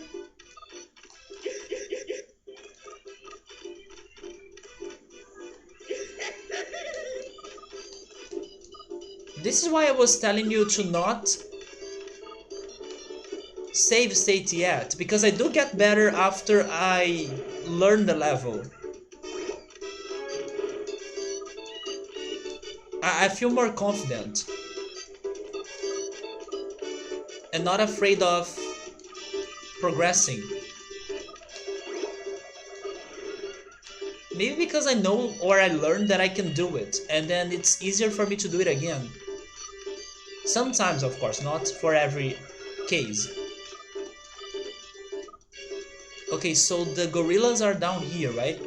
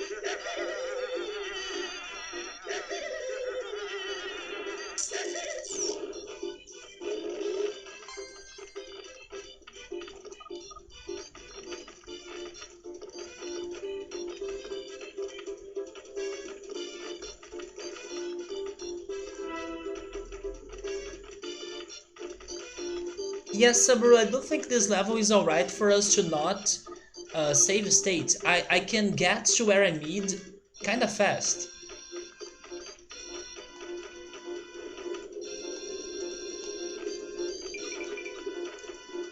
Next year, I'll be doing a speed run of this game? No, no, no, no, no. Then you are raising your expectations too high. I would love to be able to beat the bonuses, but I still need to get better or to get good. Not speed running, but I would love to beat the bonuses at least. But speed running is too much. But that's a good question. I wonder what's the speedrun time for this game. There's probably some crazy person out there that decided to speedrun this and got some freaking good time, right?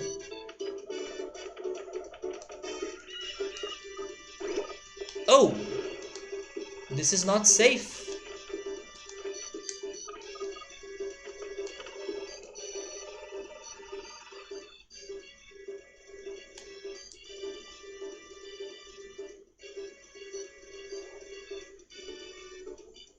Alright, Subaru, please bring some food because I'm hungry.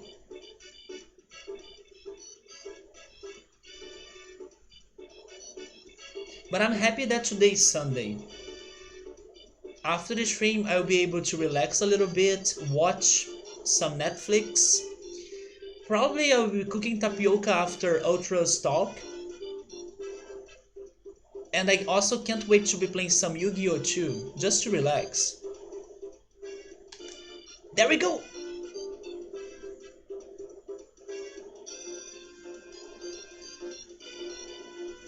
Am I really... What if that's not the jump that I need to make? Because I'm kinda assuming it is, since it's the only vine I can see from here.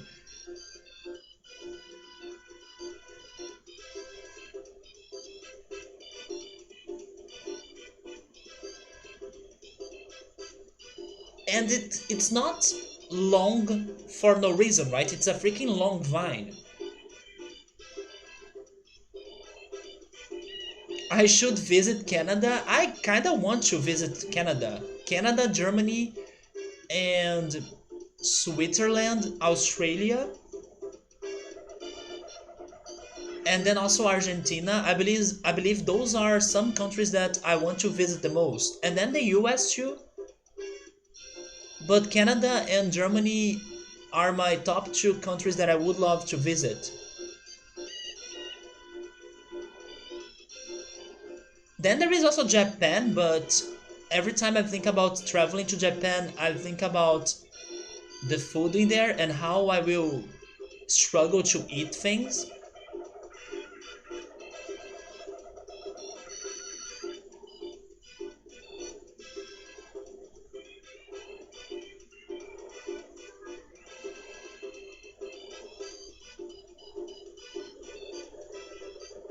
Wait, try this again. Stop.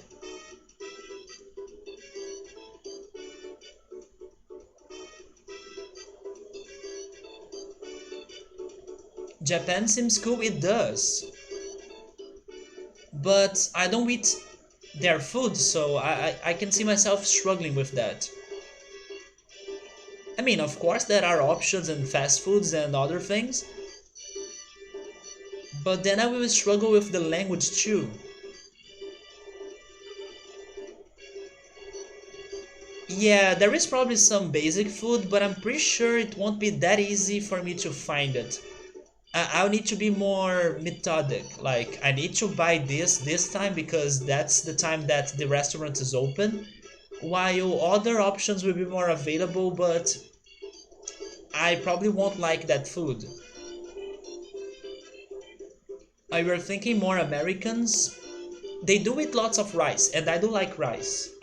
Japanese people. But I won't survive by only eating rice, right? Lots of tourists they probably cater to. I hope so. I just think it won't be that easy for me to find those places, but maybe it is because I will be heading or I would be heading to touristic places mostly. So they gotta have some world restaurants, right? But because Japanese food is definitely not for me, like not at all. since I don't eat seafood.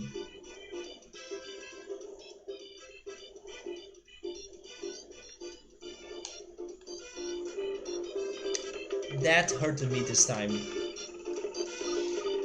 I'm starting to think that's not what I should be doing, but what else could I do though?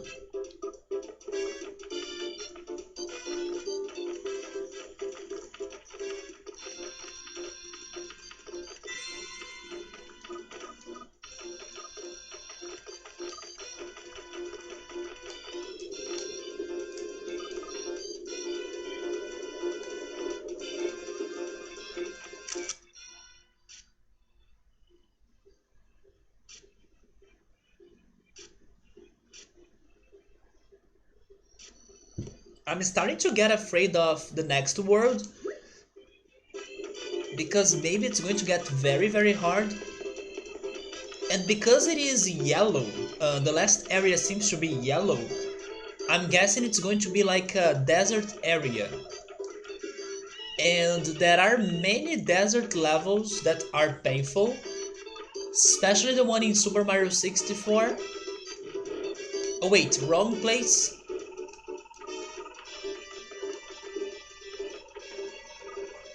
So that kinda scares me a little bit.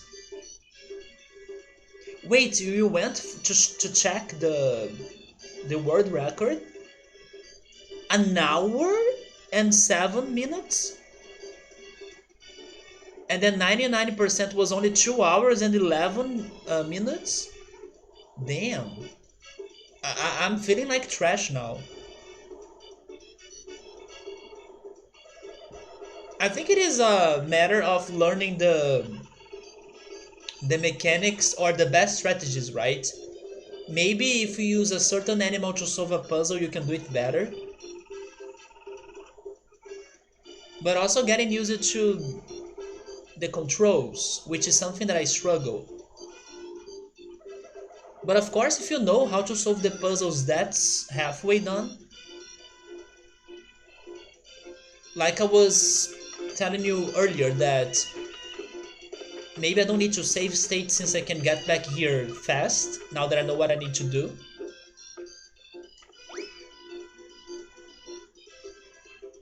Wait, let me test something.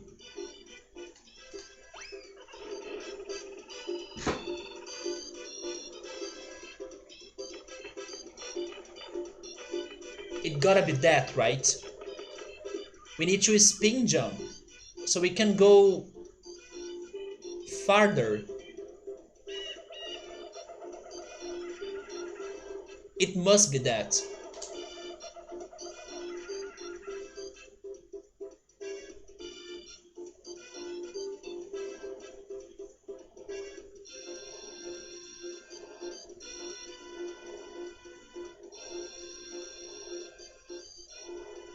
I really hope he can grab a vine after spinning in the air.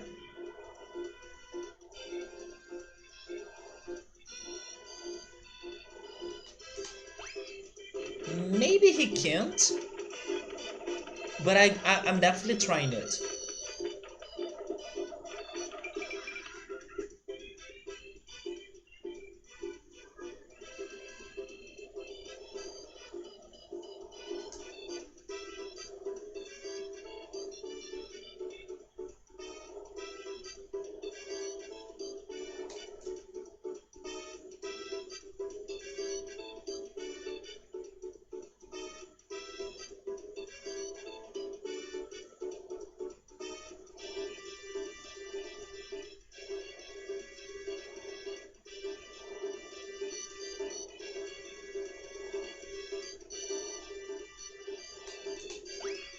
Yes! There we go! Wait, no, they want me to keep going around this tree?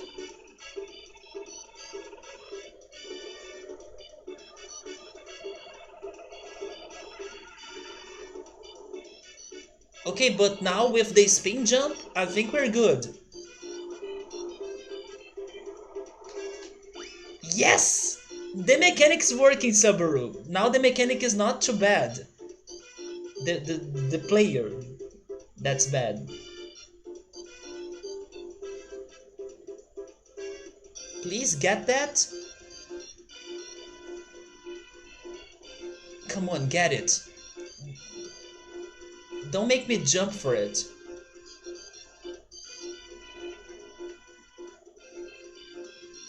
Yeah, this is Tarzan gameplay for sure.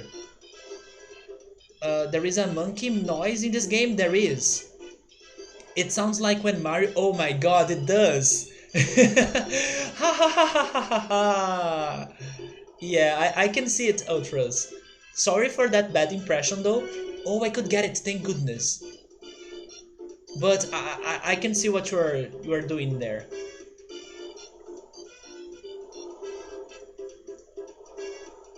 This is easy, right? Yeah, there we go. After Subaru was telling me right now that speedrunners could beat this game in 2 hours or even less than that by any percentage, I felt like, okay, maybe the mechanics are not that bad because they can do it fast. So I gave the mechanics more hope. And after realizing that jump, I feel much more confident about this. And again, it's what I was saying earlier. Once you know how to solve the puzzle or the problem, it gets much easier.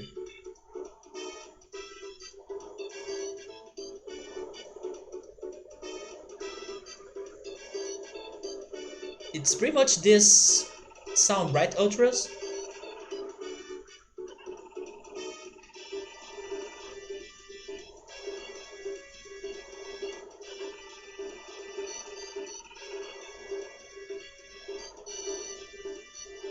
Yesterday I was getting some flashbacks of Jade's jungle in Paper Mario 64, and this huge tree reminds me of it again.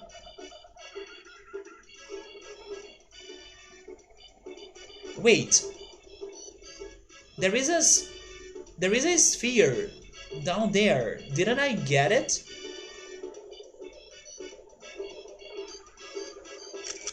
We have only 5 spheres. But I'm not falling right now to get it. Wait, 2?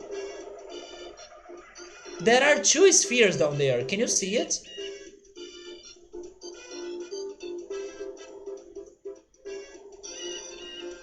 Maybe thanks to the camera I couldn't spot them before.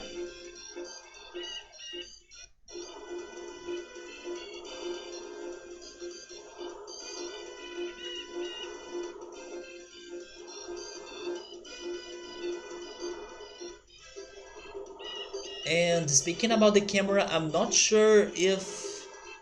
Oh wait, that was the time, right? That was the time to make the jump, I guess.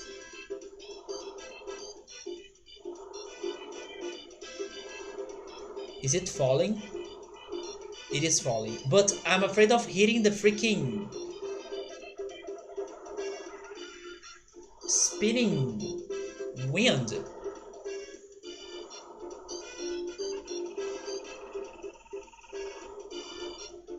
I will hit the spinning wind, won't I?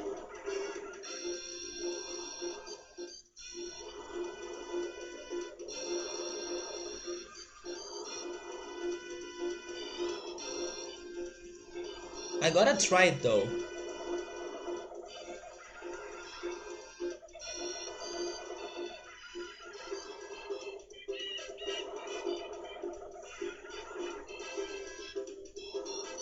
I'm jumping now. Rip. But now that I fell... Oh! It's because it is... It is on air, it's not on the floor level.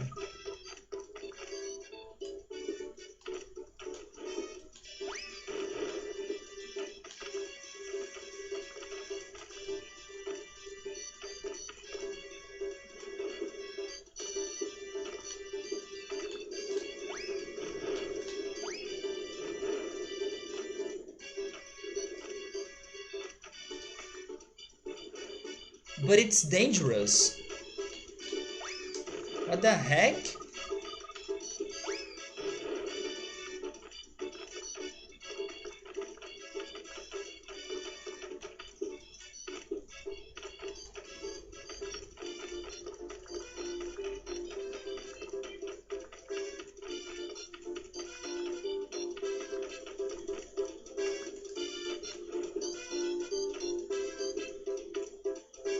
I I have no idea how to get that now.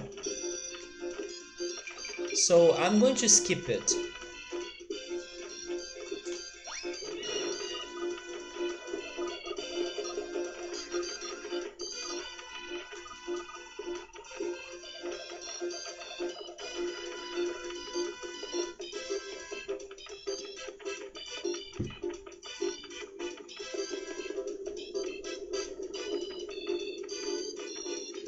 Ultros, have you been watching the trailers for Final Fantasy VII Remastered or Remake?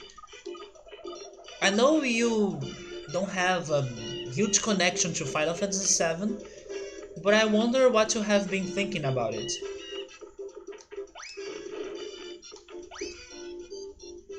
If you have an opinion about it, maybe you don't care about it.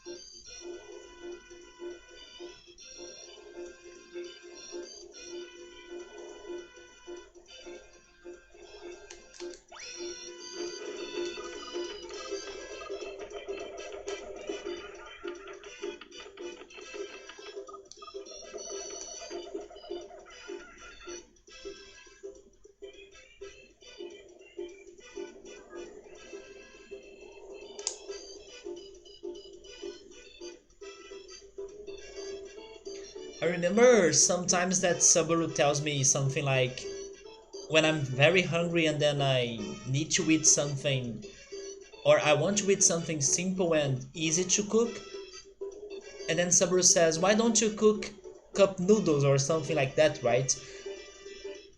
I wish I had cup noodles today, or in Portuguese like miojo. I wish I had that. I'm kinda desiring it right now.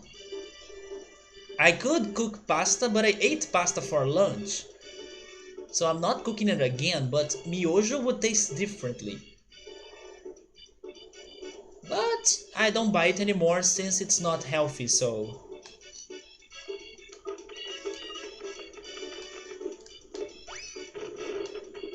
I will accept the tapioca.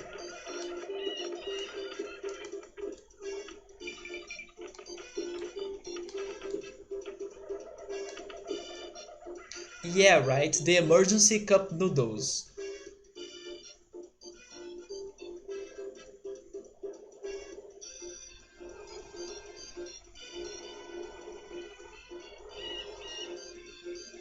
If only it was more healthy.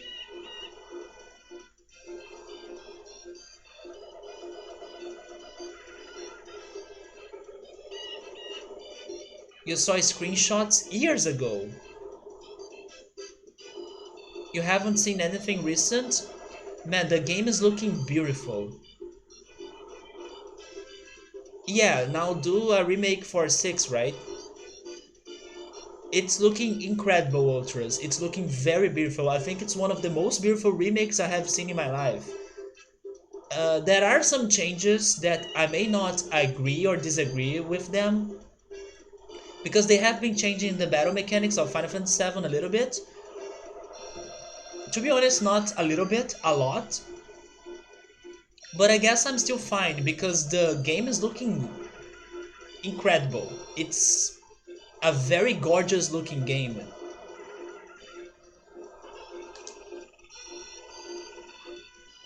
Maybe we'll play it if there is a Switch release. About that, I doubt it because it's looking fantastic. So I don't know if the Switch can handle it.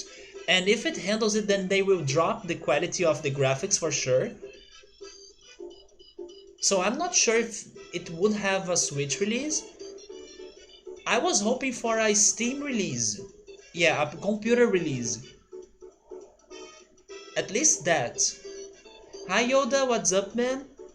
It looks just as good as Final Fantasy 13. I have never seen Final Fantasy 13 though, but I think you were not serious. Sabru says that depends, there's probably a more healthy recipe. Yeah, you know what? I never tried. But here's the thing, Sabru. I'm pretty sure that if I combine noodles or cup noodles with my own sauce, like with tomato sauce that I cook, it's going to be delicious or delicious. But the thing is that I do like the artificial flavor that comes with the cup noodles, and I was wanting to have it.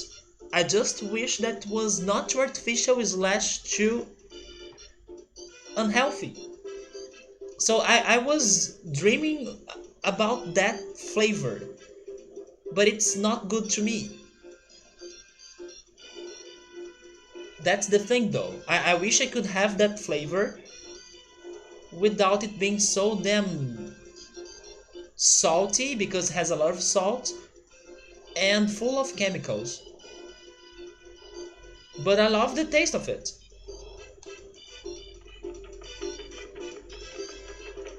Yeah, but the Switch is not as powerful as the PlayStation 4 or the Xbox One. I don't even know how to call that after so many strange names for the Xbox consoles. Xbox One X? I think it is One X actually. So the Switch has HD graphics now, but it's 720p, I believe, on the handheld mode. I'm not sure what are the graphics for the TV mode of the Switch. It's probably not still 720p. Is it still 720p? Yeah, it does have some graphical games, not only Mortal Kombat 11 but also The Witcher 3. But I know those games are getting a little bit of quality drop. But then I don't understand exactly the changes.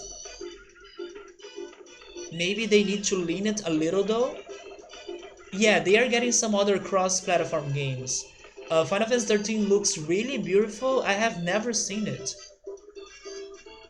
The remake is going to have an auto mode where the character walks, attacks, and defends, so you can fill your ATB bar.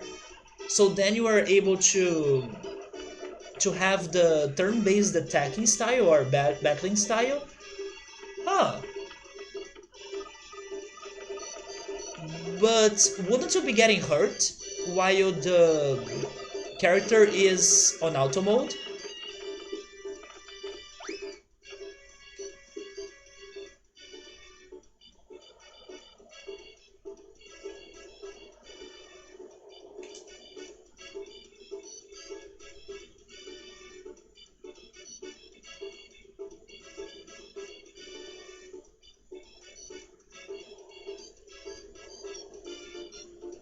He would be getting damage just like in manual mode.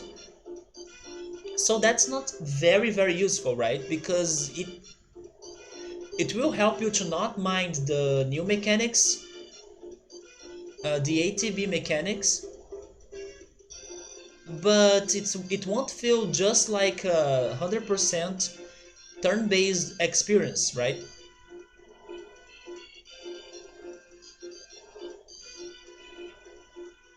For a moment you made me think that they would skip the whole action and just give you the turn-based mode. Like all the action would still happen but they would not change like your health or the enemy's health. But then I'm dreaming too much, right?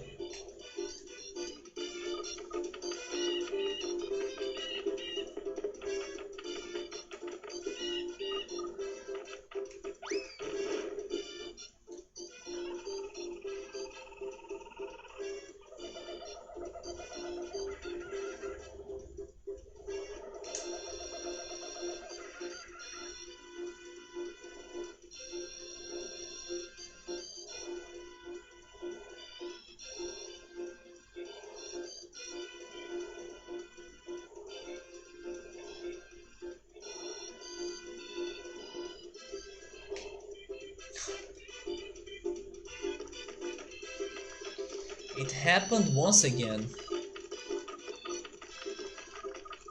I I didn't die this time, but I don't know if I can still heal somewhere. Oh, I can.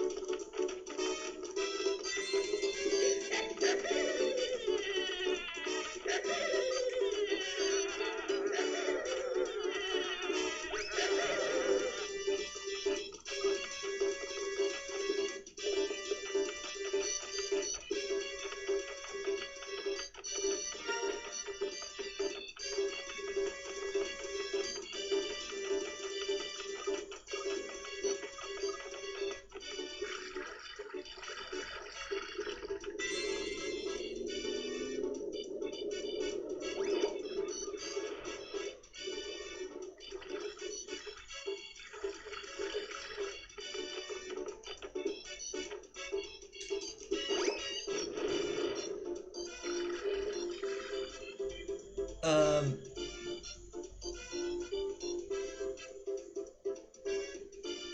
I'm not sure if I'm getting what you're saying, man. What do you mean by hack and slash? Oh wait, do you mean in Final Fantasy VII? You are saying that the damage that Cloud does on enemies in the action um, fights in Final Fantasy VII is not that high? Alright, Ultras, that's alright, man. Thank you so much for stopping by. Have a good night. Also, have a great week. Take care, and I see you then, man.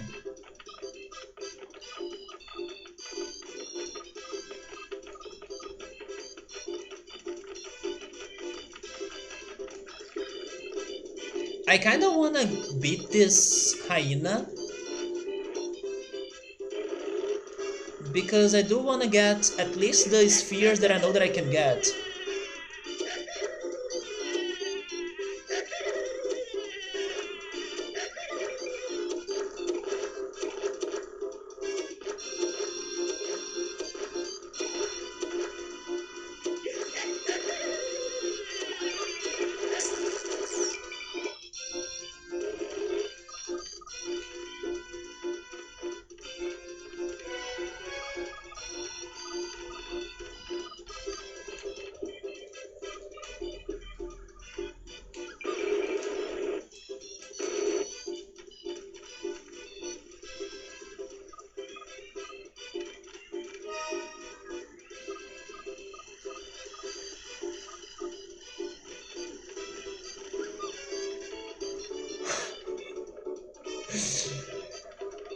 This is just like what people say. Shit happens.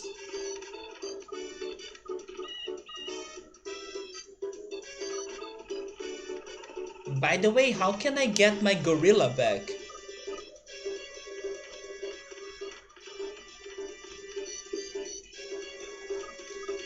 Oh, there he is.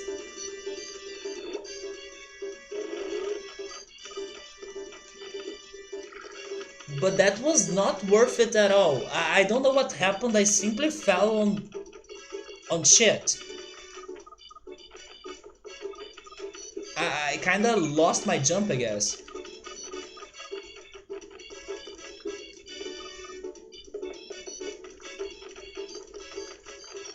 Oh, okay. I need to use this.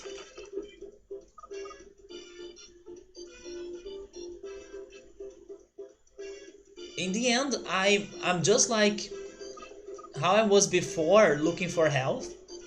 But I could get some more spheres.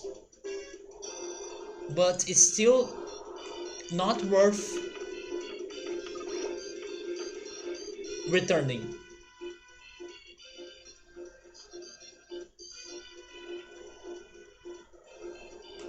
Saburo, do you usually eat the cup noodles or miojo? Do you eat it often?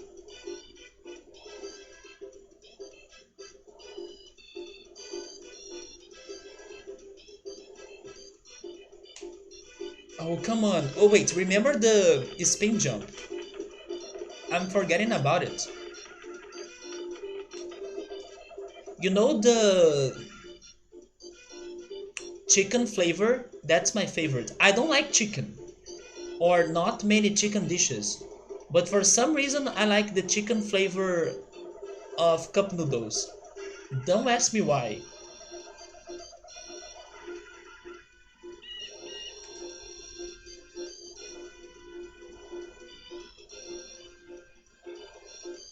You don't like soup, but when it's cold, you like to eat cup noodles because it's a hot dish. I used to eat that a lot as a kid, especially when I was feeling hungry or when it was like super late night, but then my parents went to bed, so I didn't have anyone to cook anything to me, so I used to cook it myself. Or when I was hungry and my parents were not home,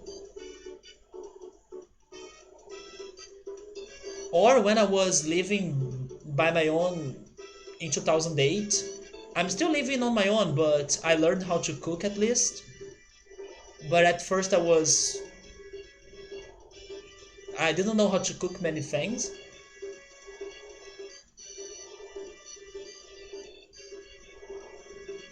Remember the spin jump.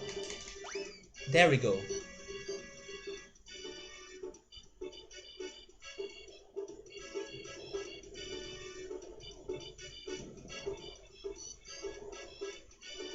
You liked it to be spicy, but you don't eat it. You don't eat them much nowadays. Do you cook your own pasta, Yoda? Somebody's saying I want the seasoning of cup noodles. I can use the pasta that I already use and use the seasoning on something else. But the thing is that the seasoning is unhealthy. So even if I use it on another thing, it's going to be unhealthy in the same way, you know? I know that it won't kill me if I eat it once in a while, but I still do my best to avoid it.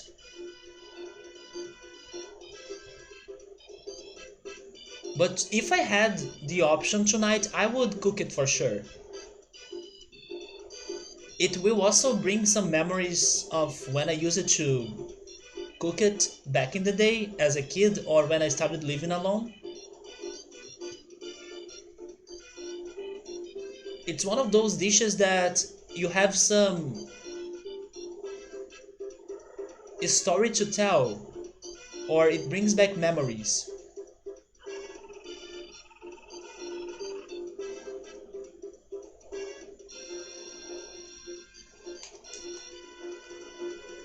Really? I made a jump even without using the spin jump? I pressed the wrong button to spin jump. Now that was lucky.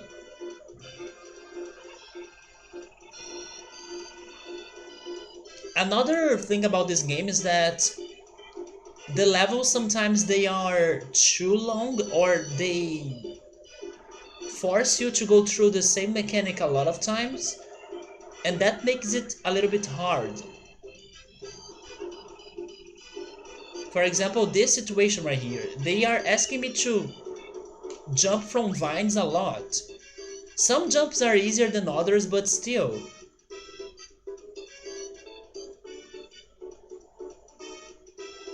With repetition, at some point I will do a mistake, right?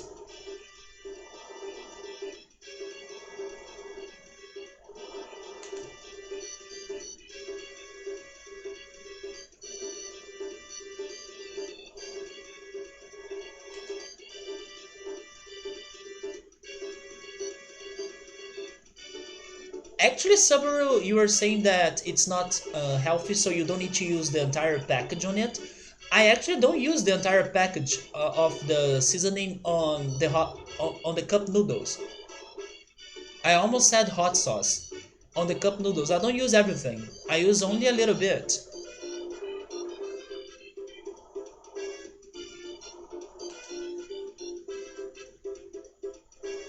You don't eat pasta that much, Yoda? You only cook it with tomato sauce? Me too. Me too, pretty much. Sometimes I add sausage, but most of times I only cook it with tomato sauce. But I make my own tomato sauce. I will confess, I do add some ketchup, but most of my sauce is pretty much the tomato, fresh tomato with vinegar, and the other vegetables as well, like onion, green peppers, and everything. But I do add a little bit of ketchup because it's going to give some sweetness to the sauce. Because otherwise, it's going to be very sour since I add a lot of vinegar. In the end, it's still kind of very sour, and then I add some pepper as well, so it gets a mix of sour and spicy. But I at least try to make it less sour by adding a little bit of ketchup. I could add sugar, but then I think sugar would be too aggressive. It would make it taste sweet. I don't want it to taste sweet. I just wanted something to make it a little bit less sour, but still having the flavor of tomato. So I do add a little bit of ketchup.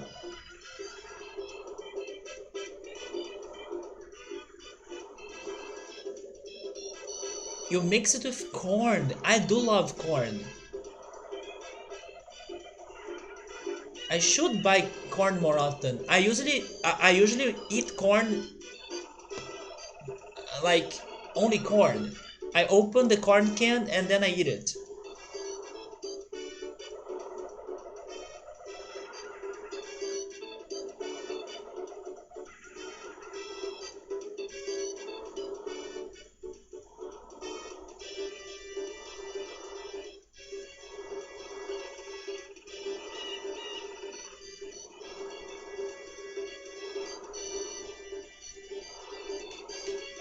There we go.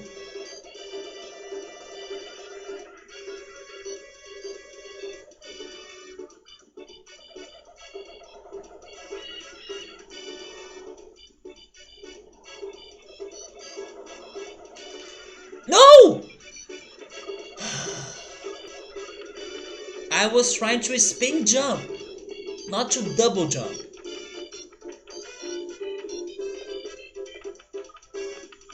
Man, how many vines are in this freaking part?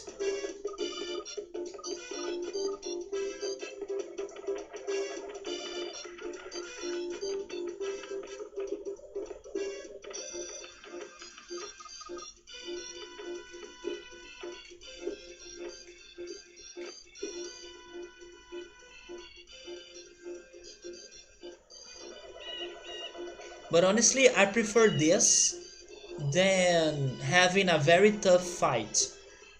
I prefer this way more than fighting a hard enemy.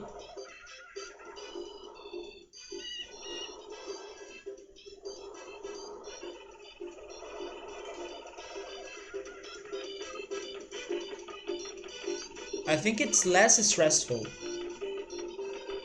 It is frustrating, both things are frustrating, but I think this is less stressful because I can feel that I'm alive for longer, even though sometimes I get hurt from fall damage. But when I'm facing an enemy, it's like to live or to die in the process.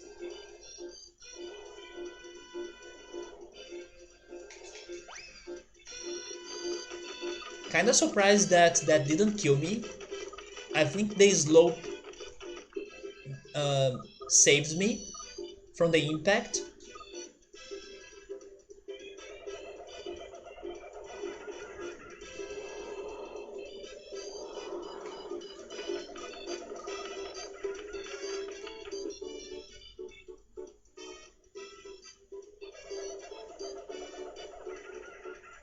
This game is one of the reasons, or not really, but in this playthrough, it's making me realize that probably I'm still not ready to beat Super Mario 64, the original, and get all the 120 stars of it. I know the mechanics there will be better than this, I think, but that doesn't mean that the mechanics in there will work great. And someday I wish I could get all the 120 stars in the original Super Mario 64, since the only one that I have beaten was the remake for the Nintendo DS. By beaten I mean getting all the stars. And then I was like, okay, someday I'm going to return to Super Mario 64 and get it all, or get them all. But if it is like this, rip. Especially in the last courses like Rainbow Ride and TikTok Clock, rip me. And rip me hard.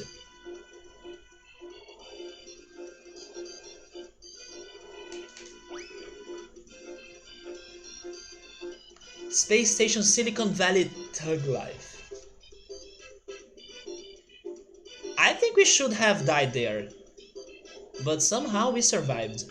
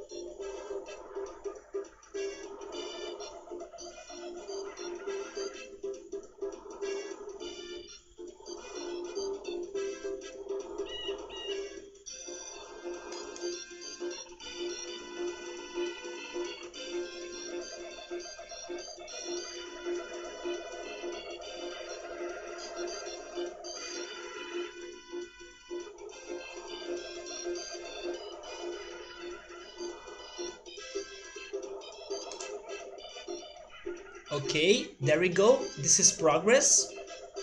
So what's next? Wait, what? They want me to go to that platform right there? I couldn't get to it before? Really? Or am I missing something out?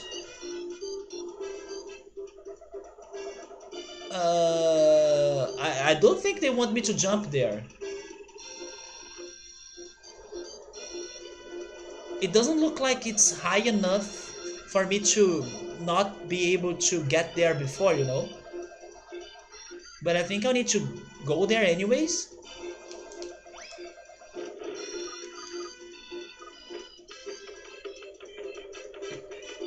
Is this new by any chance?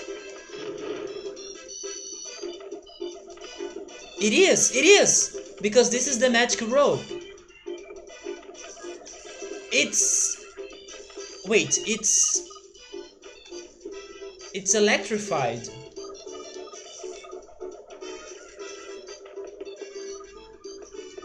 Man, this level is so huge.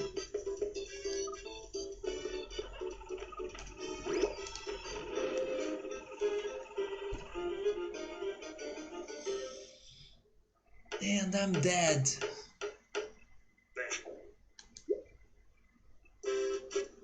I can't believe we have another problem in this level. How can we fix the electric rope?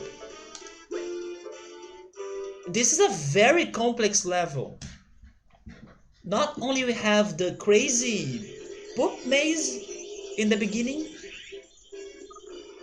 now we need to find an electrician to fix the rope.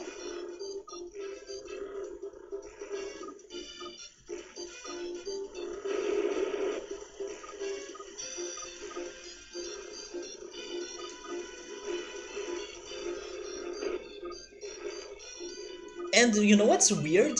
This is not even the last level of this area. This looks a lot like something that could have been the last level. No, it's only level 3. How is the last level of this area going to look like?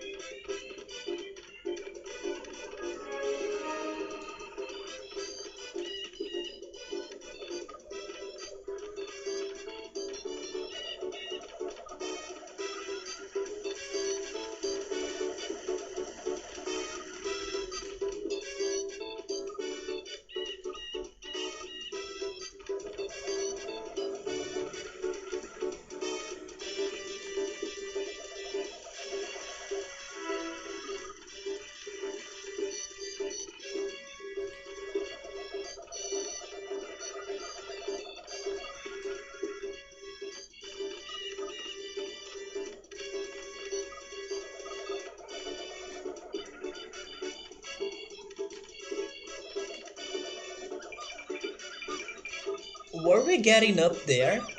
That's where the gorilla gets you.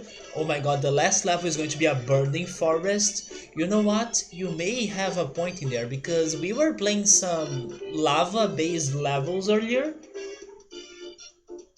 And then you got here during the sewers level. Maybe the lava will return.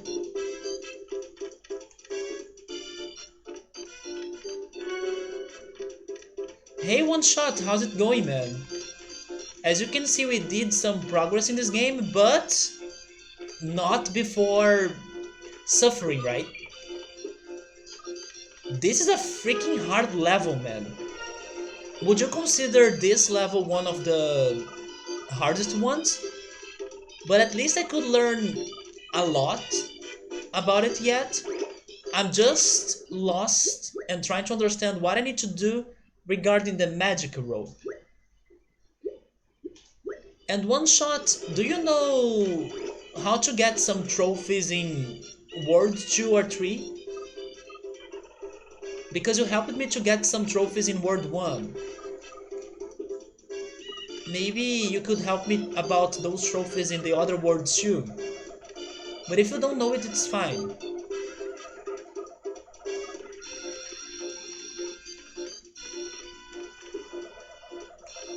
Okay, so now I think we need to fight the gorilla. Wait, you know some of them? So in case I die or in case I beat this level, I will show you which trophies I was able to find and which ones I'm missing. Oh, there they are.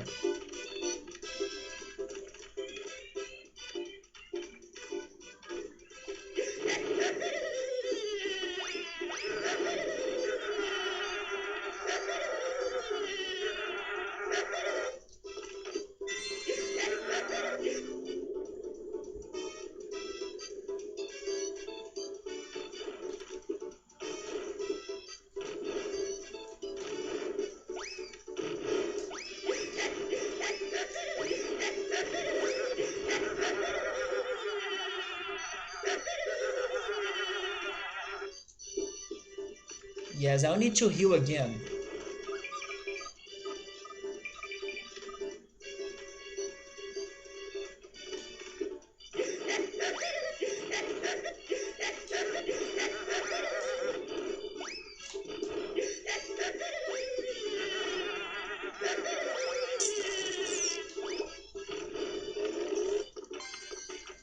There we go.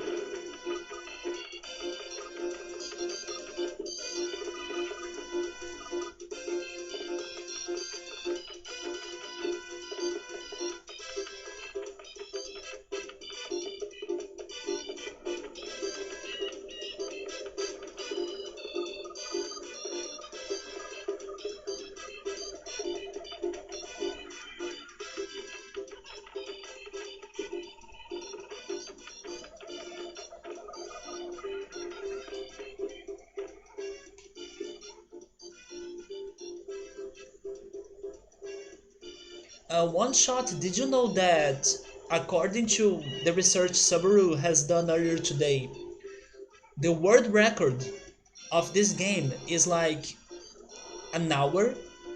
That people could beat this game in any percentage in an hour and then 99 percentage in 2 hours? That's so crazy.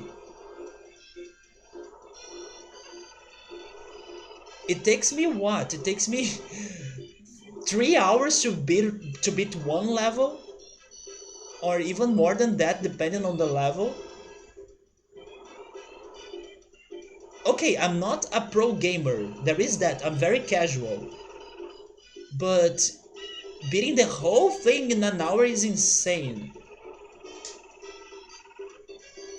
Wait, you're a regular viewer of speedrunners of this game? Seriously? Dude, how can they do it? Like, the mechanics sometimes they are so bad. I don't think you can get better if you practice the mechanics, of course, but sometimes they decide to not work for you at all.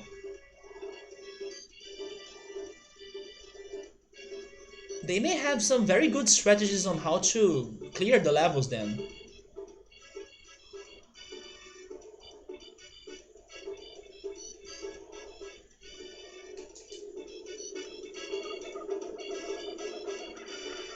It is easy to go fast when you know what you are doing. I can see it, yes. It took me like forever to finally get to this part in my first attempt. But now that I know where I need to go, what I need to do, and how the puzzles are kinda solved, I can get back here fast. The problem is the repetition, right? If I need to do it many times because I have been dying a lot, then it's going to make me frustrated. But I can get faster as I keep doing the same thing. That's why I still haven't save stated in this level, because I can return to where I got, or to where I died, kinda fast. But in the previous level I save stated because it was giving me a lot of work to get to where I was dying.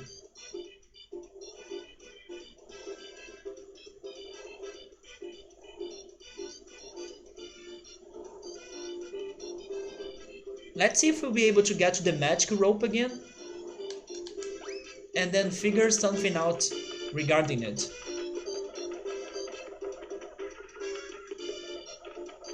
Do the speedrunners they clear the bonus levels as well?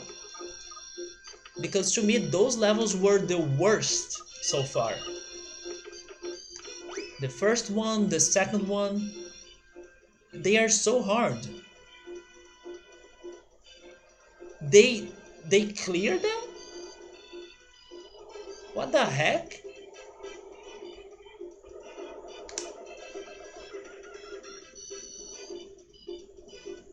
There gotta be a strategy. There is no way. In the first bonus level when the foxes attack you, I'm dead. What? How did I do that? Once again, doing a mistake was not enough to kill me or to hurt me. The vine was like, heck no, go back to where you were.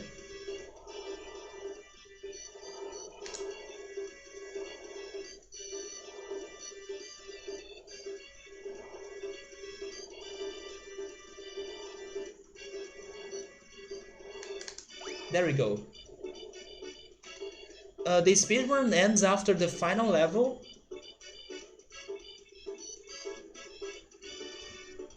Are you kidding me? So if I wanna beat this game, I need to get all of those robot parts?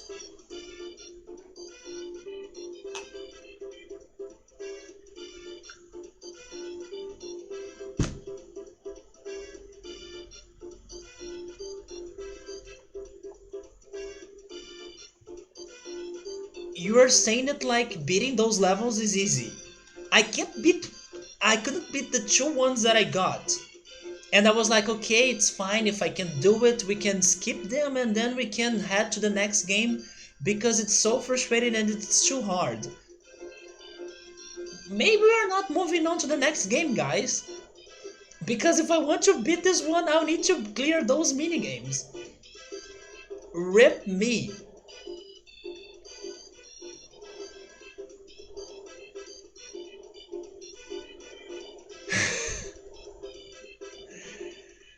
Yes, Subaru, we are doomed, man.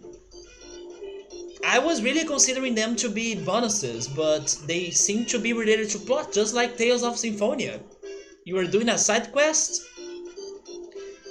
You may only be imagining it, because the side quest is actually important for plot progression.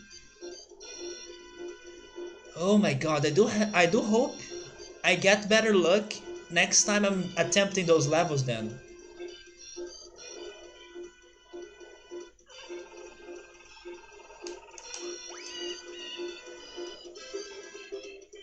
It's getting hot in my room again, so let me turn the air conditioner.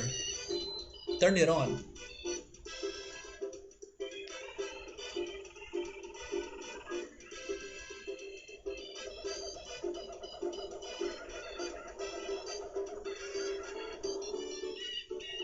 I mean, the bonuses will give you the robot's parts, right? So I can see it being important. But the game was kinda allowing you to progress without caring about those bonus levels. So I was like, maybe it is just optional.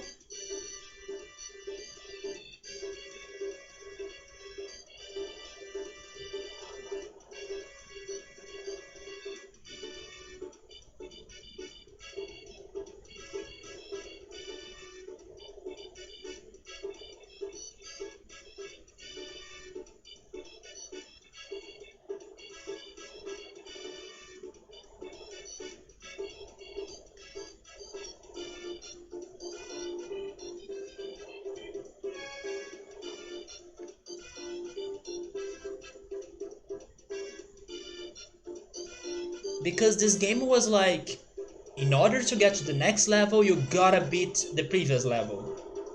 But not for the bonuses.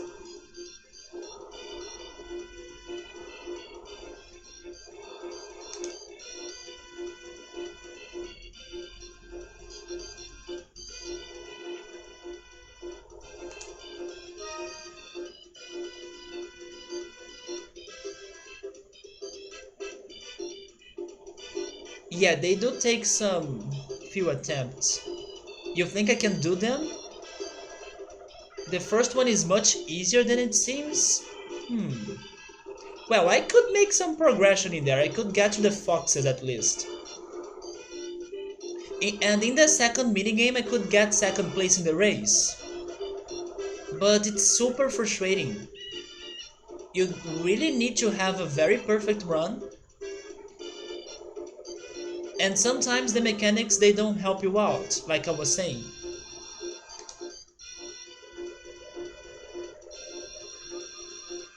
But I don't think I will save them for the last.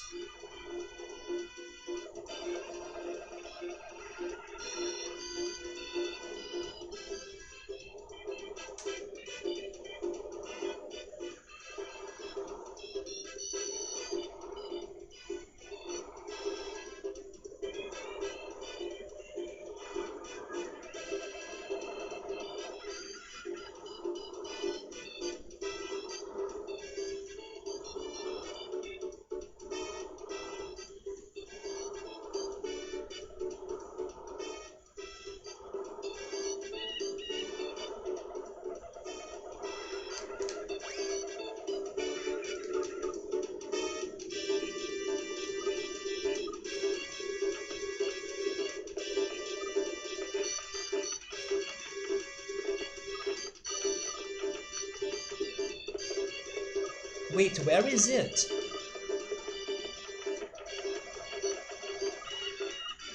Oh, it's right here.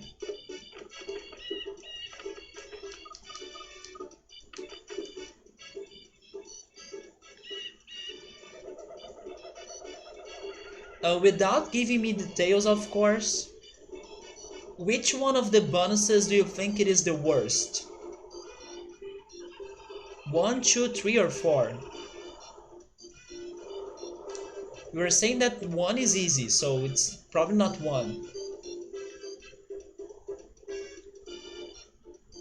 Three?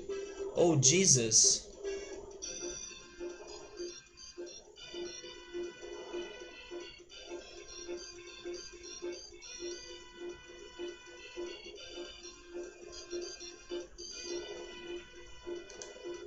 And I'm dead?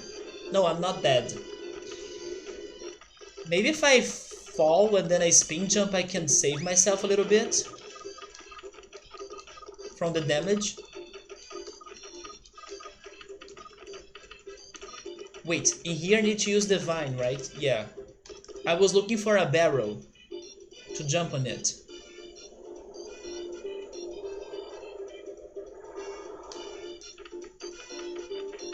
One shot, have you watched people playing this for their first time before? I wonder if they have been, or not have been, but if they had struggled as much as I am.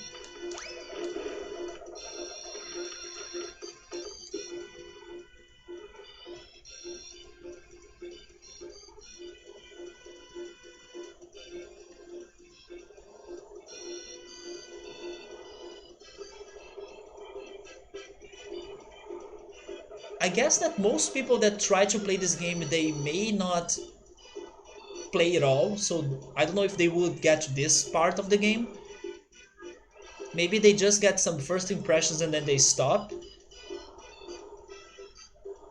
But man, it's hard.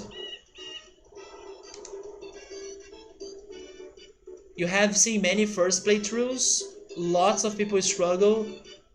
You don't think you have seen anyone finish, you see? That's what I was saying. A friend of mine tried playing the beginning of it because he has a day in the week that he takes recommendations of games to try them out, so he plays those games for 3 minutes. Wait, not 3 minutes, 30 minutes. For 30 minutes, I'm talking about Draco West. And I could see him playing this like in the very beginning, or at least I'm not. And I know people requested for him, but now I'm not sure if I have been there to watch it. But still, I don't think people would get this far in this game.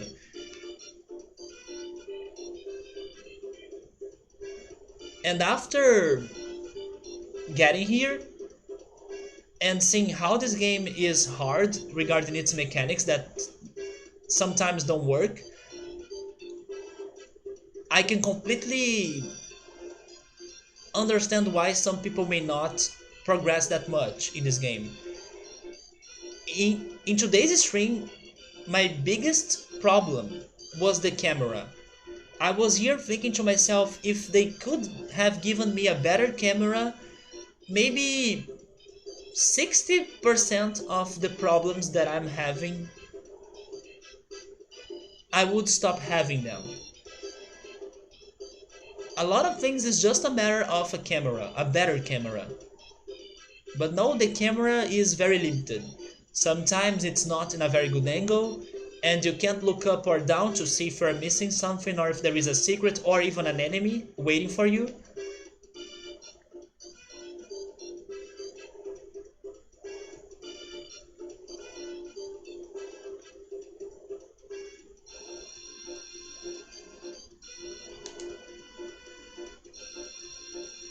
And of course, also not everyone is patient. I do my best regarding patience, but sometimes I get angry, of course. But generally speaking, I'm very patient, and if I can't do something in one day, I can try it again in another day. But I also need to be aware of my limits, right? If something is completely painful that I can't see myself progressing at it at all, I may either ask for help or give up.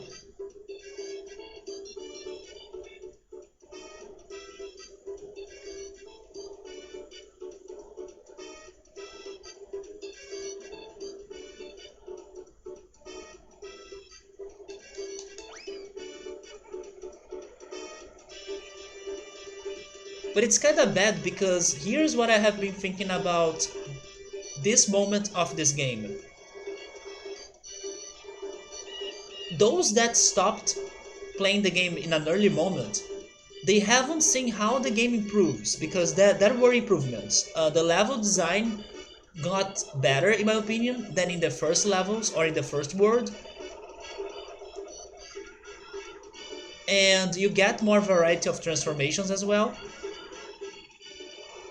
The only problem is that it's a very ambitious game that the mechanics they don't go with it. But for example, in World 2, I don't think there was a level that I really hated. I can say which one was my least favorite. I think it was the one that you need to destroy all the huskies and also all the gun sites. Yeah, all the gun sites. Because battling, in my opinion, is the hardest thing about this game. But I was getting less lost. Hoppa Choppa, that's the one. I was getting less lost in those levels. I only got lost in the last level, which was the water level, but I still appreciated the water level for its puzzles. I thought it was a very good level. I just wish I was not struggling that much. But part of it was my fault as well, because I was getting confused. But in the second world, the levels were great, especially the one that has the keyboard. That was a very creative looking level. I think it was a pinball level. It starts with pinball. Then there was another level that had battling, but I could manage strategies to win those fights. It was a level that you had to control a seagull and destroy the King Penguin statue. That level was also very fun. And it was the first time that we met the polar bear tank, which was very scary.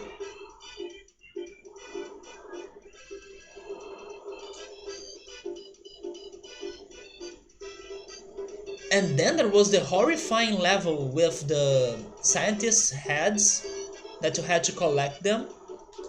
But I was very happy to solve the puzzle of getting the rabbit with helicopter ears.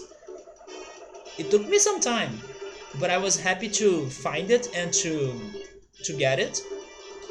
So yeah, second word was very good, and it would have been better with better mechanics for sure.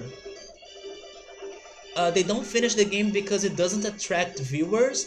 I mean, maybe not on Twitch, but possibly more on YouTube. That there is at least one person that's checking my streams of this game on YouTube. But I don't think that person is a subscriber. I think the person got to my playthrough there because he was already following the YouTube channel, you know. But I do think that some people may look for this game more on YouTube for sure. Usually, those unpopular games they get more attention on YouTube, and then mainstream games they get all the attention on Twitch, right?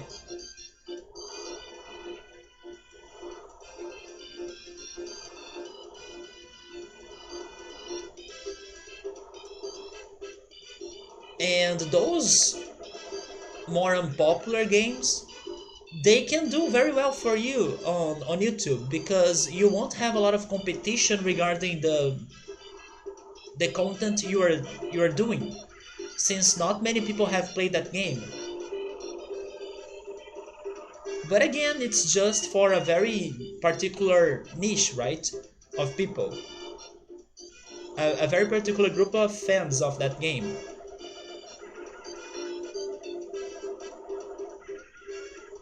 But my intentions of bringing such games on Twitch is of course for me to experience them because they had something in them that made me curious and then I wanted to play them at some point. But also in case those games are good games, so other people feel tempted to play it as well or they learn about the existence of those games. And like I always say in my streams, a game needs to be full of problems in order for me to hate it. And I will always do my best to try to see the positive things about the games. And this game in here, for example, I think it has a lot of creativity and an amazing soundtrack, better than what I was expecting for it. But of course it's not perfect, does have its flaws, but it's ambitious. And I respect their attempt.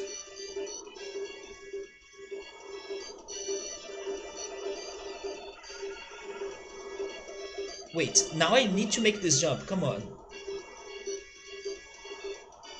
It's going up. I think it's now, right? There we go. You like that level a lot, Hoppa Choppa? Do you not struggle that much on battling?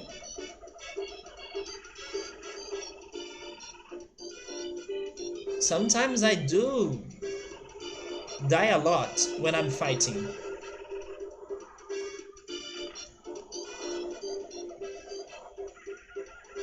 One thing I liked about Hoppa Choppa was the graphics. Like when you get inside the cave, that place looks beautiful.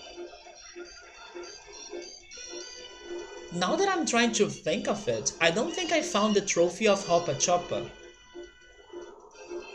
Can't remember. And then I decided to clear the level before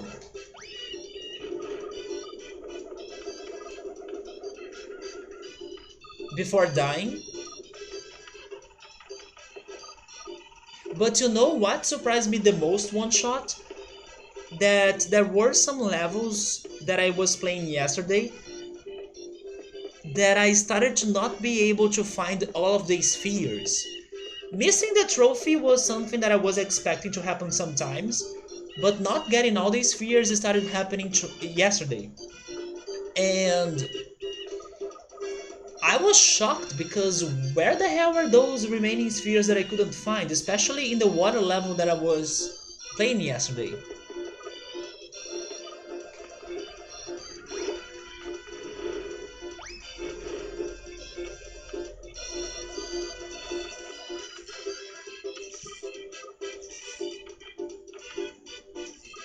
I'm guessing we need to activate a switch to stop the electric current.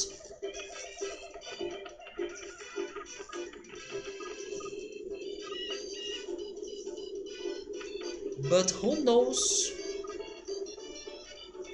By the way, I died because of those flowers, right? Those flowers exploded a bomb on me. And it was right here when I was trying to get that sphere. What am I missing that I can't see that's going on in this area? You see, if I had a better camera, maybe a better first person camera, but I don't.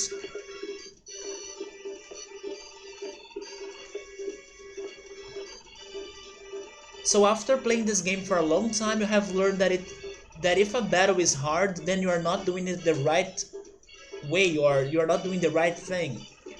Sometimes I got to that conclusion as well, but of course only after many attempts.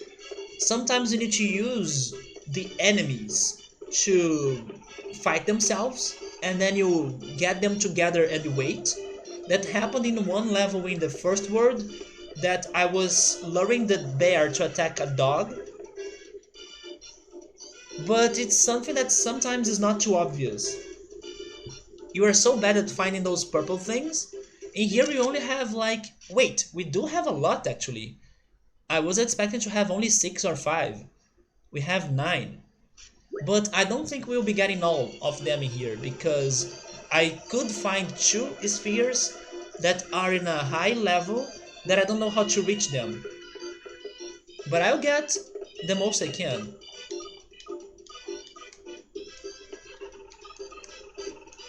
But you see, if I had a better camera, I don't know if it is worth for me going there. And that's only for a sphere.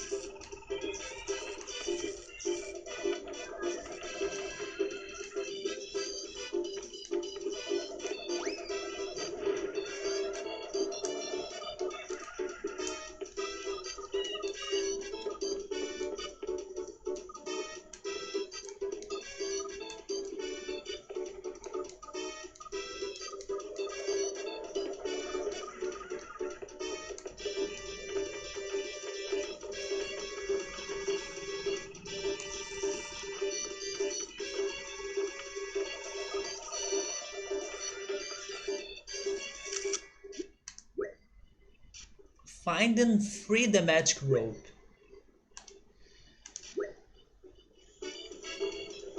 I still think I need to find a lever or a switch.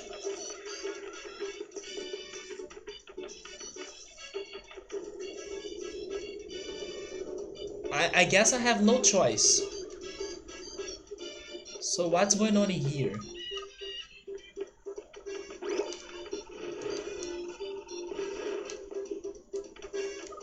Deadly plants.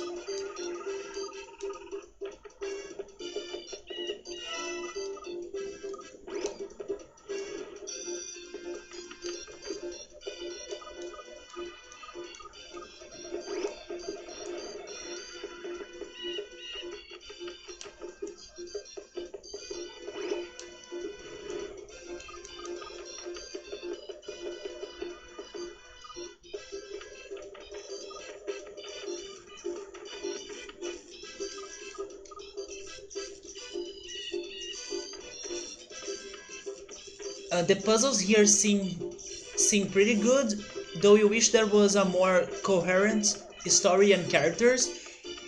Yeah, right.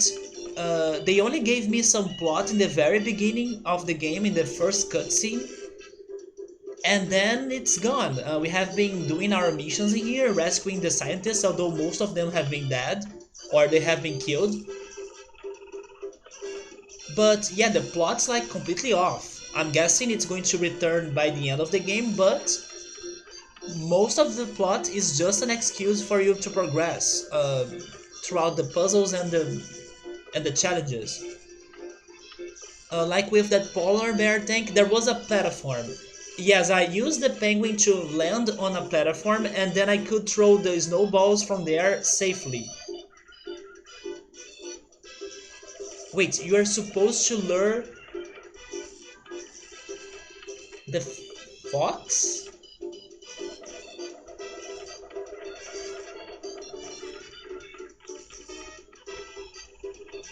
Oh wait, I think we're talking about... Yeah, you were talking about the normal bear. Yeah, there was a bear, and then I used a rat. I was an electric mouse. I used the mouse to open the door that was keeping the bear inside, and then he met the dog that shoots missiles, and then they fought themselves. And then once the bear killed the dog, I killed the bear by using the dog. It was pretty much like chess. But guys, we have a problem here. I got to this part and I have no idea how to progress. First question, whatever I'm missing, is it something easy? Is it simple?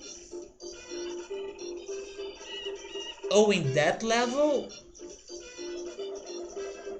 Oh, wait, you are saying Missile Fox? You mean the Missile Husky. Okay, you meant the Missile Husky. One shot. I did it in another way.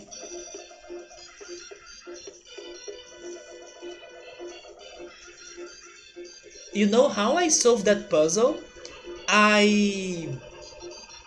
Like I was saying, I was the penguin. And then you had that jump to the bottom part where the polar bear was, right? The penguin can use his umbrella to float. And then I floated to a platform. And then that platform was very safe for me to be throwing snowballs at the bear to kill it. And then after doing that, I walked where the husky was, and then I made him to go down there too. And then I changed quick to the polar bear and beat him by using the polar bear myself. That's what I have done. Yeah, there are of course other ways. Welcome back, Emily. Have you gotten dinner, something good to eat? Because I'm freaking hungry. But sometimes there are usually easier ways. Use the penguin as well. You could... Oh yeah, I could never kill the husky by using the penguin. That's for sure. I think I tried to lure the husky to fight the bear, but there was another thing bugging me too in that level, because the bear was attacking the other penguins and I didn't know if I needed to have them alive or if it was alright if they died. Wait, you are cooking? What you're cooking, Emily? I'm freaking hungry since we were talking earlier about empadillas and tacos, tapiocas. I'm still hungry.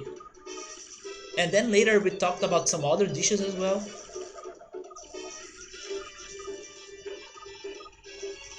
But yeah, in the end of that level, the penguins, they could die. I was worried that I had to keep them alive. And even though I still had one of those two penguins alive, I had to kill it by using the seagull. So I could carry it to the answer of the puzzle. But about this puzzle here, guys, I'm completely lost. Is this simple? What if I just need to jump on that rope, but it has... Okay, maybe it's that obvious. You know what? I'm going to do it. If I die, it's fine. I try it again. I think I just need to catch the rope. I just need to catch the rope. And it's the floor that's dangerous. Isn't it? Is it hurting me? Oh! I did it!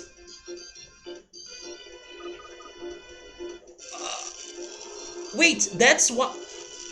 That's how I get the remaining spheres? By using this crazy thing?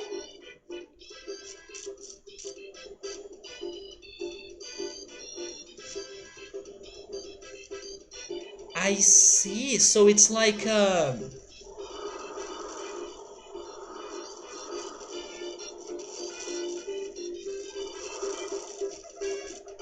it's like a transportation device.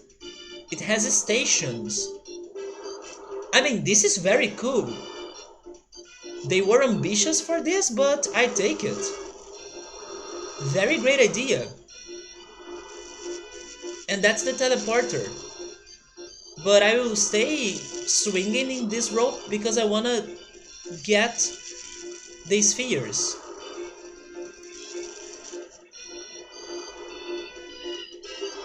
Okay, this is freaking amazing. You made some meatballs in tomato sauce? Oh, and rice with black beans, Emily.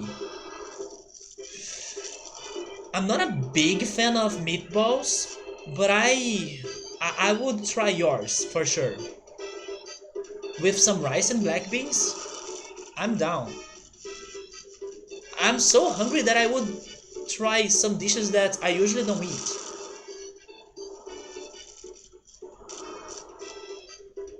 So even with this rope, I'm still struggling to get the spheres. Am I swinging on the wrong direction?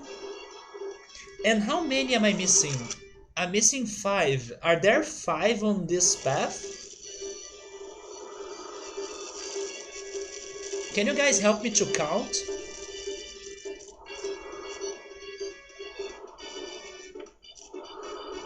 Also, no clues about the trophy. Where the hell is the trophy of this? I'm guessing you gotta use this rope to get to the trophy. Because it sounds like probable.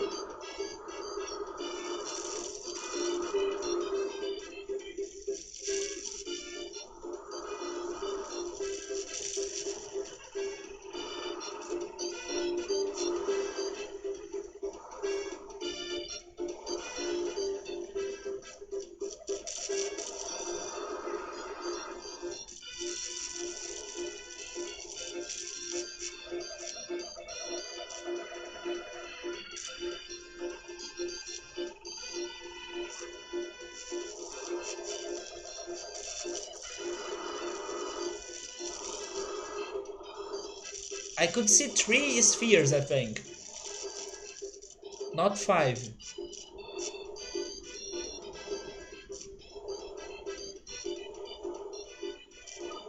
At least I can change the camera.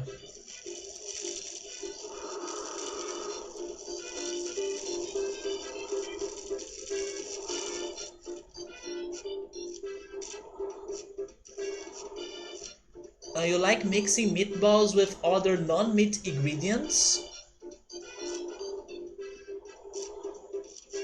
Some people like to eat pasta with meatballs, right?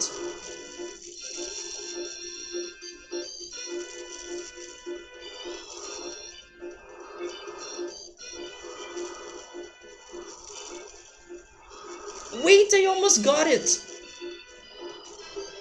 Okay, maybe now I think I have seen the 5 spheres. What if I don't need to move?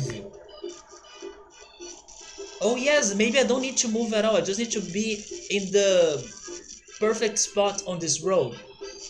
Let's just wait.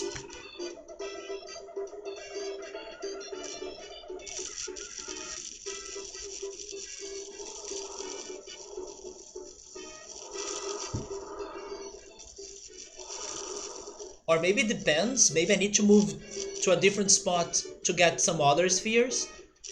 But I think in there I will be able to get 2 of them.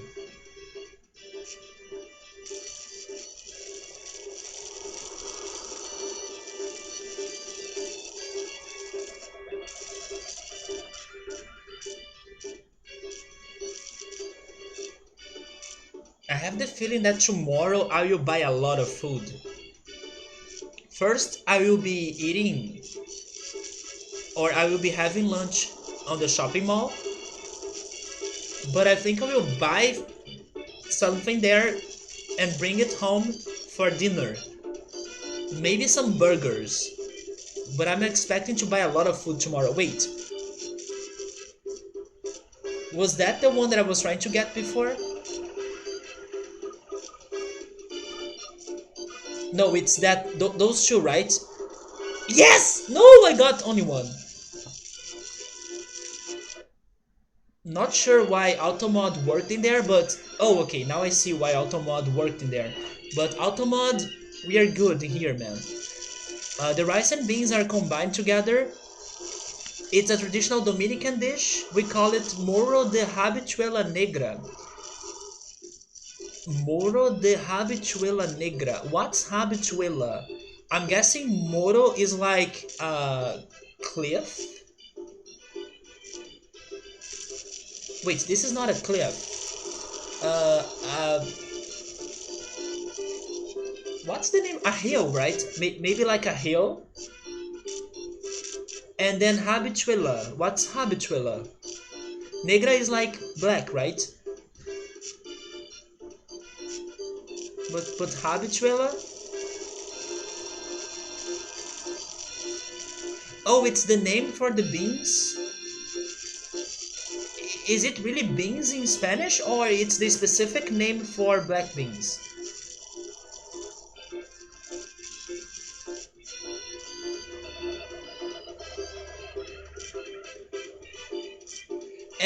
And was I right regarding Moro? It's just beans? I see. But is Moro hill? Because it sounds a little bit like Portuguese that we have the word morro, and morro is like a hill. So it's pretty much a hill made of black beans, right?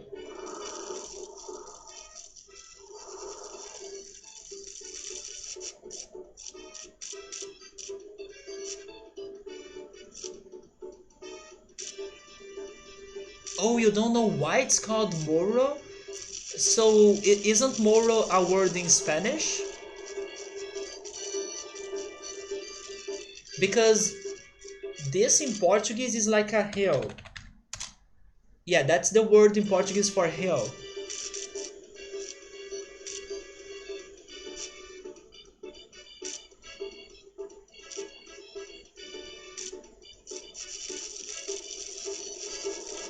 Of course, depending on the context, it can also mean something else, but in that context, it's the word for hill. Because when you turn the rice, you mound it up like a hill. But what's the word in Spanish for hill then? Is it something close to, I don't know, colina? But colina is another word in Portuguese. Wait, you don't know, Emily? Maybe it is Moro then. Maybe it is Moro. I think it does make sense, yeah. Wait, how to get that one right there? Maybe if I'm in the very bottom? I really hope I don't get hurt though. Colina, there we go. Yeah, colina also exists in Portuguese, but it's not common. People probably will say morro. But the other meaning of that word, like I was saying before, is that it's a verb and it's not a very happy verb because it is the verb to die. Yeah, to die in Portuguese it is morrer. And when you say morro, when you're referring to an action or to the verb, you are saying that you are dying because of the conjugation of that verb. And then it ends with O, so it's like the first person of singular. So you're basically saying, I die. Yeah, in the present tense. But as a noun, it's a hill. Yeah, it's also the verb to die in the first person singular. It's to die for the black beans. Depending on how delicious they are, probably.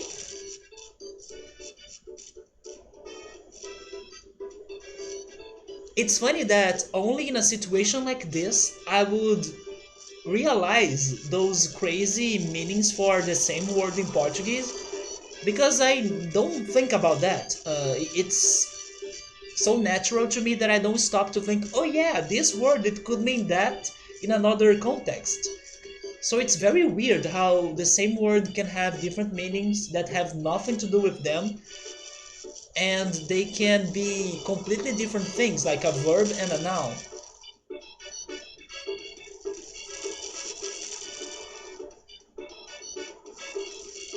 Am I only missing one? No, I'm still missing three. Oh wait, that was one of them. But I'm focusing on the one that I think that's in the bottom.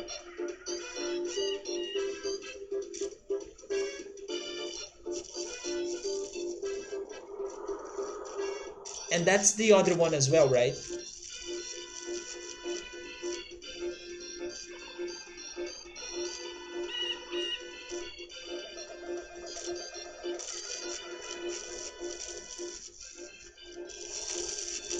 Yes! One more. So where are the other two? There is one kind of like to the center of this row. I may not be able to find the trophy, but I take the spheres.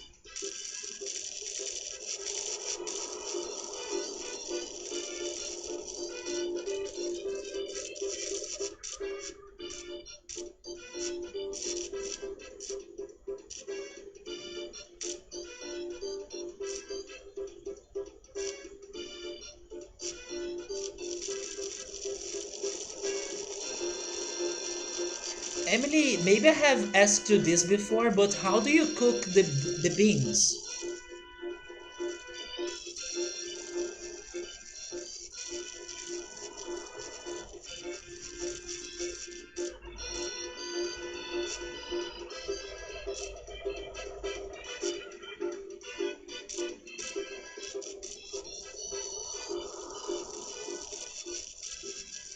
There are different ways.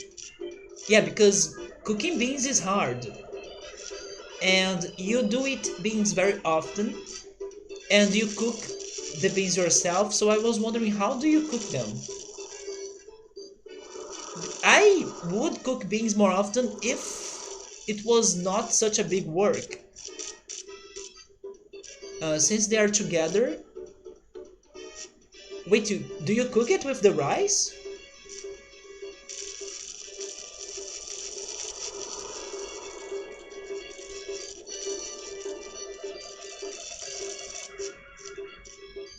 Wait, seriously? How do you do that?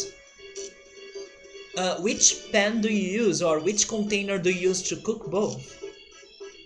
That's why it's called that? I was thinking you mix them both after they were cooked in separate.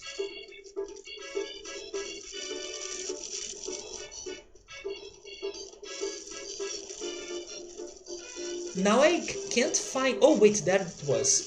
There we go. I was about to say it, and it showed on screen.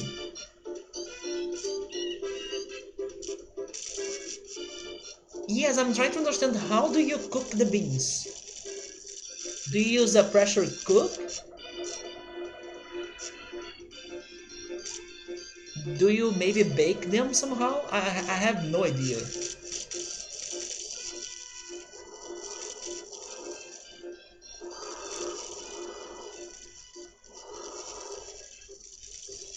Wait, the beans were already cooked, so you buy them cooked. I see. So yeah, now it's easy. Because cooking rice is alright, it's completely simple. Okay, so it's a very easy dish. That's what I was wondering. Cooking the beans is hard. I need to cook the beans by using a pressure cook, and it's a lot of work and time because it takes like 45 minutes to cook. Plus, you need to leave them on a tray full of water so you can get rid of a bad substance it has. Because if you don't get rid of that substance that dissolves on water, not dissolves on water, it gets diluted. Wait, this to dissolve, and what's the other one? To dilute? I'm not sure. But to get rid of this substance, you need to leave the beans for some minutes on a tray with water, and then you throw away that water. Why do I use a pressure cooker? To make it faster. Otherwise it will be cooking forever. And even with a pressure cooker, it takes 45 minutes or so. In here, you do buy the beans from scratch. I don't buy the beans already cooked. I buy a bag of beans from the starting point.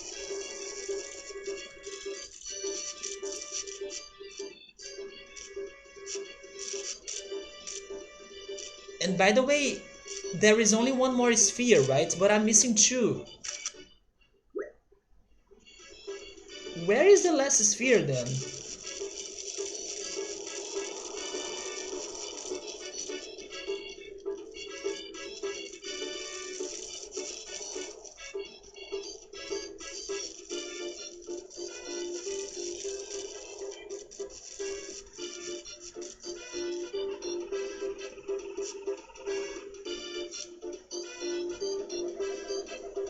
Maybe it is inside of one of those pipes.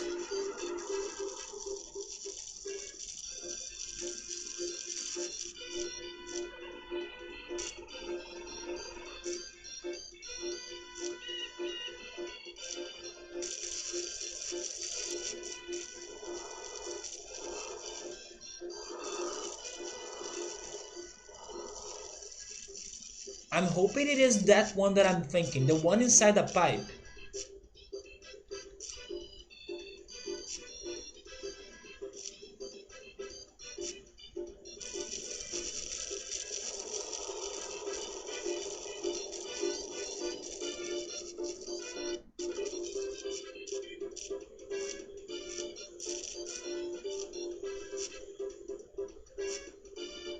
What if it is in here, since I haven't been...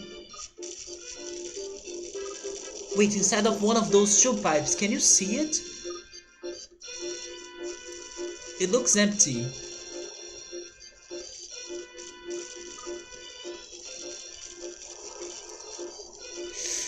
Oh, that was so close!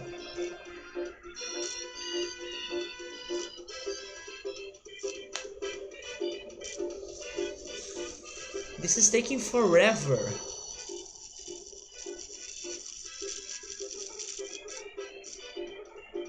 I do think I will call it a day after this level. Even though I have played only what, 2 levels tonight?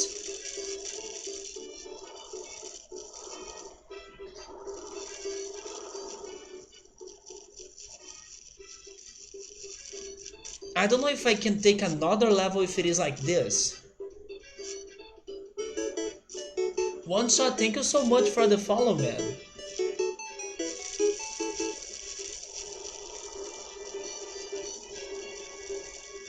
I really hope I can finish this game for you. But it's getting so hard.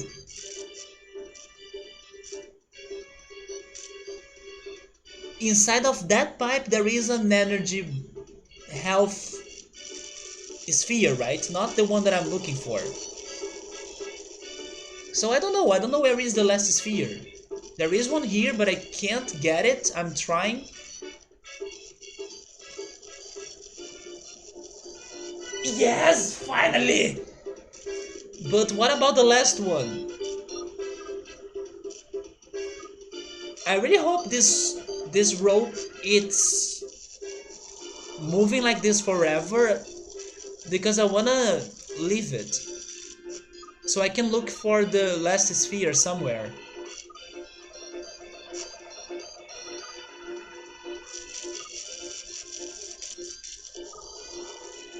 But isn't it crazy that I couldn't see it anywhere in this world?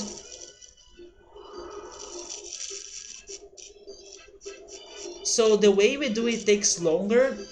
We soak the dried beans overnight, yeah, because you need to, yeah, you need to drain the water and also remove the dirty thing, right? Then once they are softened a bit more, you take them in a giant pot on the stove and let them boil forever. That forever is the reason why I use a pressure cooker, because then it doesn't take forever.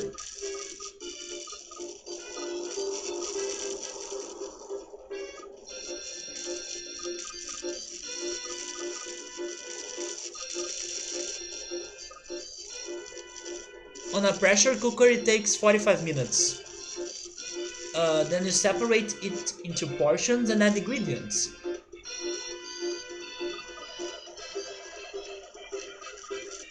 I should have left there, I think.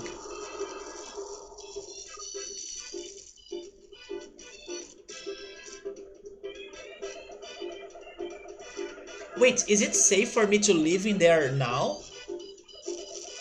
Because I don't see it looking that's going to zap me anymore.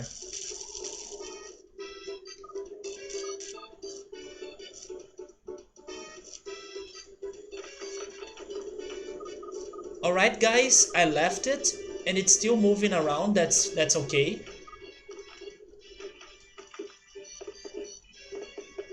First of all, maybe I should heal myself. Oh no no no no no no! No, not like this. Definitely not like that.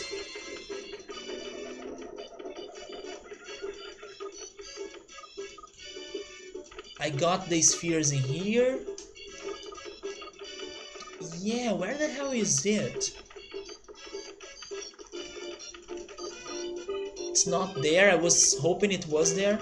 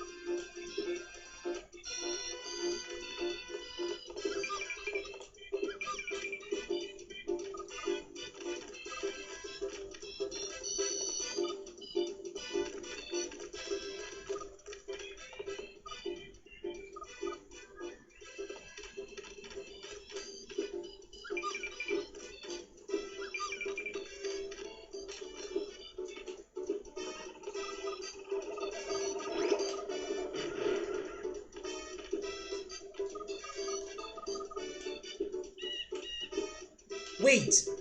No, those are flowers, it's not a sphere. But they have kinda like the same color.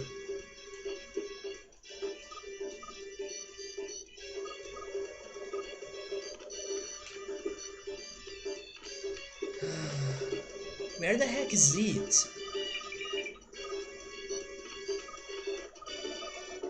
I'm assuming it's not in the swamp, because otherwise I think we would have seen it in there. You can write down some stuff you guys add to it. Mostly onions, red, green bell peppers, garlic, pumpkin, and also a lot of different seasonings. Pumpkin, huh? In here, we can have like that very traditional Brazilian black beans dish called feijoada. Feijoada gets many different meat, especially pork meat and sausage. But the black beans or the regular black beans that I cook or my family cooks, it has garlic, it has sausage, and it has, what's the name of that leaf? I think it's called bay leaf. Yeah, it has bay leaf. Do you season your beans by using bay leaf, family? Pumpkin adds a sweetness. It's so crazy how common pumpkin is in there. I have never seen pumpkin in a beans dish. But you made me curious, even though I'm not a big fan of pumpkin. I will try it. Chikorita? Yeah, it's because Louro is Bayleaf in English, Subaru. Yeah, Bayleaf is a Pokemon. And the leaf, right? The seasoning.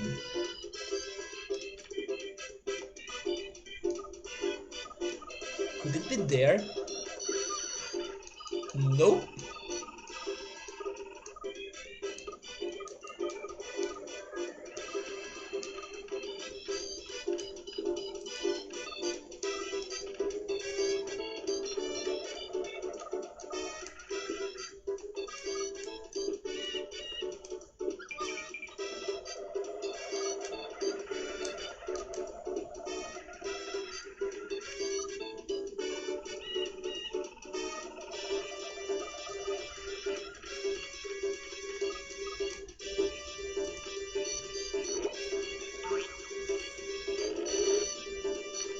I don't know where is the last sphere, guys. I think I will clear the level.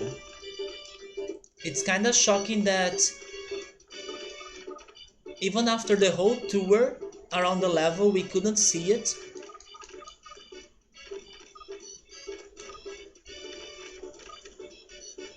Unless it is in the poop swamp, but I still think we would be able to see it in there.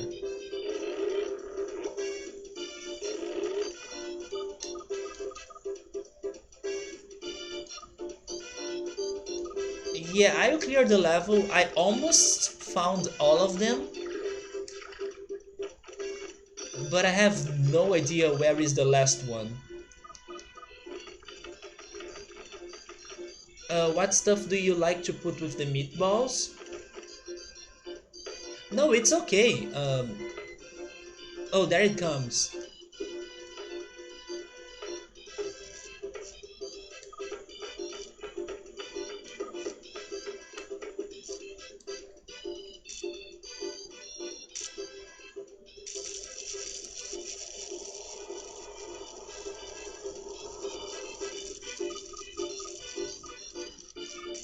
If only it was there, like in this final area. But it's not in here.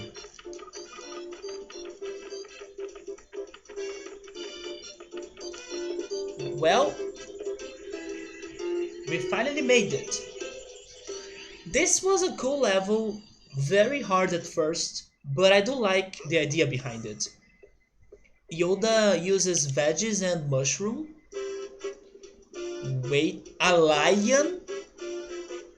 It has a freaking lion in this level. Also, does it look like this is the final level of this world before the bonus, maybe? I have the feeling we are almost clearing this world. Look, evil animals living in perfect harmony. Disgusting. Put a stop to that right now. Why is there an elephant up that tree? Get it down before it breaks something. activate the stepping stone switch, get a piranha, and get the elephant out of that tree. I will check this out, depending on how bad this looks.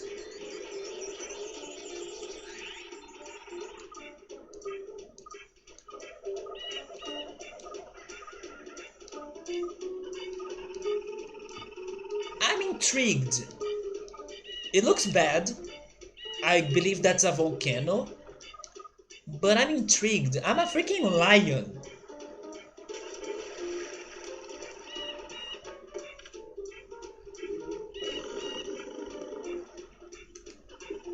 He can jump and roar.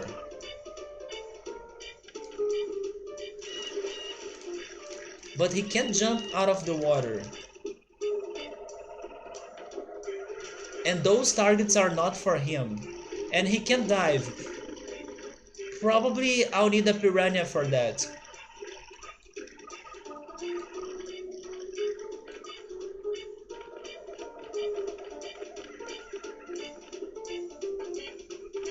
Then there is a rock that's probably for the elephant. This looks like a complex level, but I'm really intrigued. Let me at least see what I can do in here. And if it's too painful, I save it for next weekend.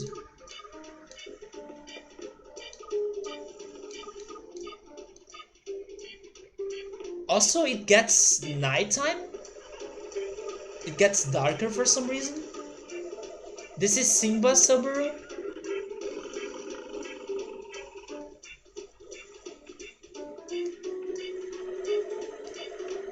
Wait, we have hyena. It is Simba. After seeing the hyenas, it is Simba. I was not expecting those running hyenas to show up. But yeah, this is the Lion King. And I guess this is somebody's house?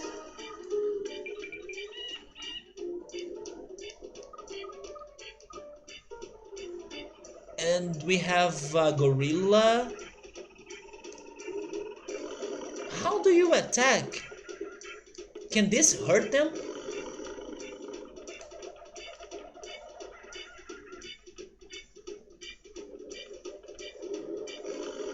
Oh, it does hurt them. Okay, beating the gorilla seems to be very easy. He's not fighting back.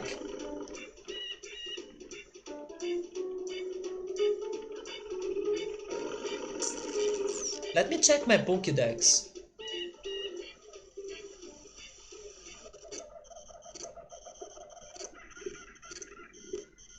Yeah, it's a roar attack. He's heavy, but he's very fragile. But he's strong. So if we get a hit, it's going to hurt.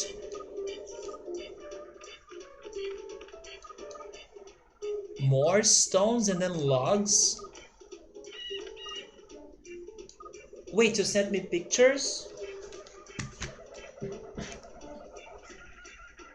Wanna make me starve, right?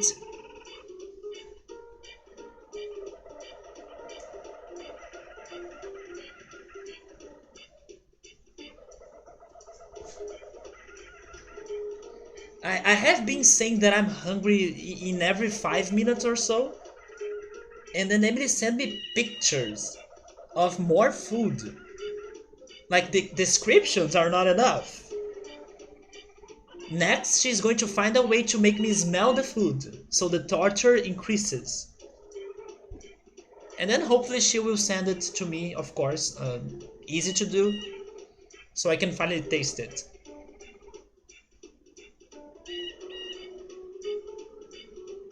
Oh, look at this.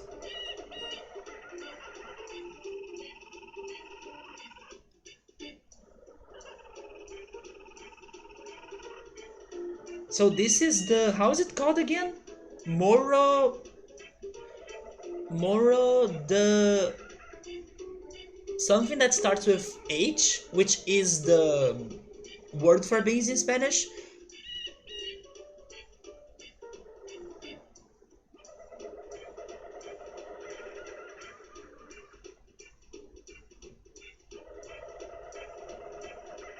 But don't you think that there are more rice than... Actually, rice is uncountable, right? So it's like there is more rice. There is more rice than beans.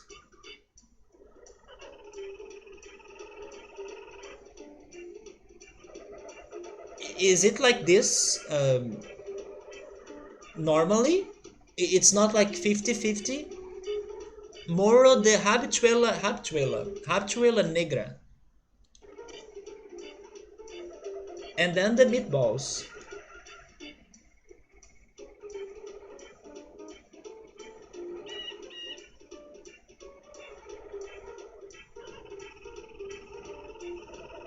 Let me check something, Emily. Maybe there is a dish that is kind of close to the Moro de Habichuela Negra, but I want to confirm it.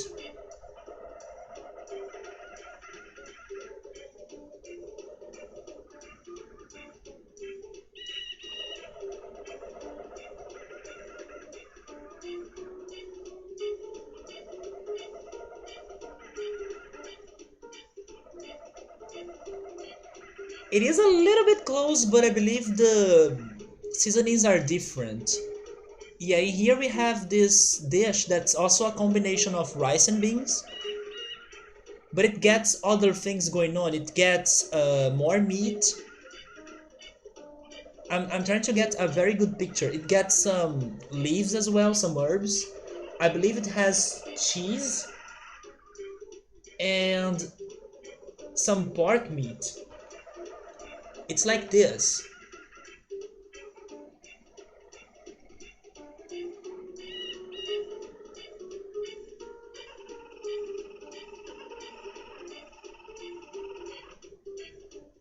But it's not black beans.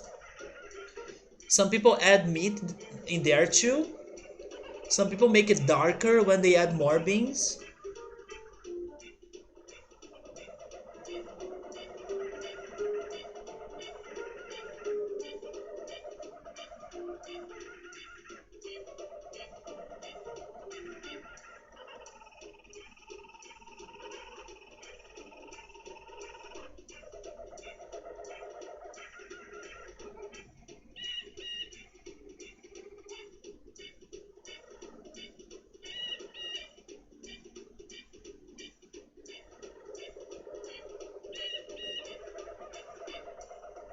Yeah, this recipe that I showed you the picture, it gets rice, beans, cheese. There is a very particular cheese in Brazil that I don't think it exists in other places. Maybe it does with a different name. But it gets cheese, and there is also this very dry meat that I don't know how it's called in English, but it's called carne seca in Portuguese.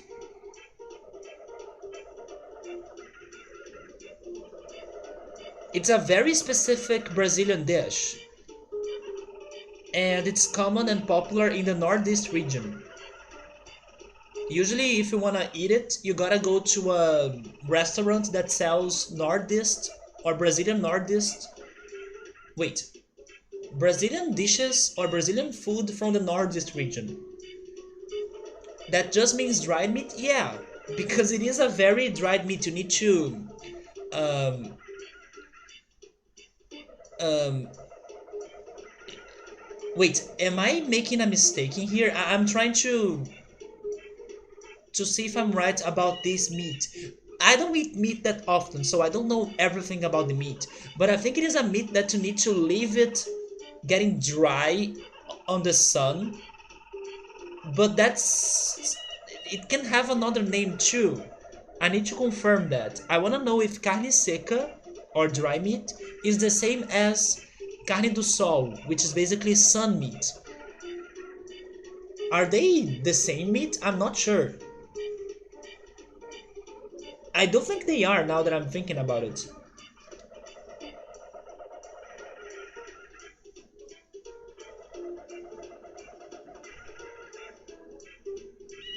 Let me Google carne seca. How is it made?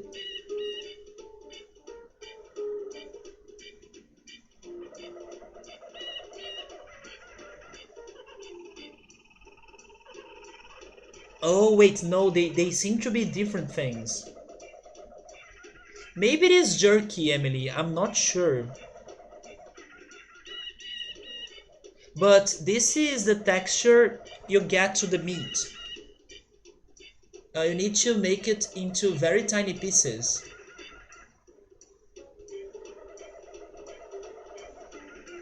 You could also say a restaurant that sells northeastern cuisine. There we go. Yeah, it does sell northeastern Brazilian cuisine.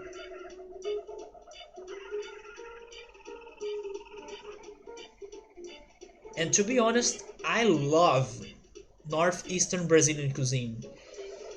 Maybe it's because my family is from there, but it's so good.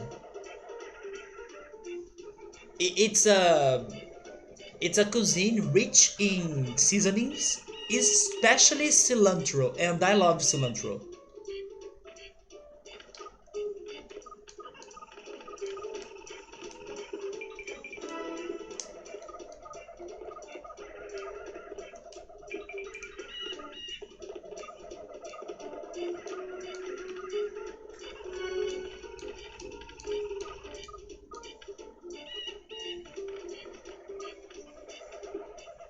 So far, this level seems to be alright. It's not looking like it's deadly.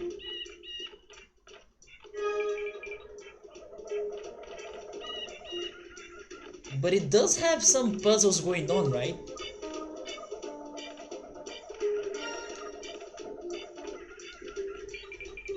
Also, I don't think it is that big.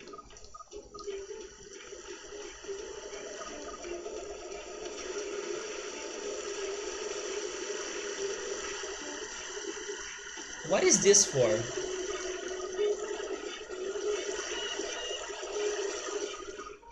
Oh, wait. We finally have a secret behind a waterfall. But I can't reach it. Maybe if I'm a hyena? But it was about time, right? Silicon Valley?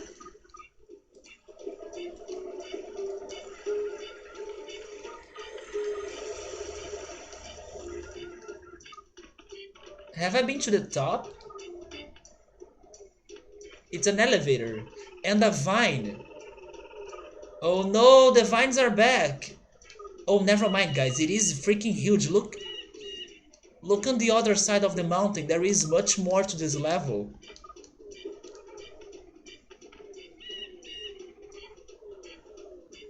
Look at him swimming. I should make it. The problem is that I don't like that meat.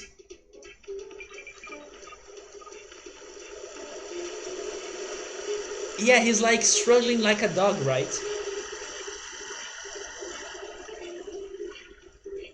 Oh, to finish the stream and go eat?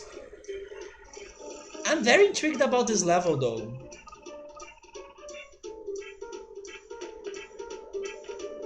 And if it is really the last level of this world, I can push it a little bit hard, right?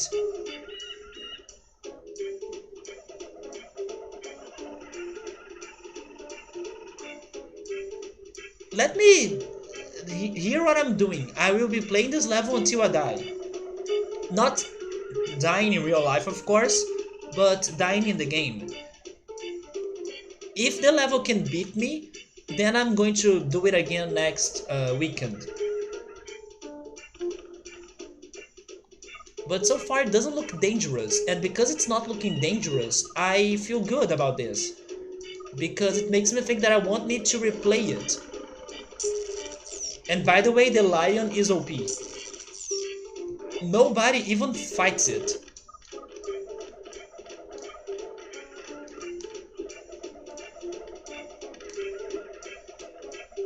Yes, I see that there, but you can't jump there, right? It's too high. Yeah, and I also could see a switch. But can you make the jump to the waterfall? You also can't. And I will also need someone to dive. So why do I need you, hyena?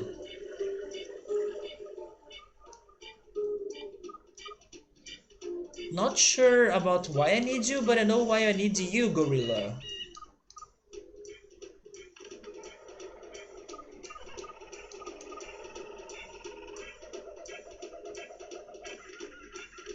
And I will be using you.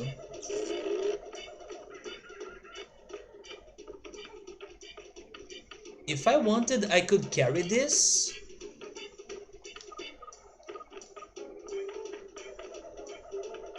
Not sure for what though, so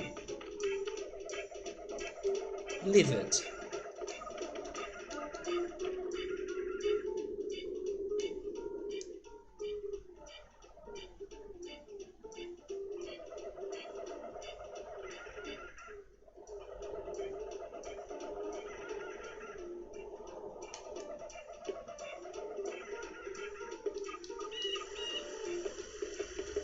Wait, what?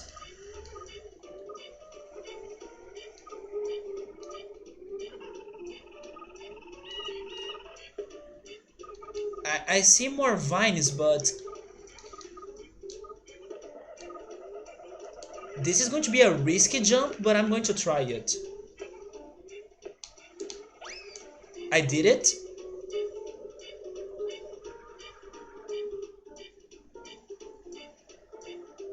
After the previous level, we learned a lot about using the vines. Yeah, now those vines are not scary to me anymore.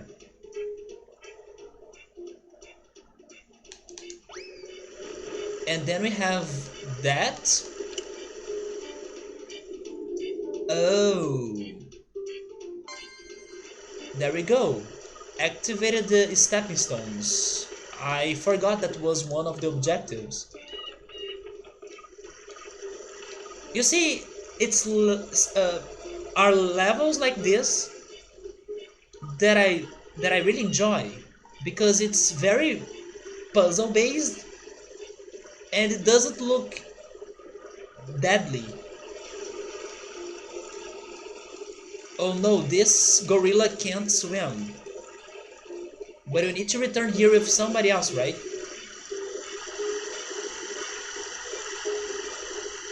But we can get here, yeah.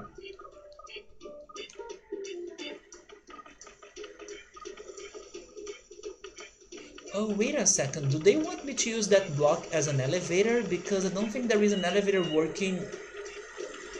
Oh, wait, there is an elevator here.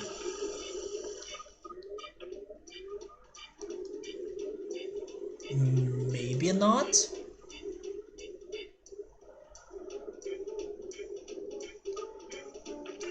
Huh.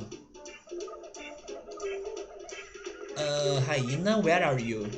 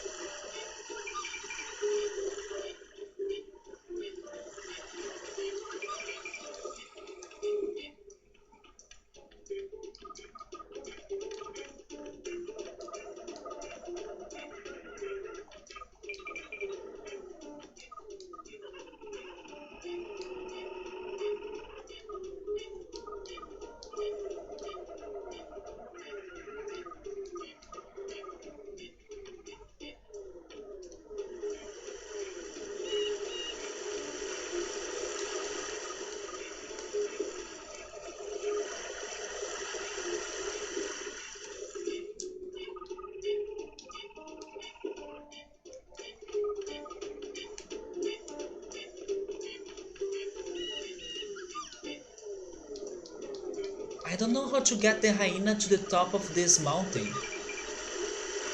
Because this doesn't work.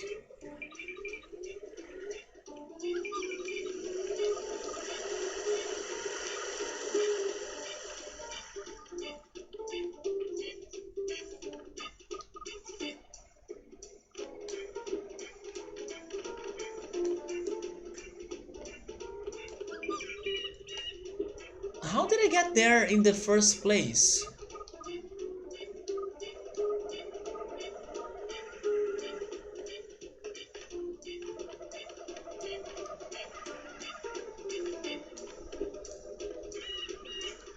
How did I get there in the first place? Oh wait, maybe... Oh wait, I was... Oh, I see.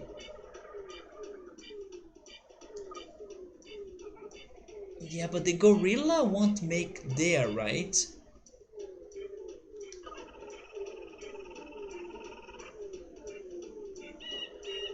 I need to make that elevator to work somehow.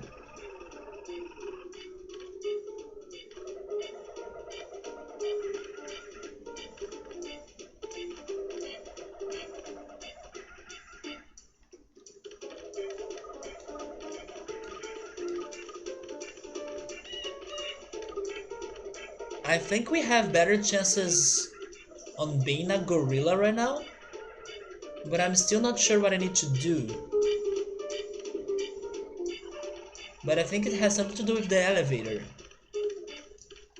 We gotta make it start working.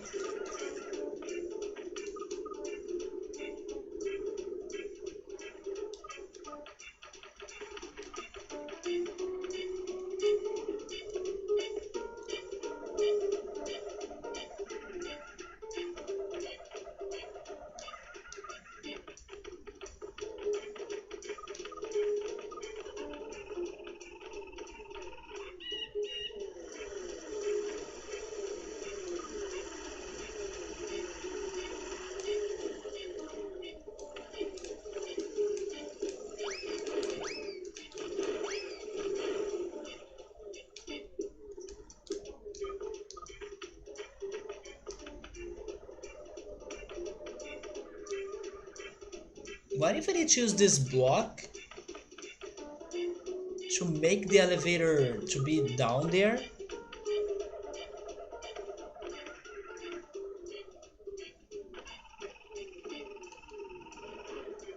It does drop the elevator, but then why would I want an animal up there? Because it's still super far away from the other side, right?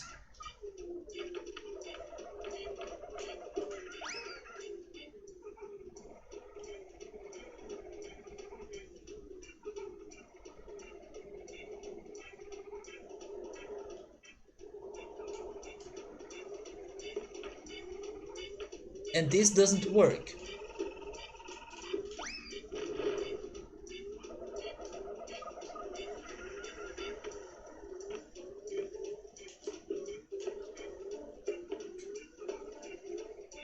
No, don't throw the rock. Maybe I had to use that rock.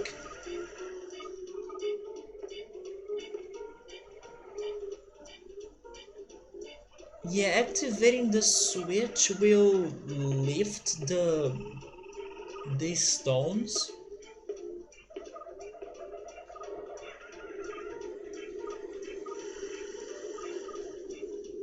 Man, this is an interesting level.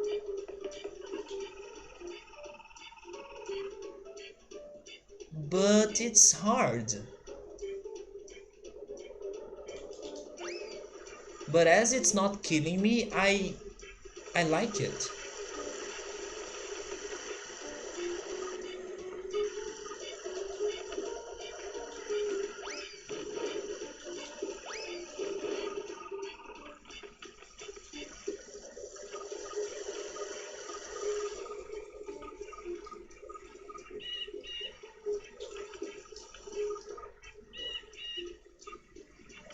Yeah, they want me to get one of the animals here, and I believe the animal will be able to jump there and progress.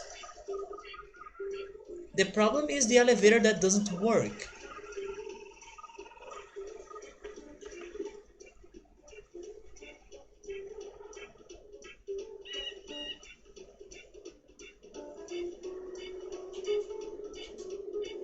This right here.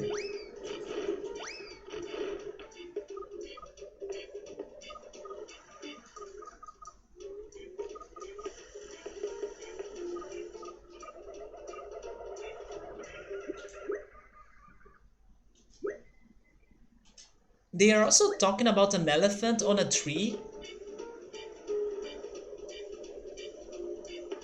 I have no idea where it could be located. Wait, maybe it's that thing on... Oh, it's that, for sure. That's the elephant on the tree.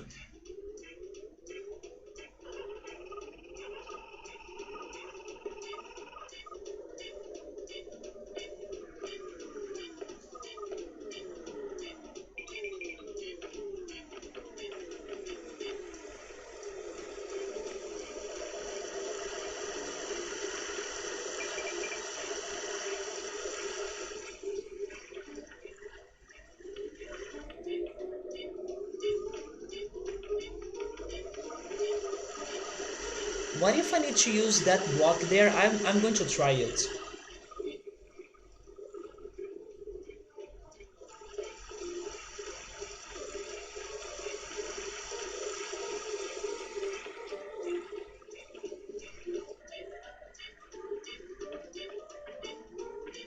No, it's not that.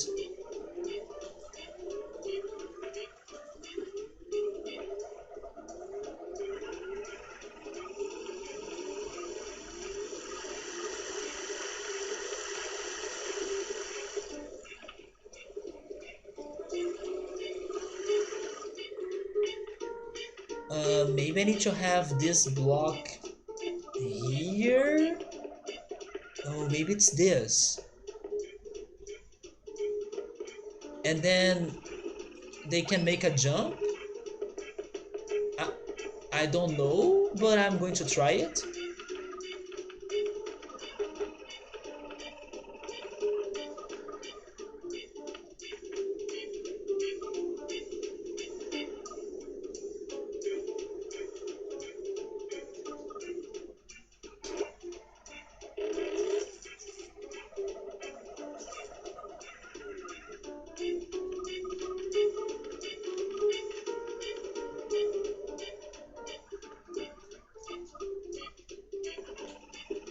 Oh wait, it's close, but it's not that. It's the delivery for sure. Wait, the delivery? You mean the gorilla is the delivery guy? Oh wait. I did not see this moving. Okay, now I feel dumb. I feel very dumb now. How did I not see this moving before? I almost jumped there with the gorilla.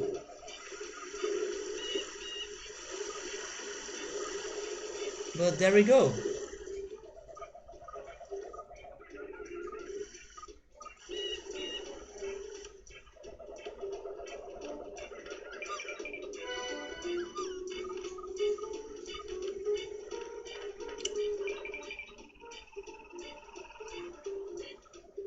I'm not sure what was that for.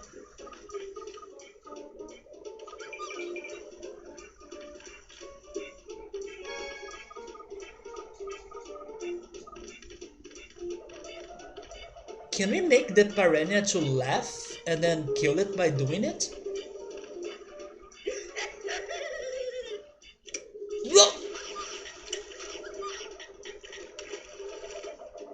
Okay, that was almost my death, but I think I understand what I need to do now. I need to fish, isn't it?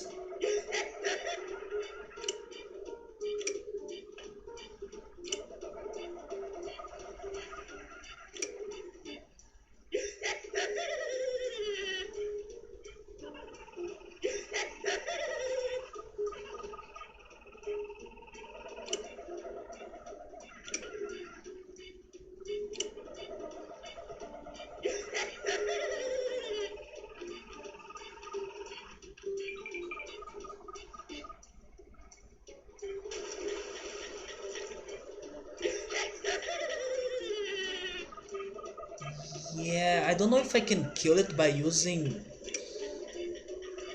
the hyena, but the hyena can't jump out.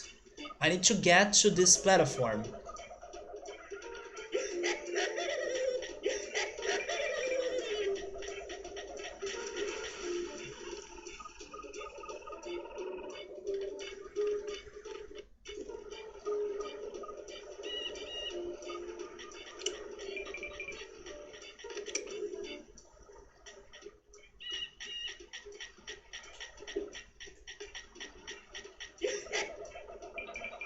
Oh, they run away from me when I laugh.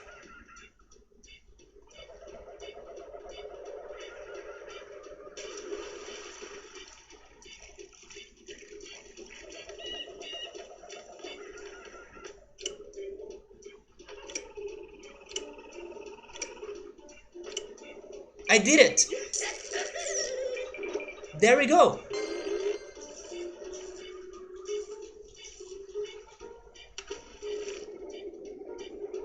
Please tell me that they don't attack each other. If they attack each other, I'm dead. And I definitely need to heal.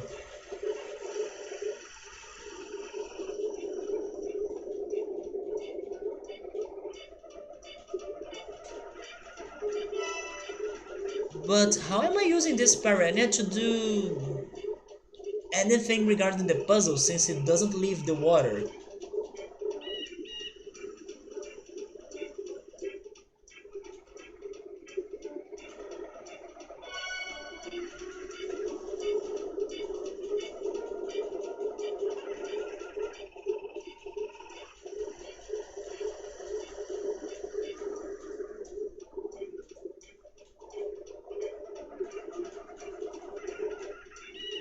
Oh! It's the waterfall, isn't it? Oh wait, what? Oh, they want me to jump. There we go.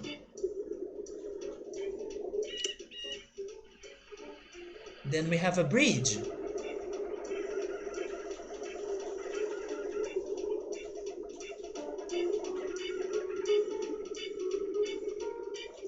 You see, this is an amazing level, guys.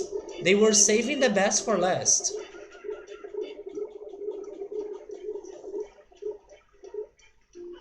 Now I'm scared of dying, but I hope I will survive.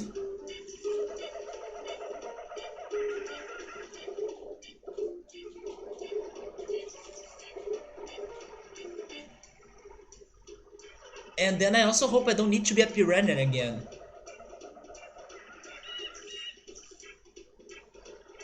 Go to the slope, but Emily, if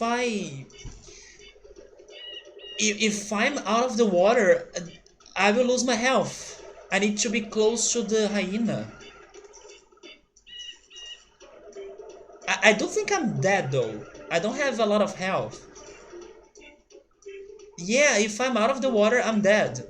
That's the problem. Can I make the change from here? Or maybe from the other side? Let's try doing it.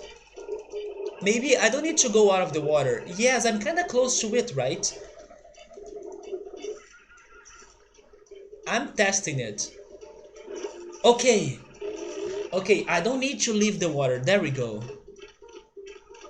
So now we have a bridge that's up here, right? Yep. And I need to heal. Maybe before progressing we should heal. Let's break this box. Wait. No! Okay, I'm still alive. Let's find a way to heal.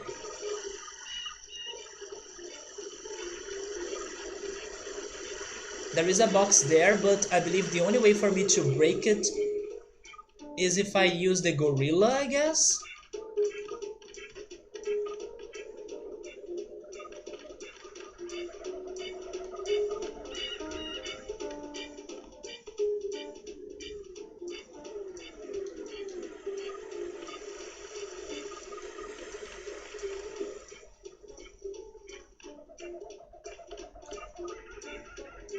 But I don't remember where is the gorilla. He may be somewhere around here? Yeah, there he is. Okay, so I need you to heal.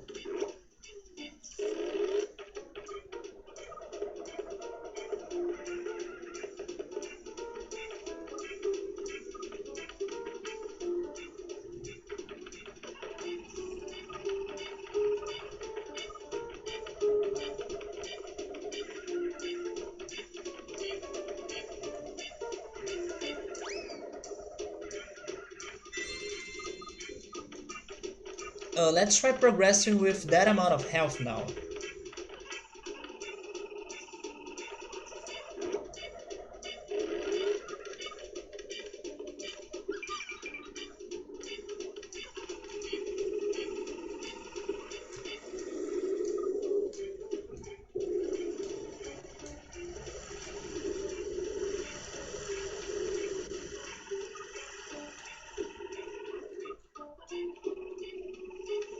So what's happening in the final part of this level?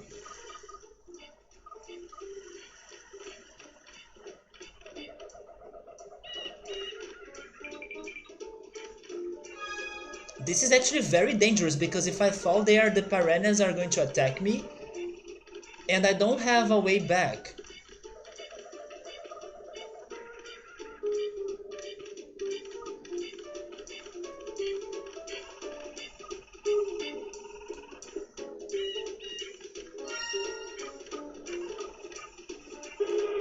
What?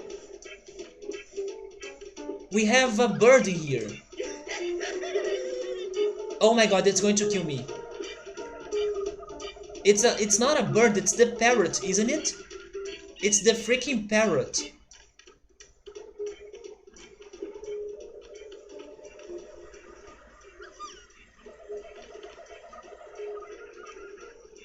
Maybe I should be the lion for that?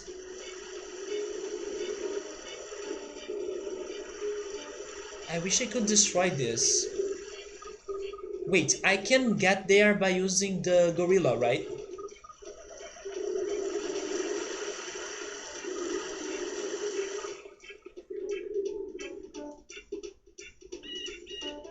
So the answer for rescuing the elephant from the tree is by using the parrot.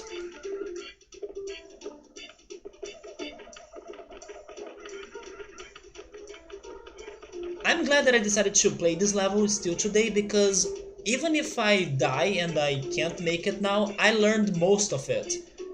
It was not taking me that much in order to learn the level,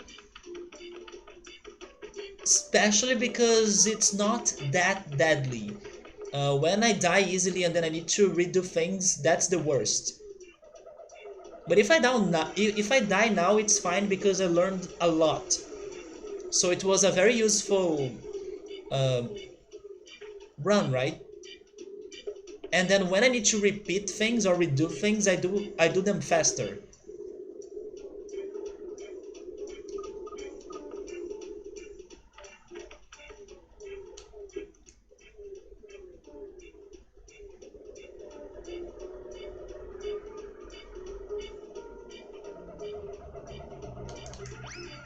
Oh.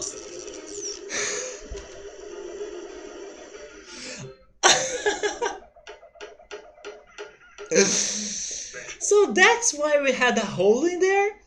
It's like basketball, but maybe Donkey Kong basketball? Okay, that was very unfortunate. But I don't think that was the last level of the world because there is only one more level there. And then they allowed me to check the next word as well, which is the yellow word. Fun in the sun. Maybe this is based on deserts, I'm not sure. Emily, that was very bad, but at least it was funny, right? So I take that death. So next weekend, guys, we are hopefully finishing the green area. And then this yellow one, we are starting next time as well. It was a very good run. We could almost make it, and I will need to pretty much break all the boxes once I have the gorilla. I think that's the best strategy for it. So if I need to heal, I can do it by using any animal. So I will try remembering that next time. But let me see if I can host somebody.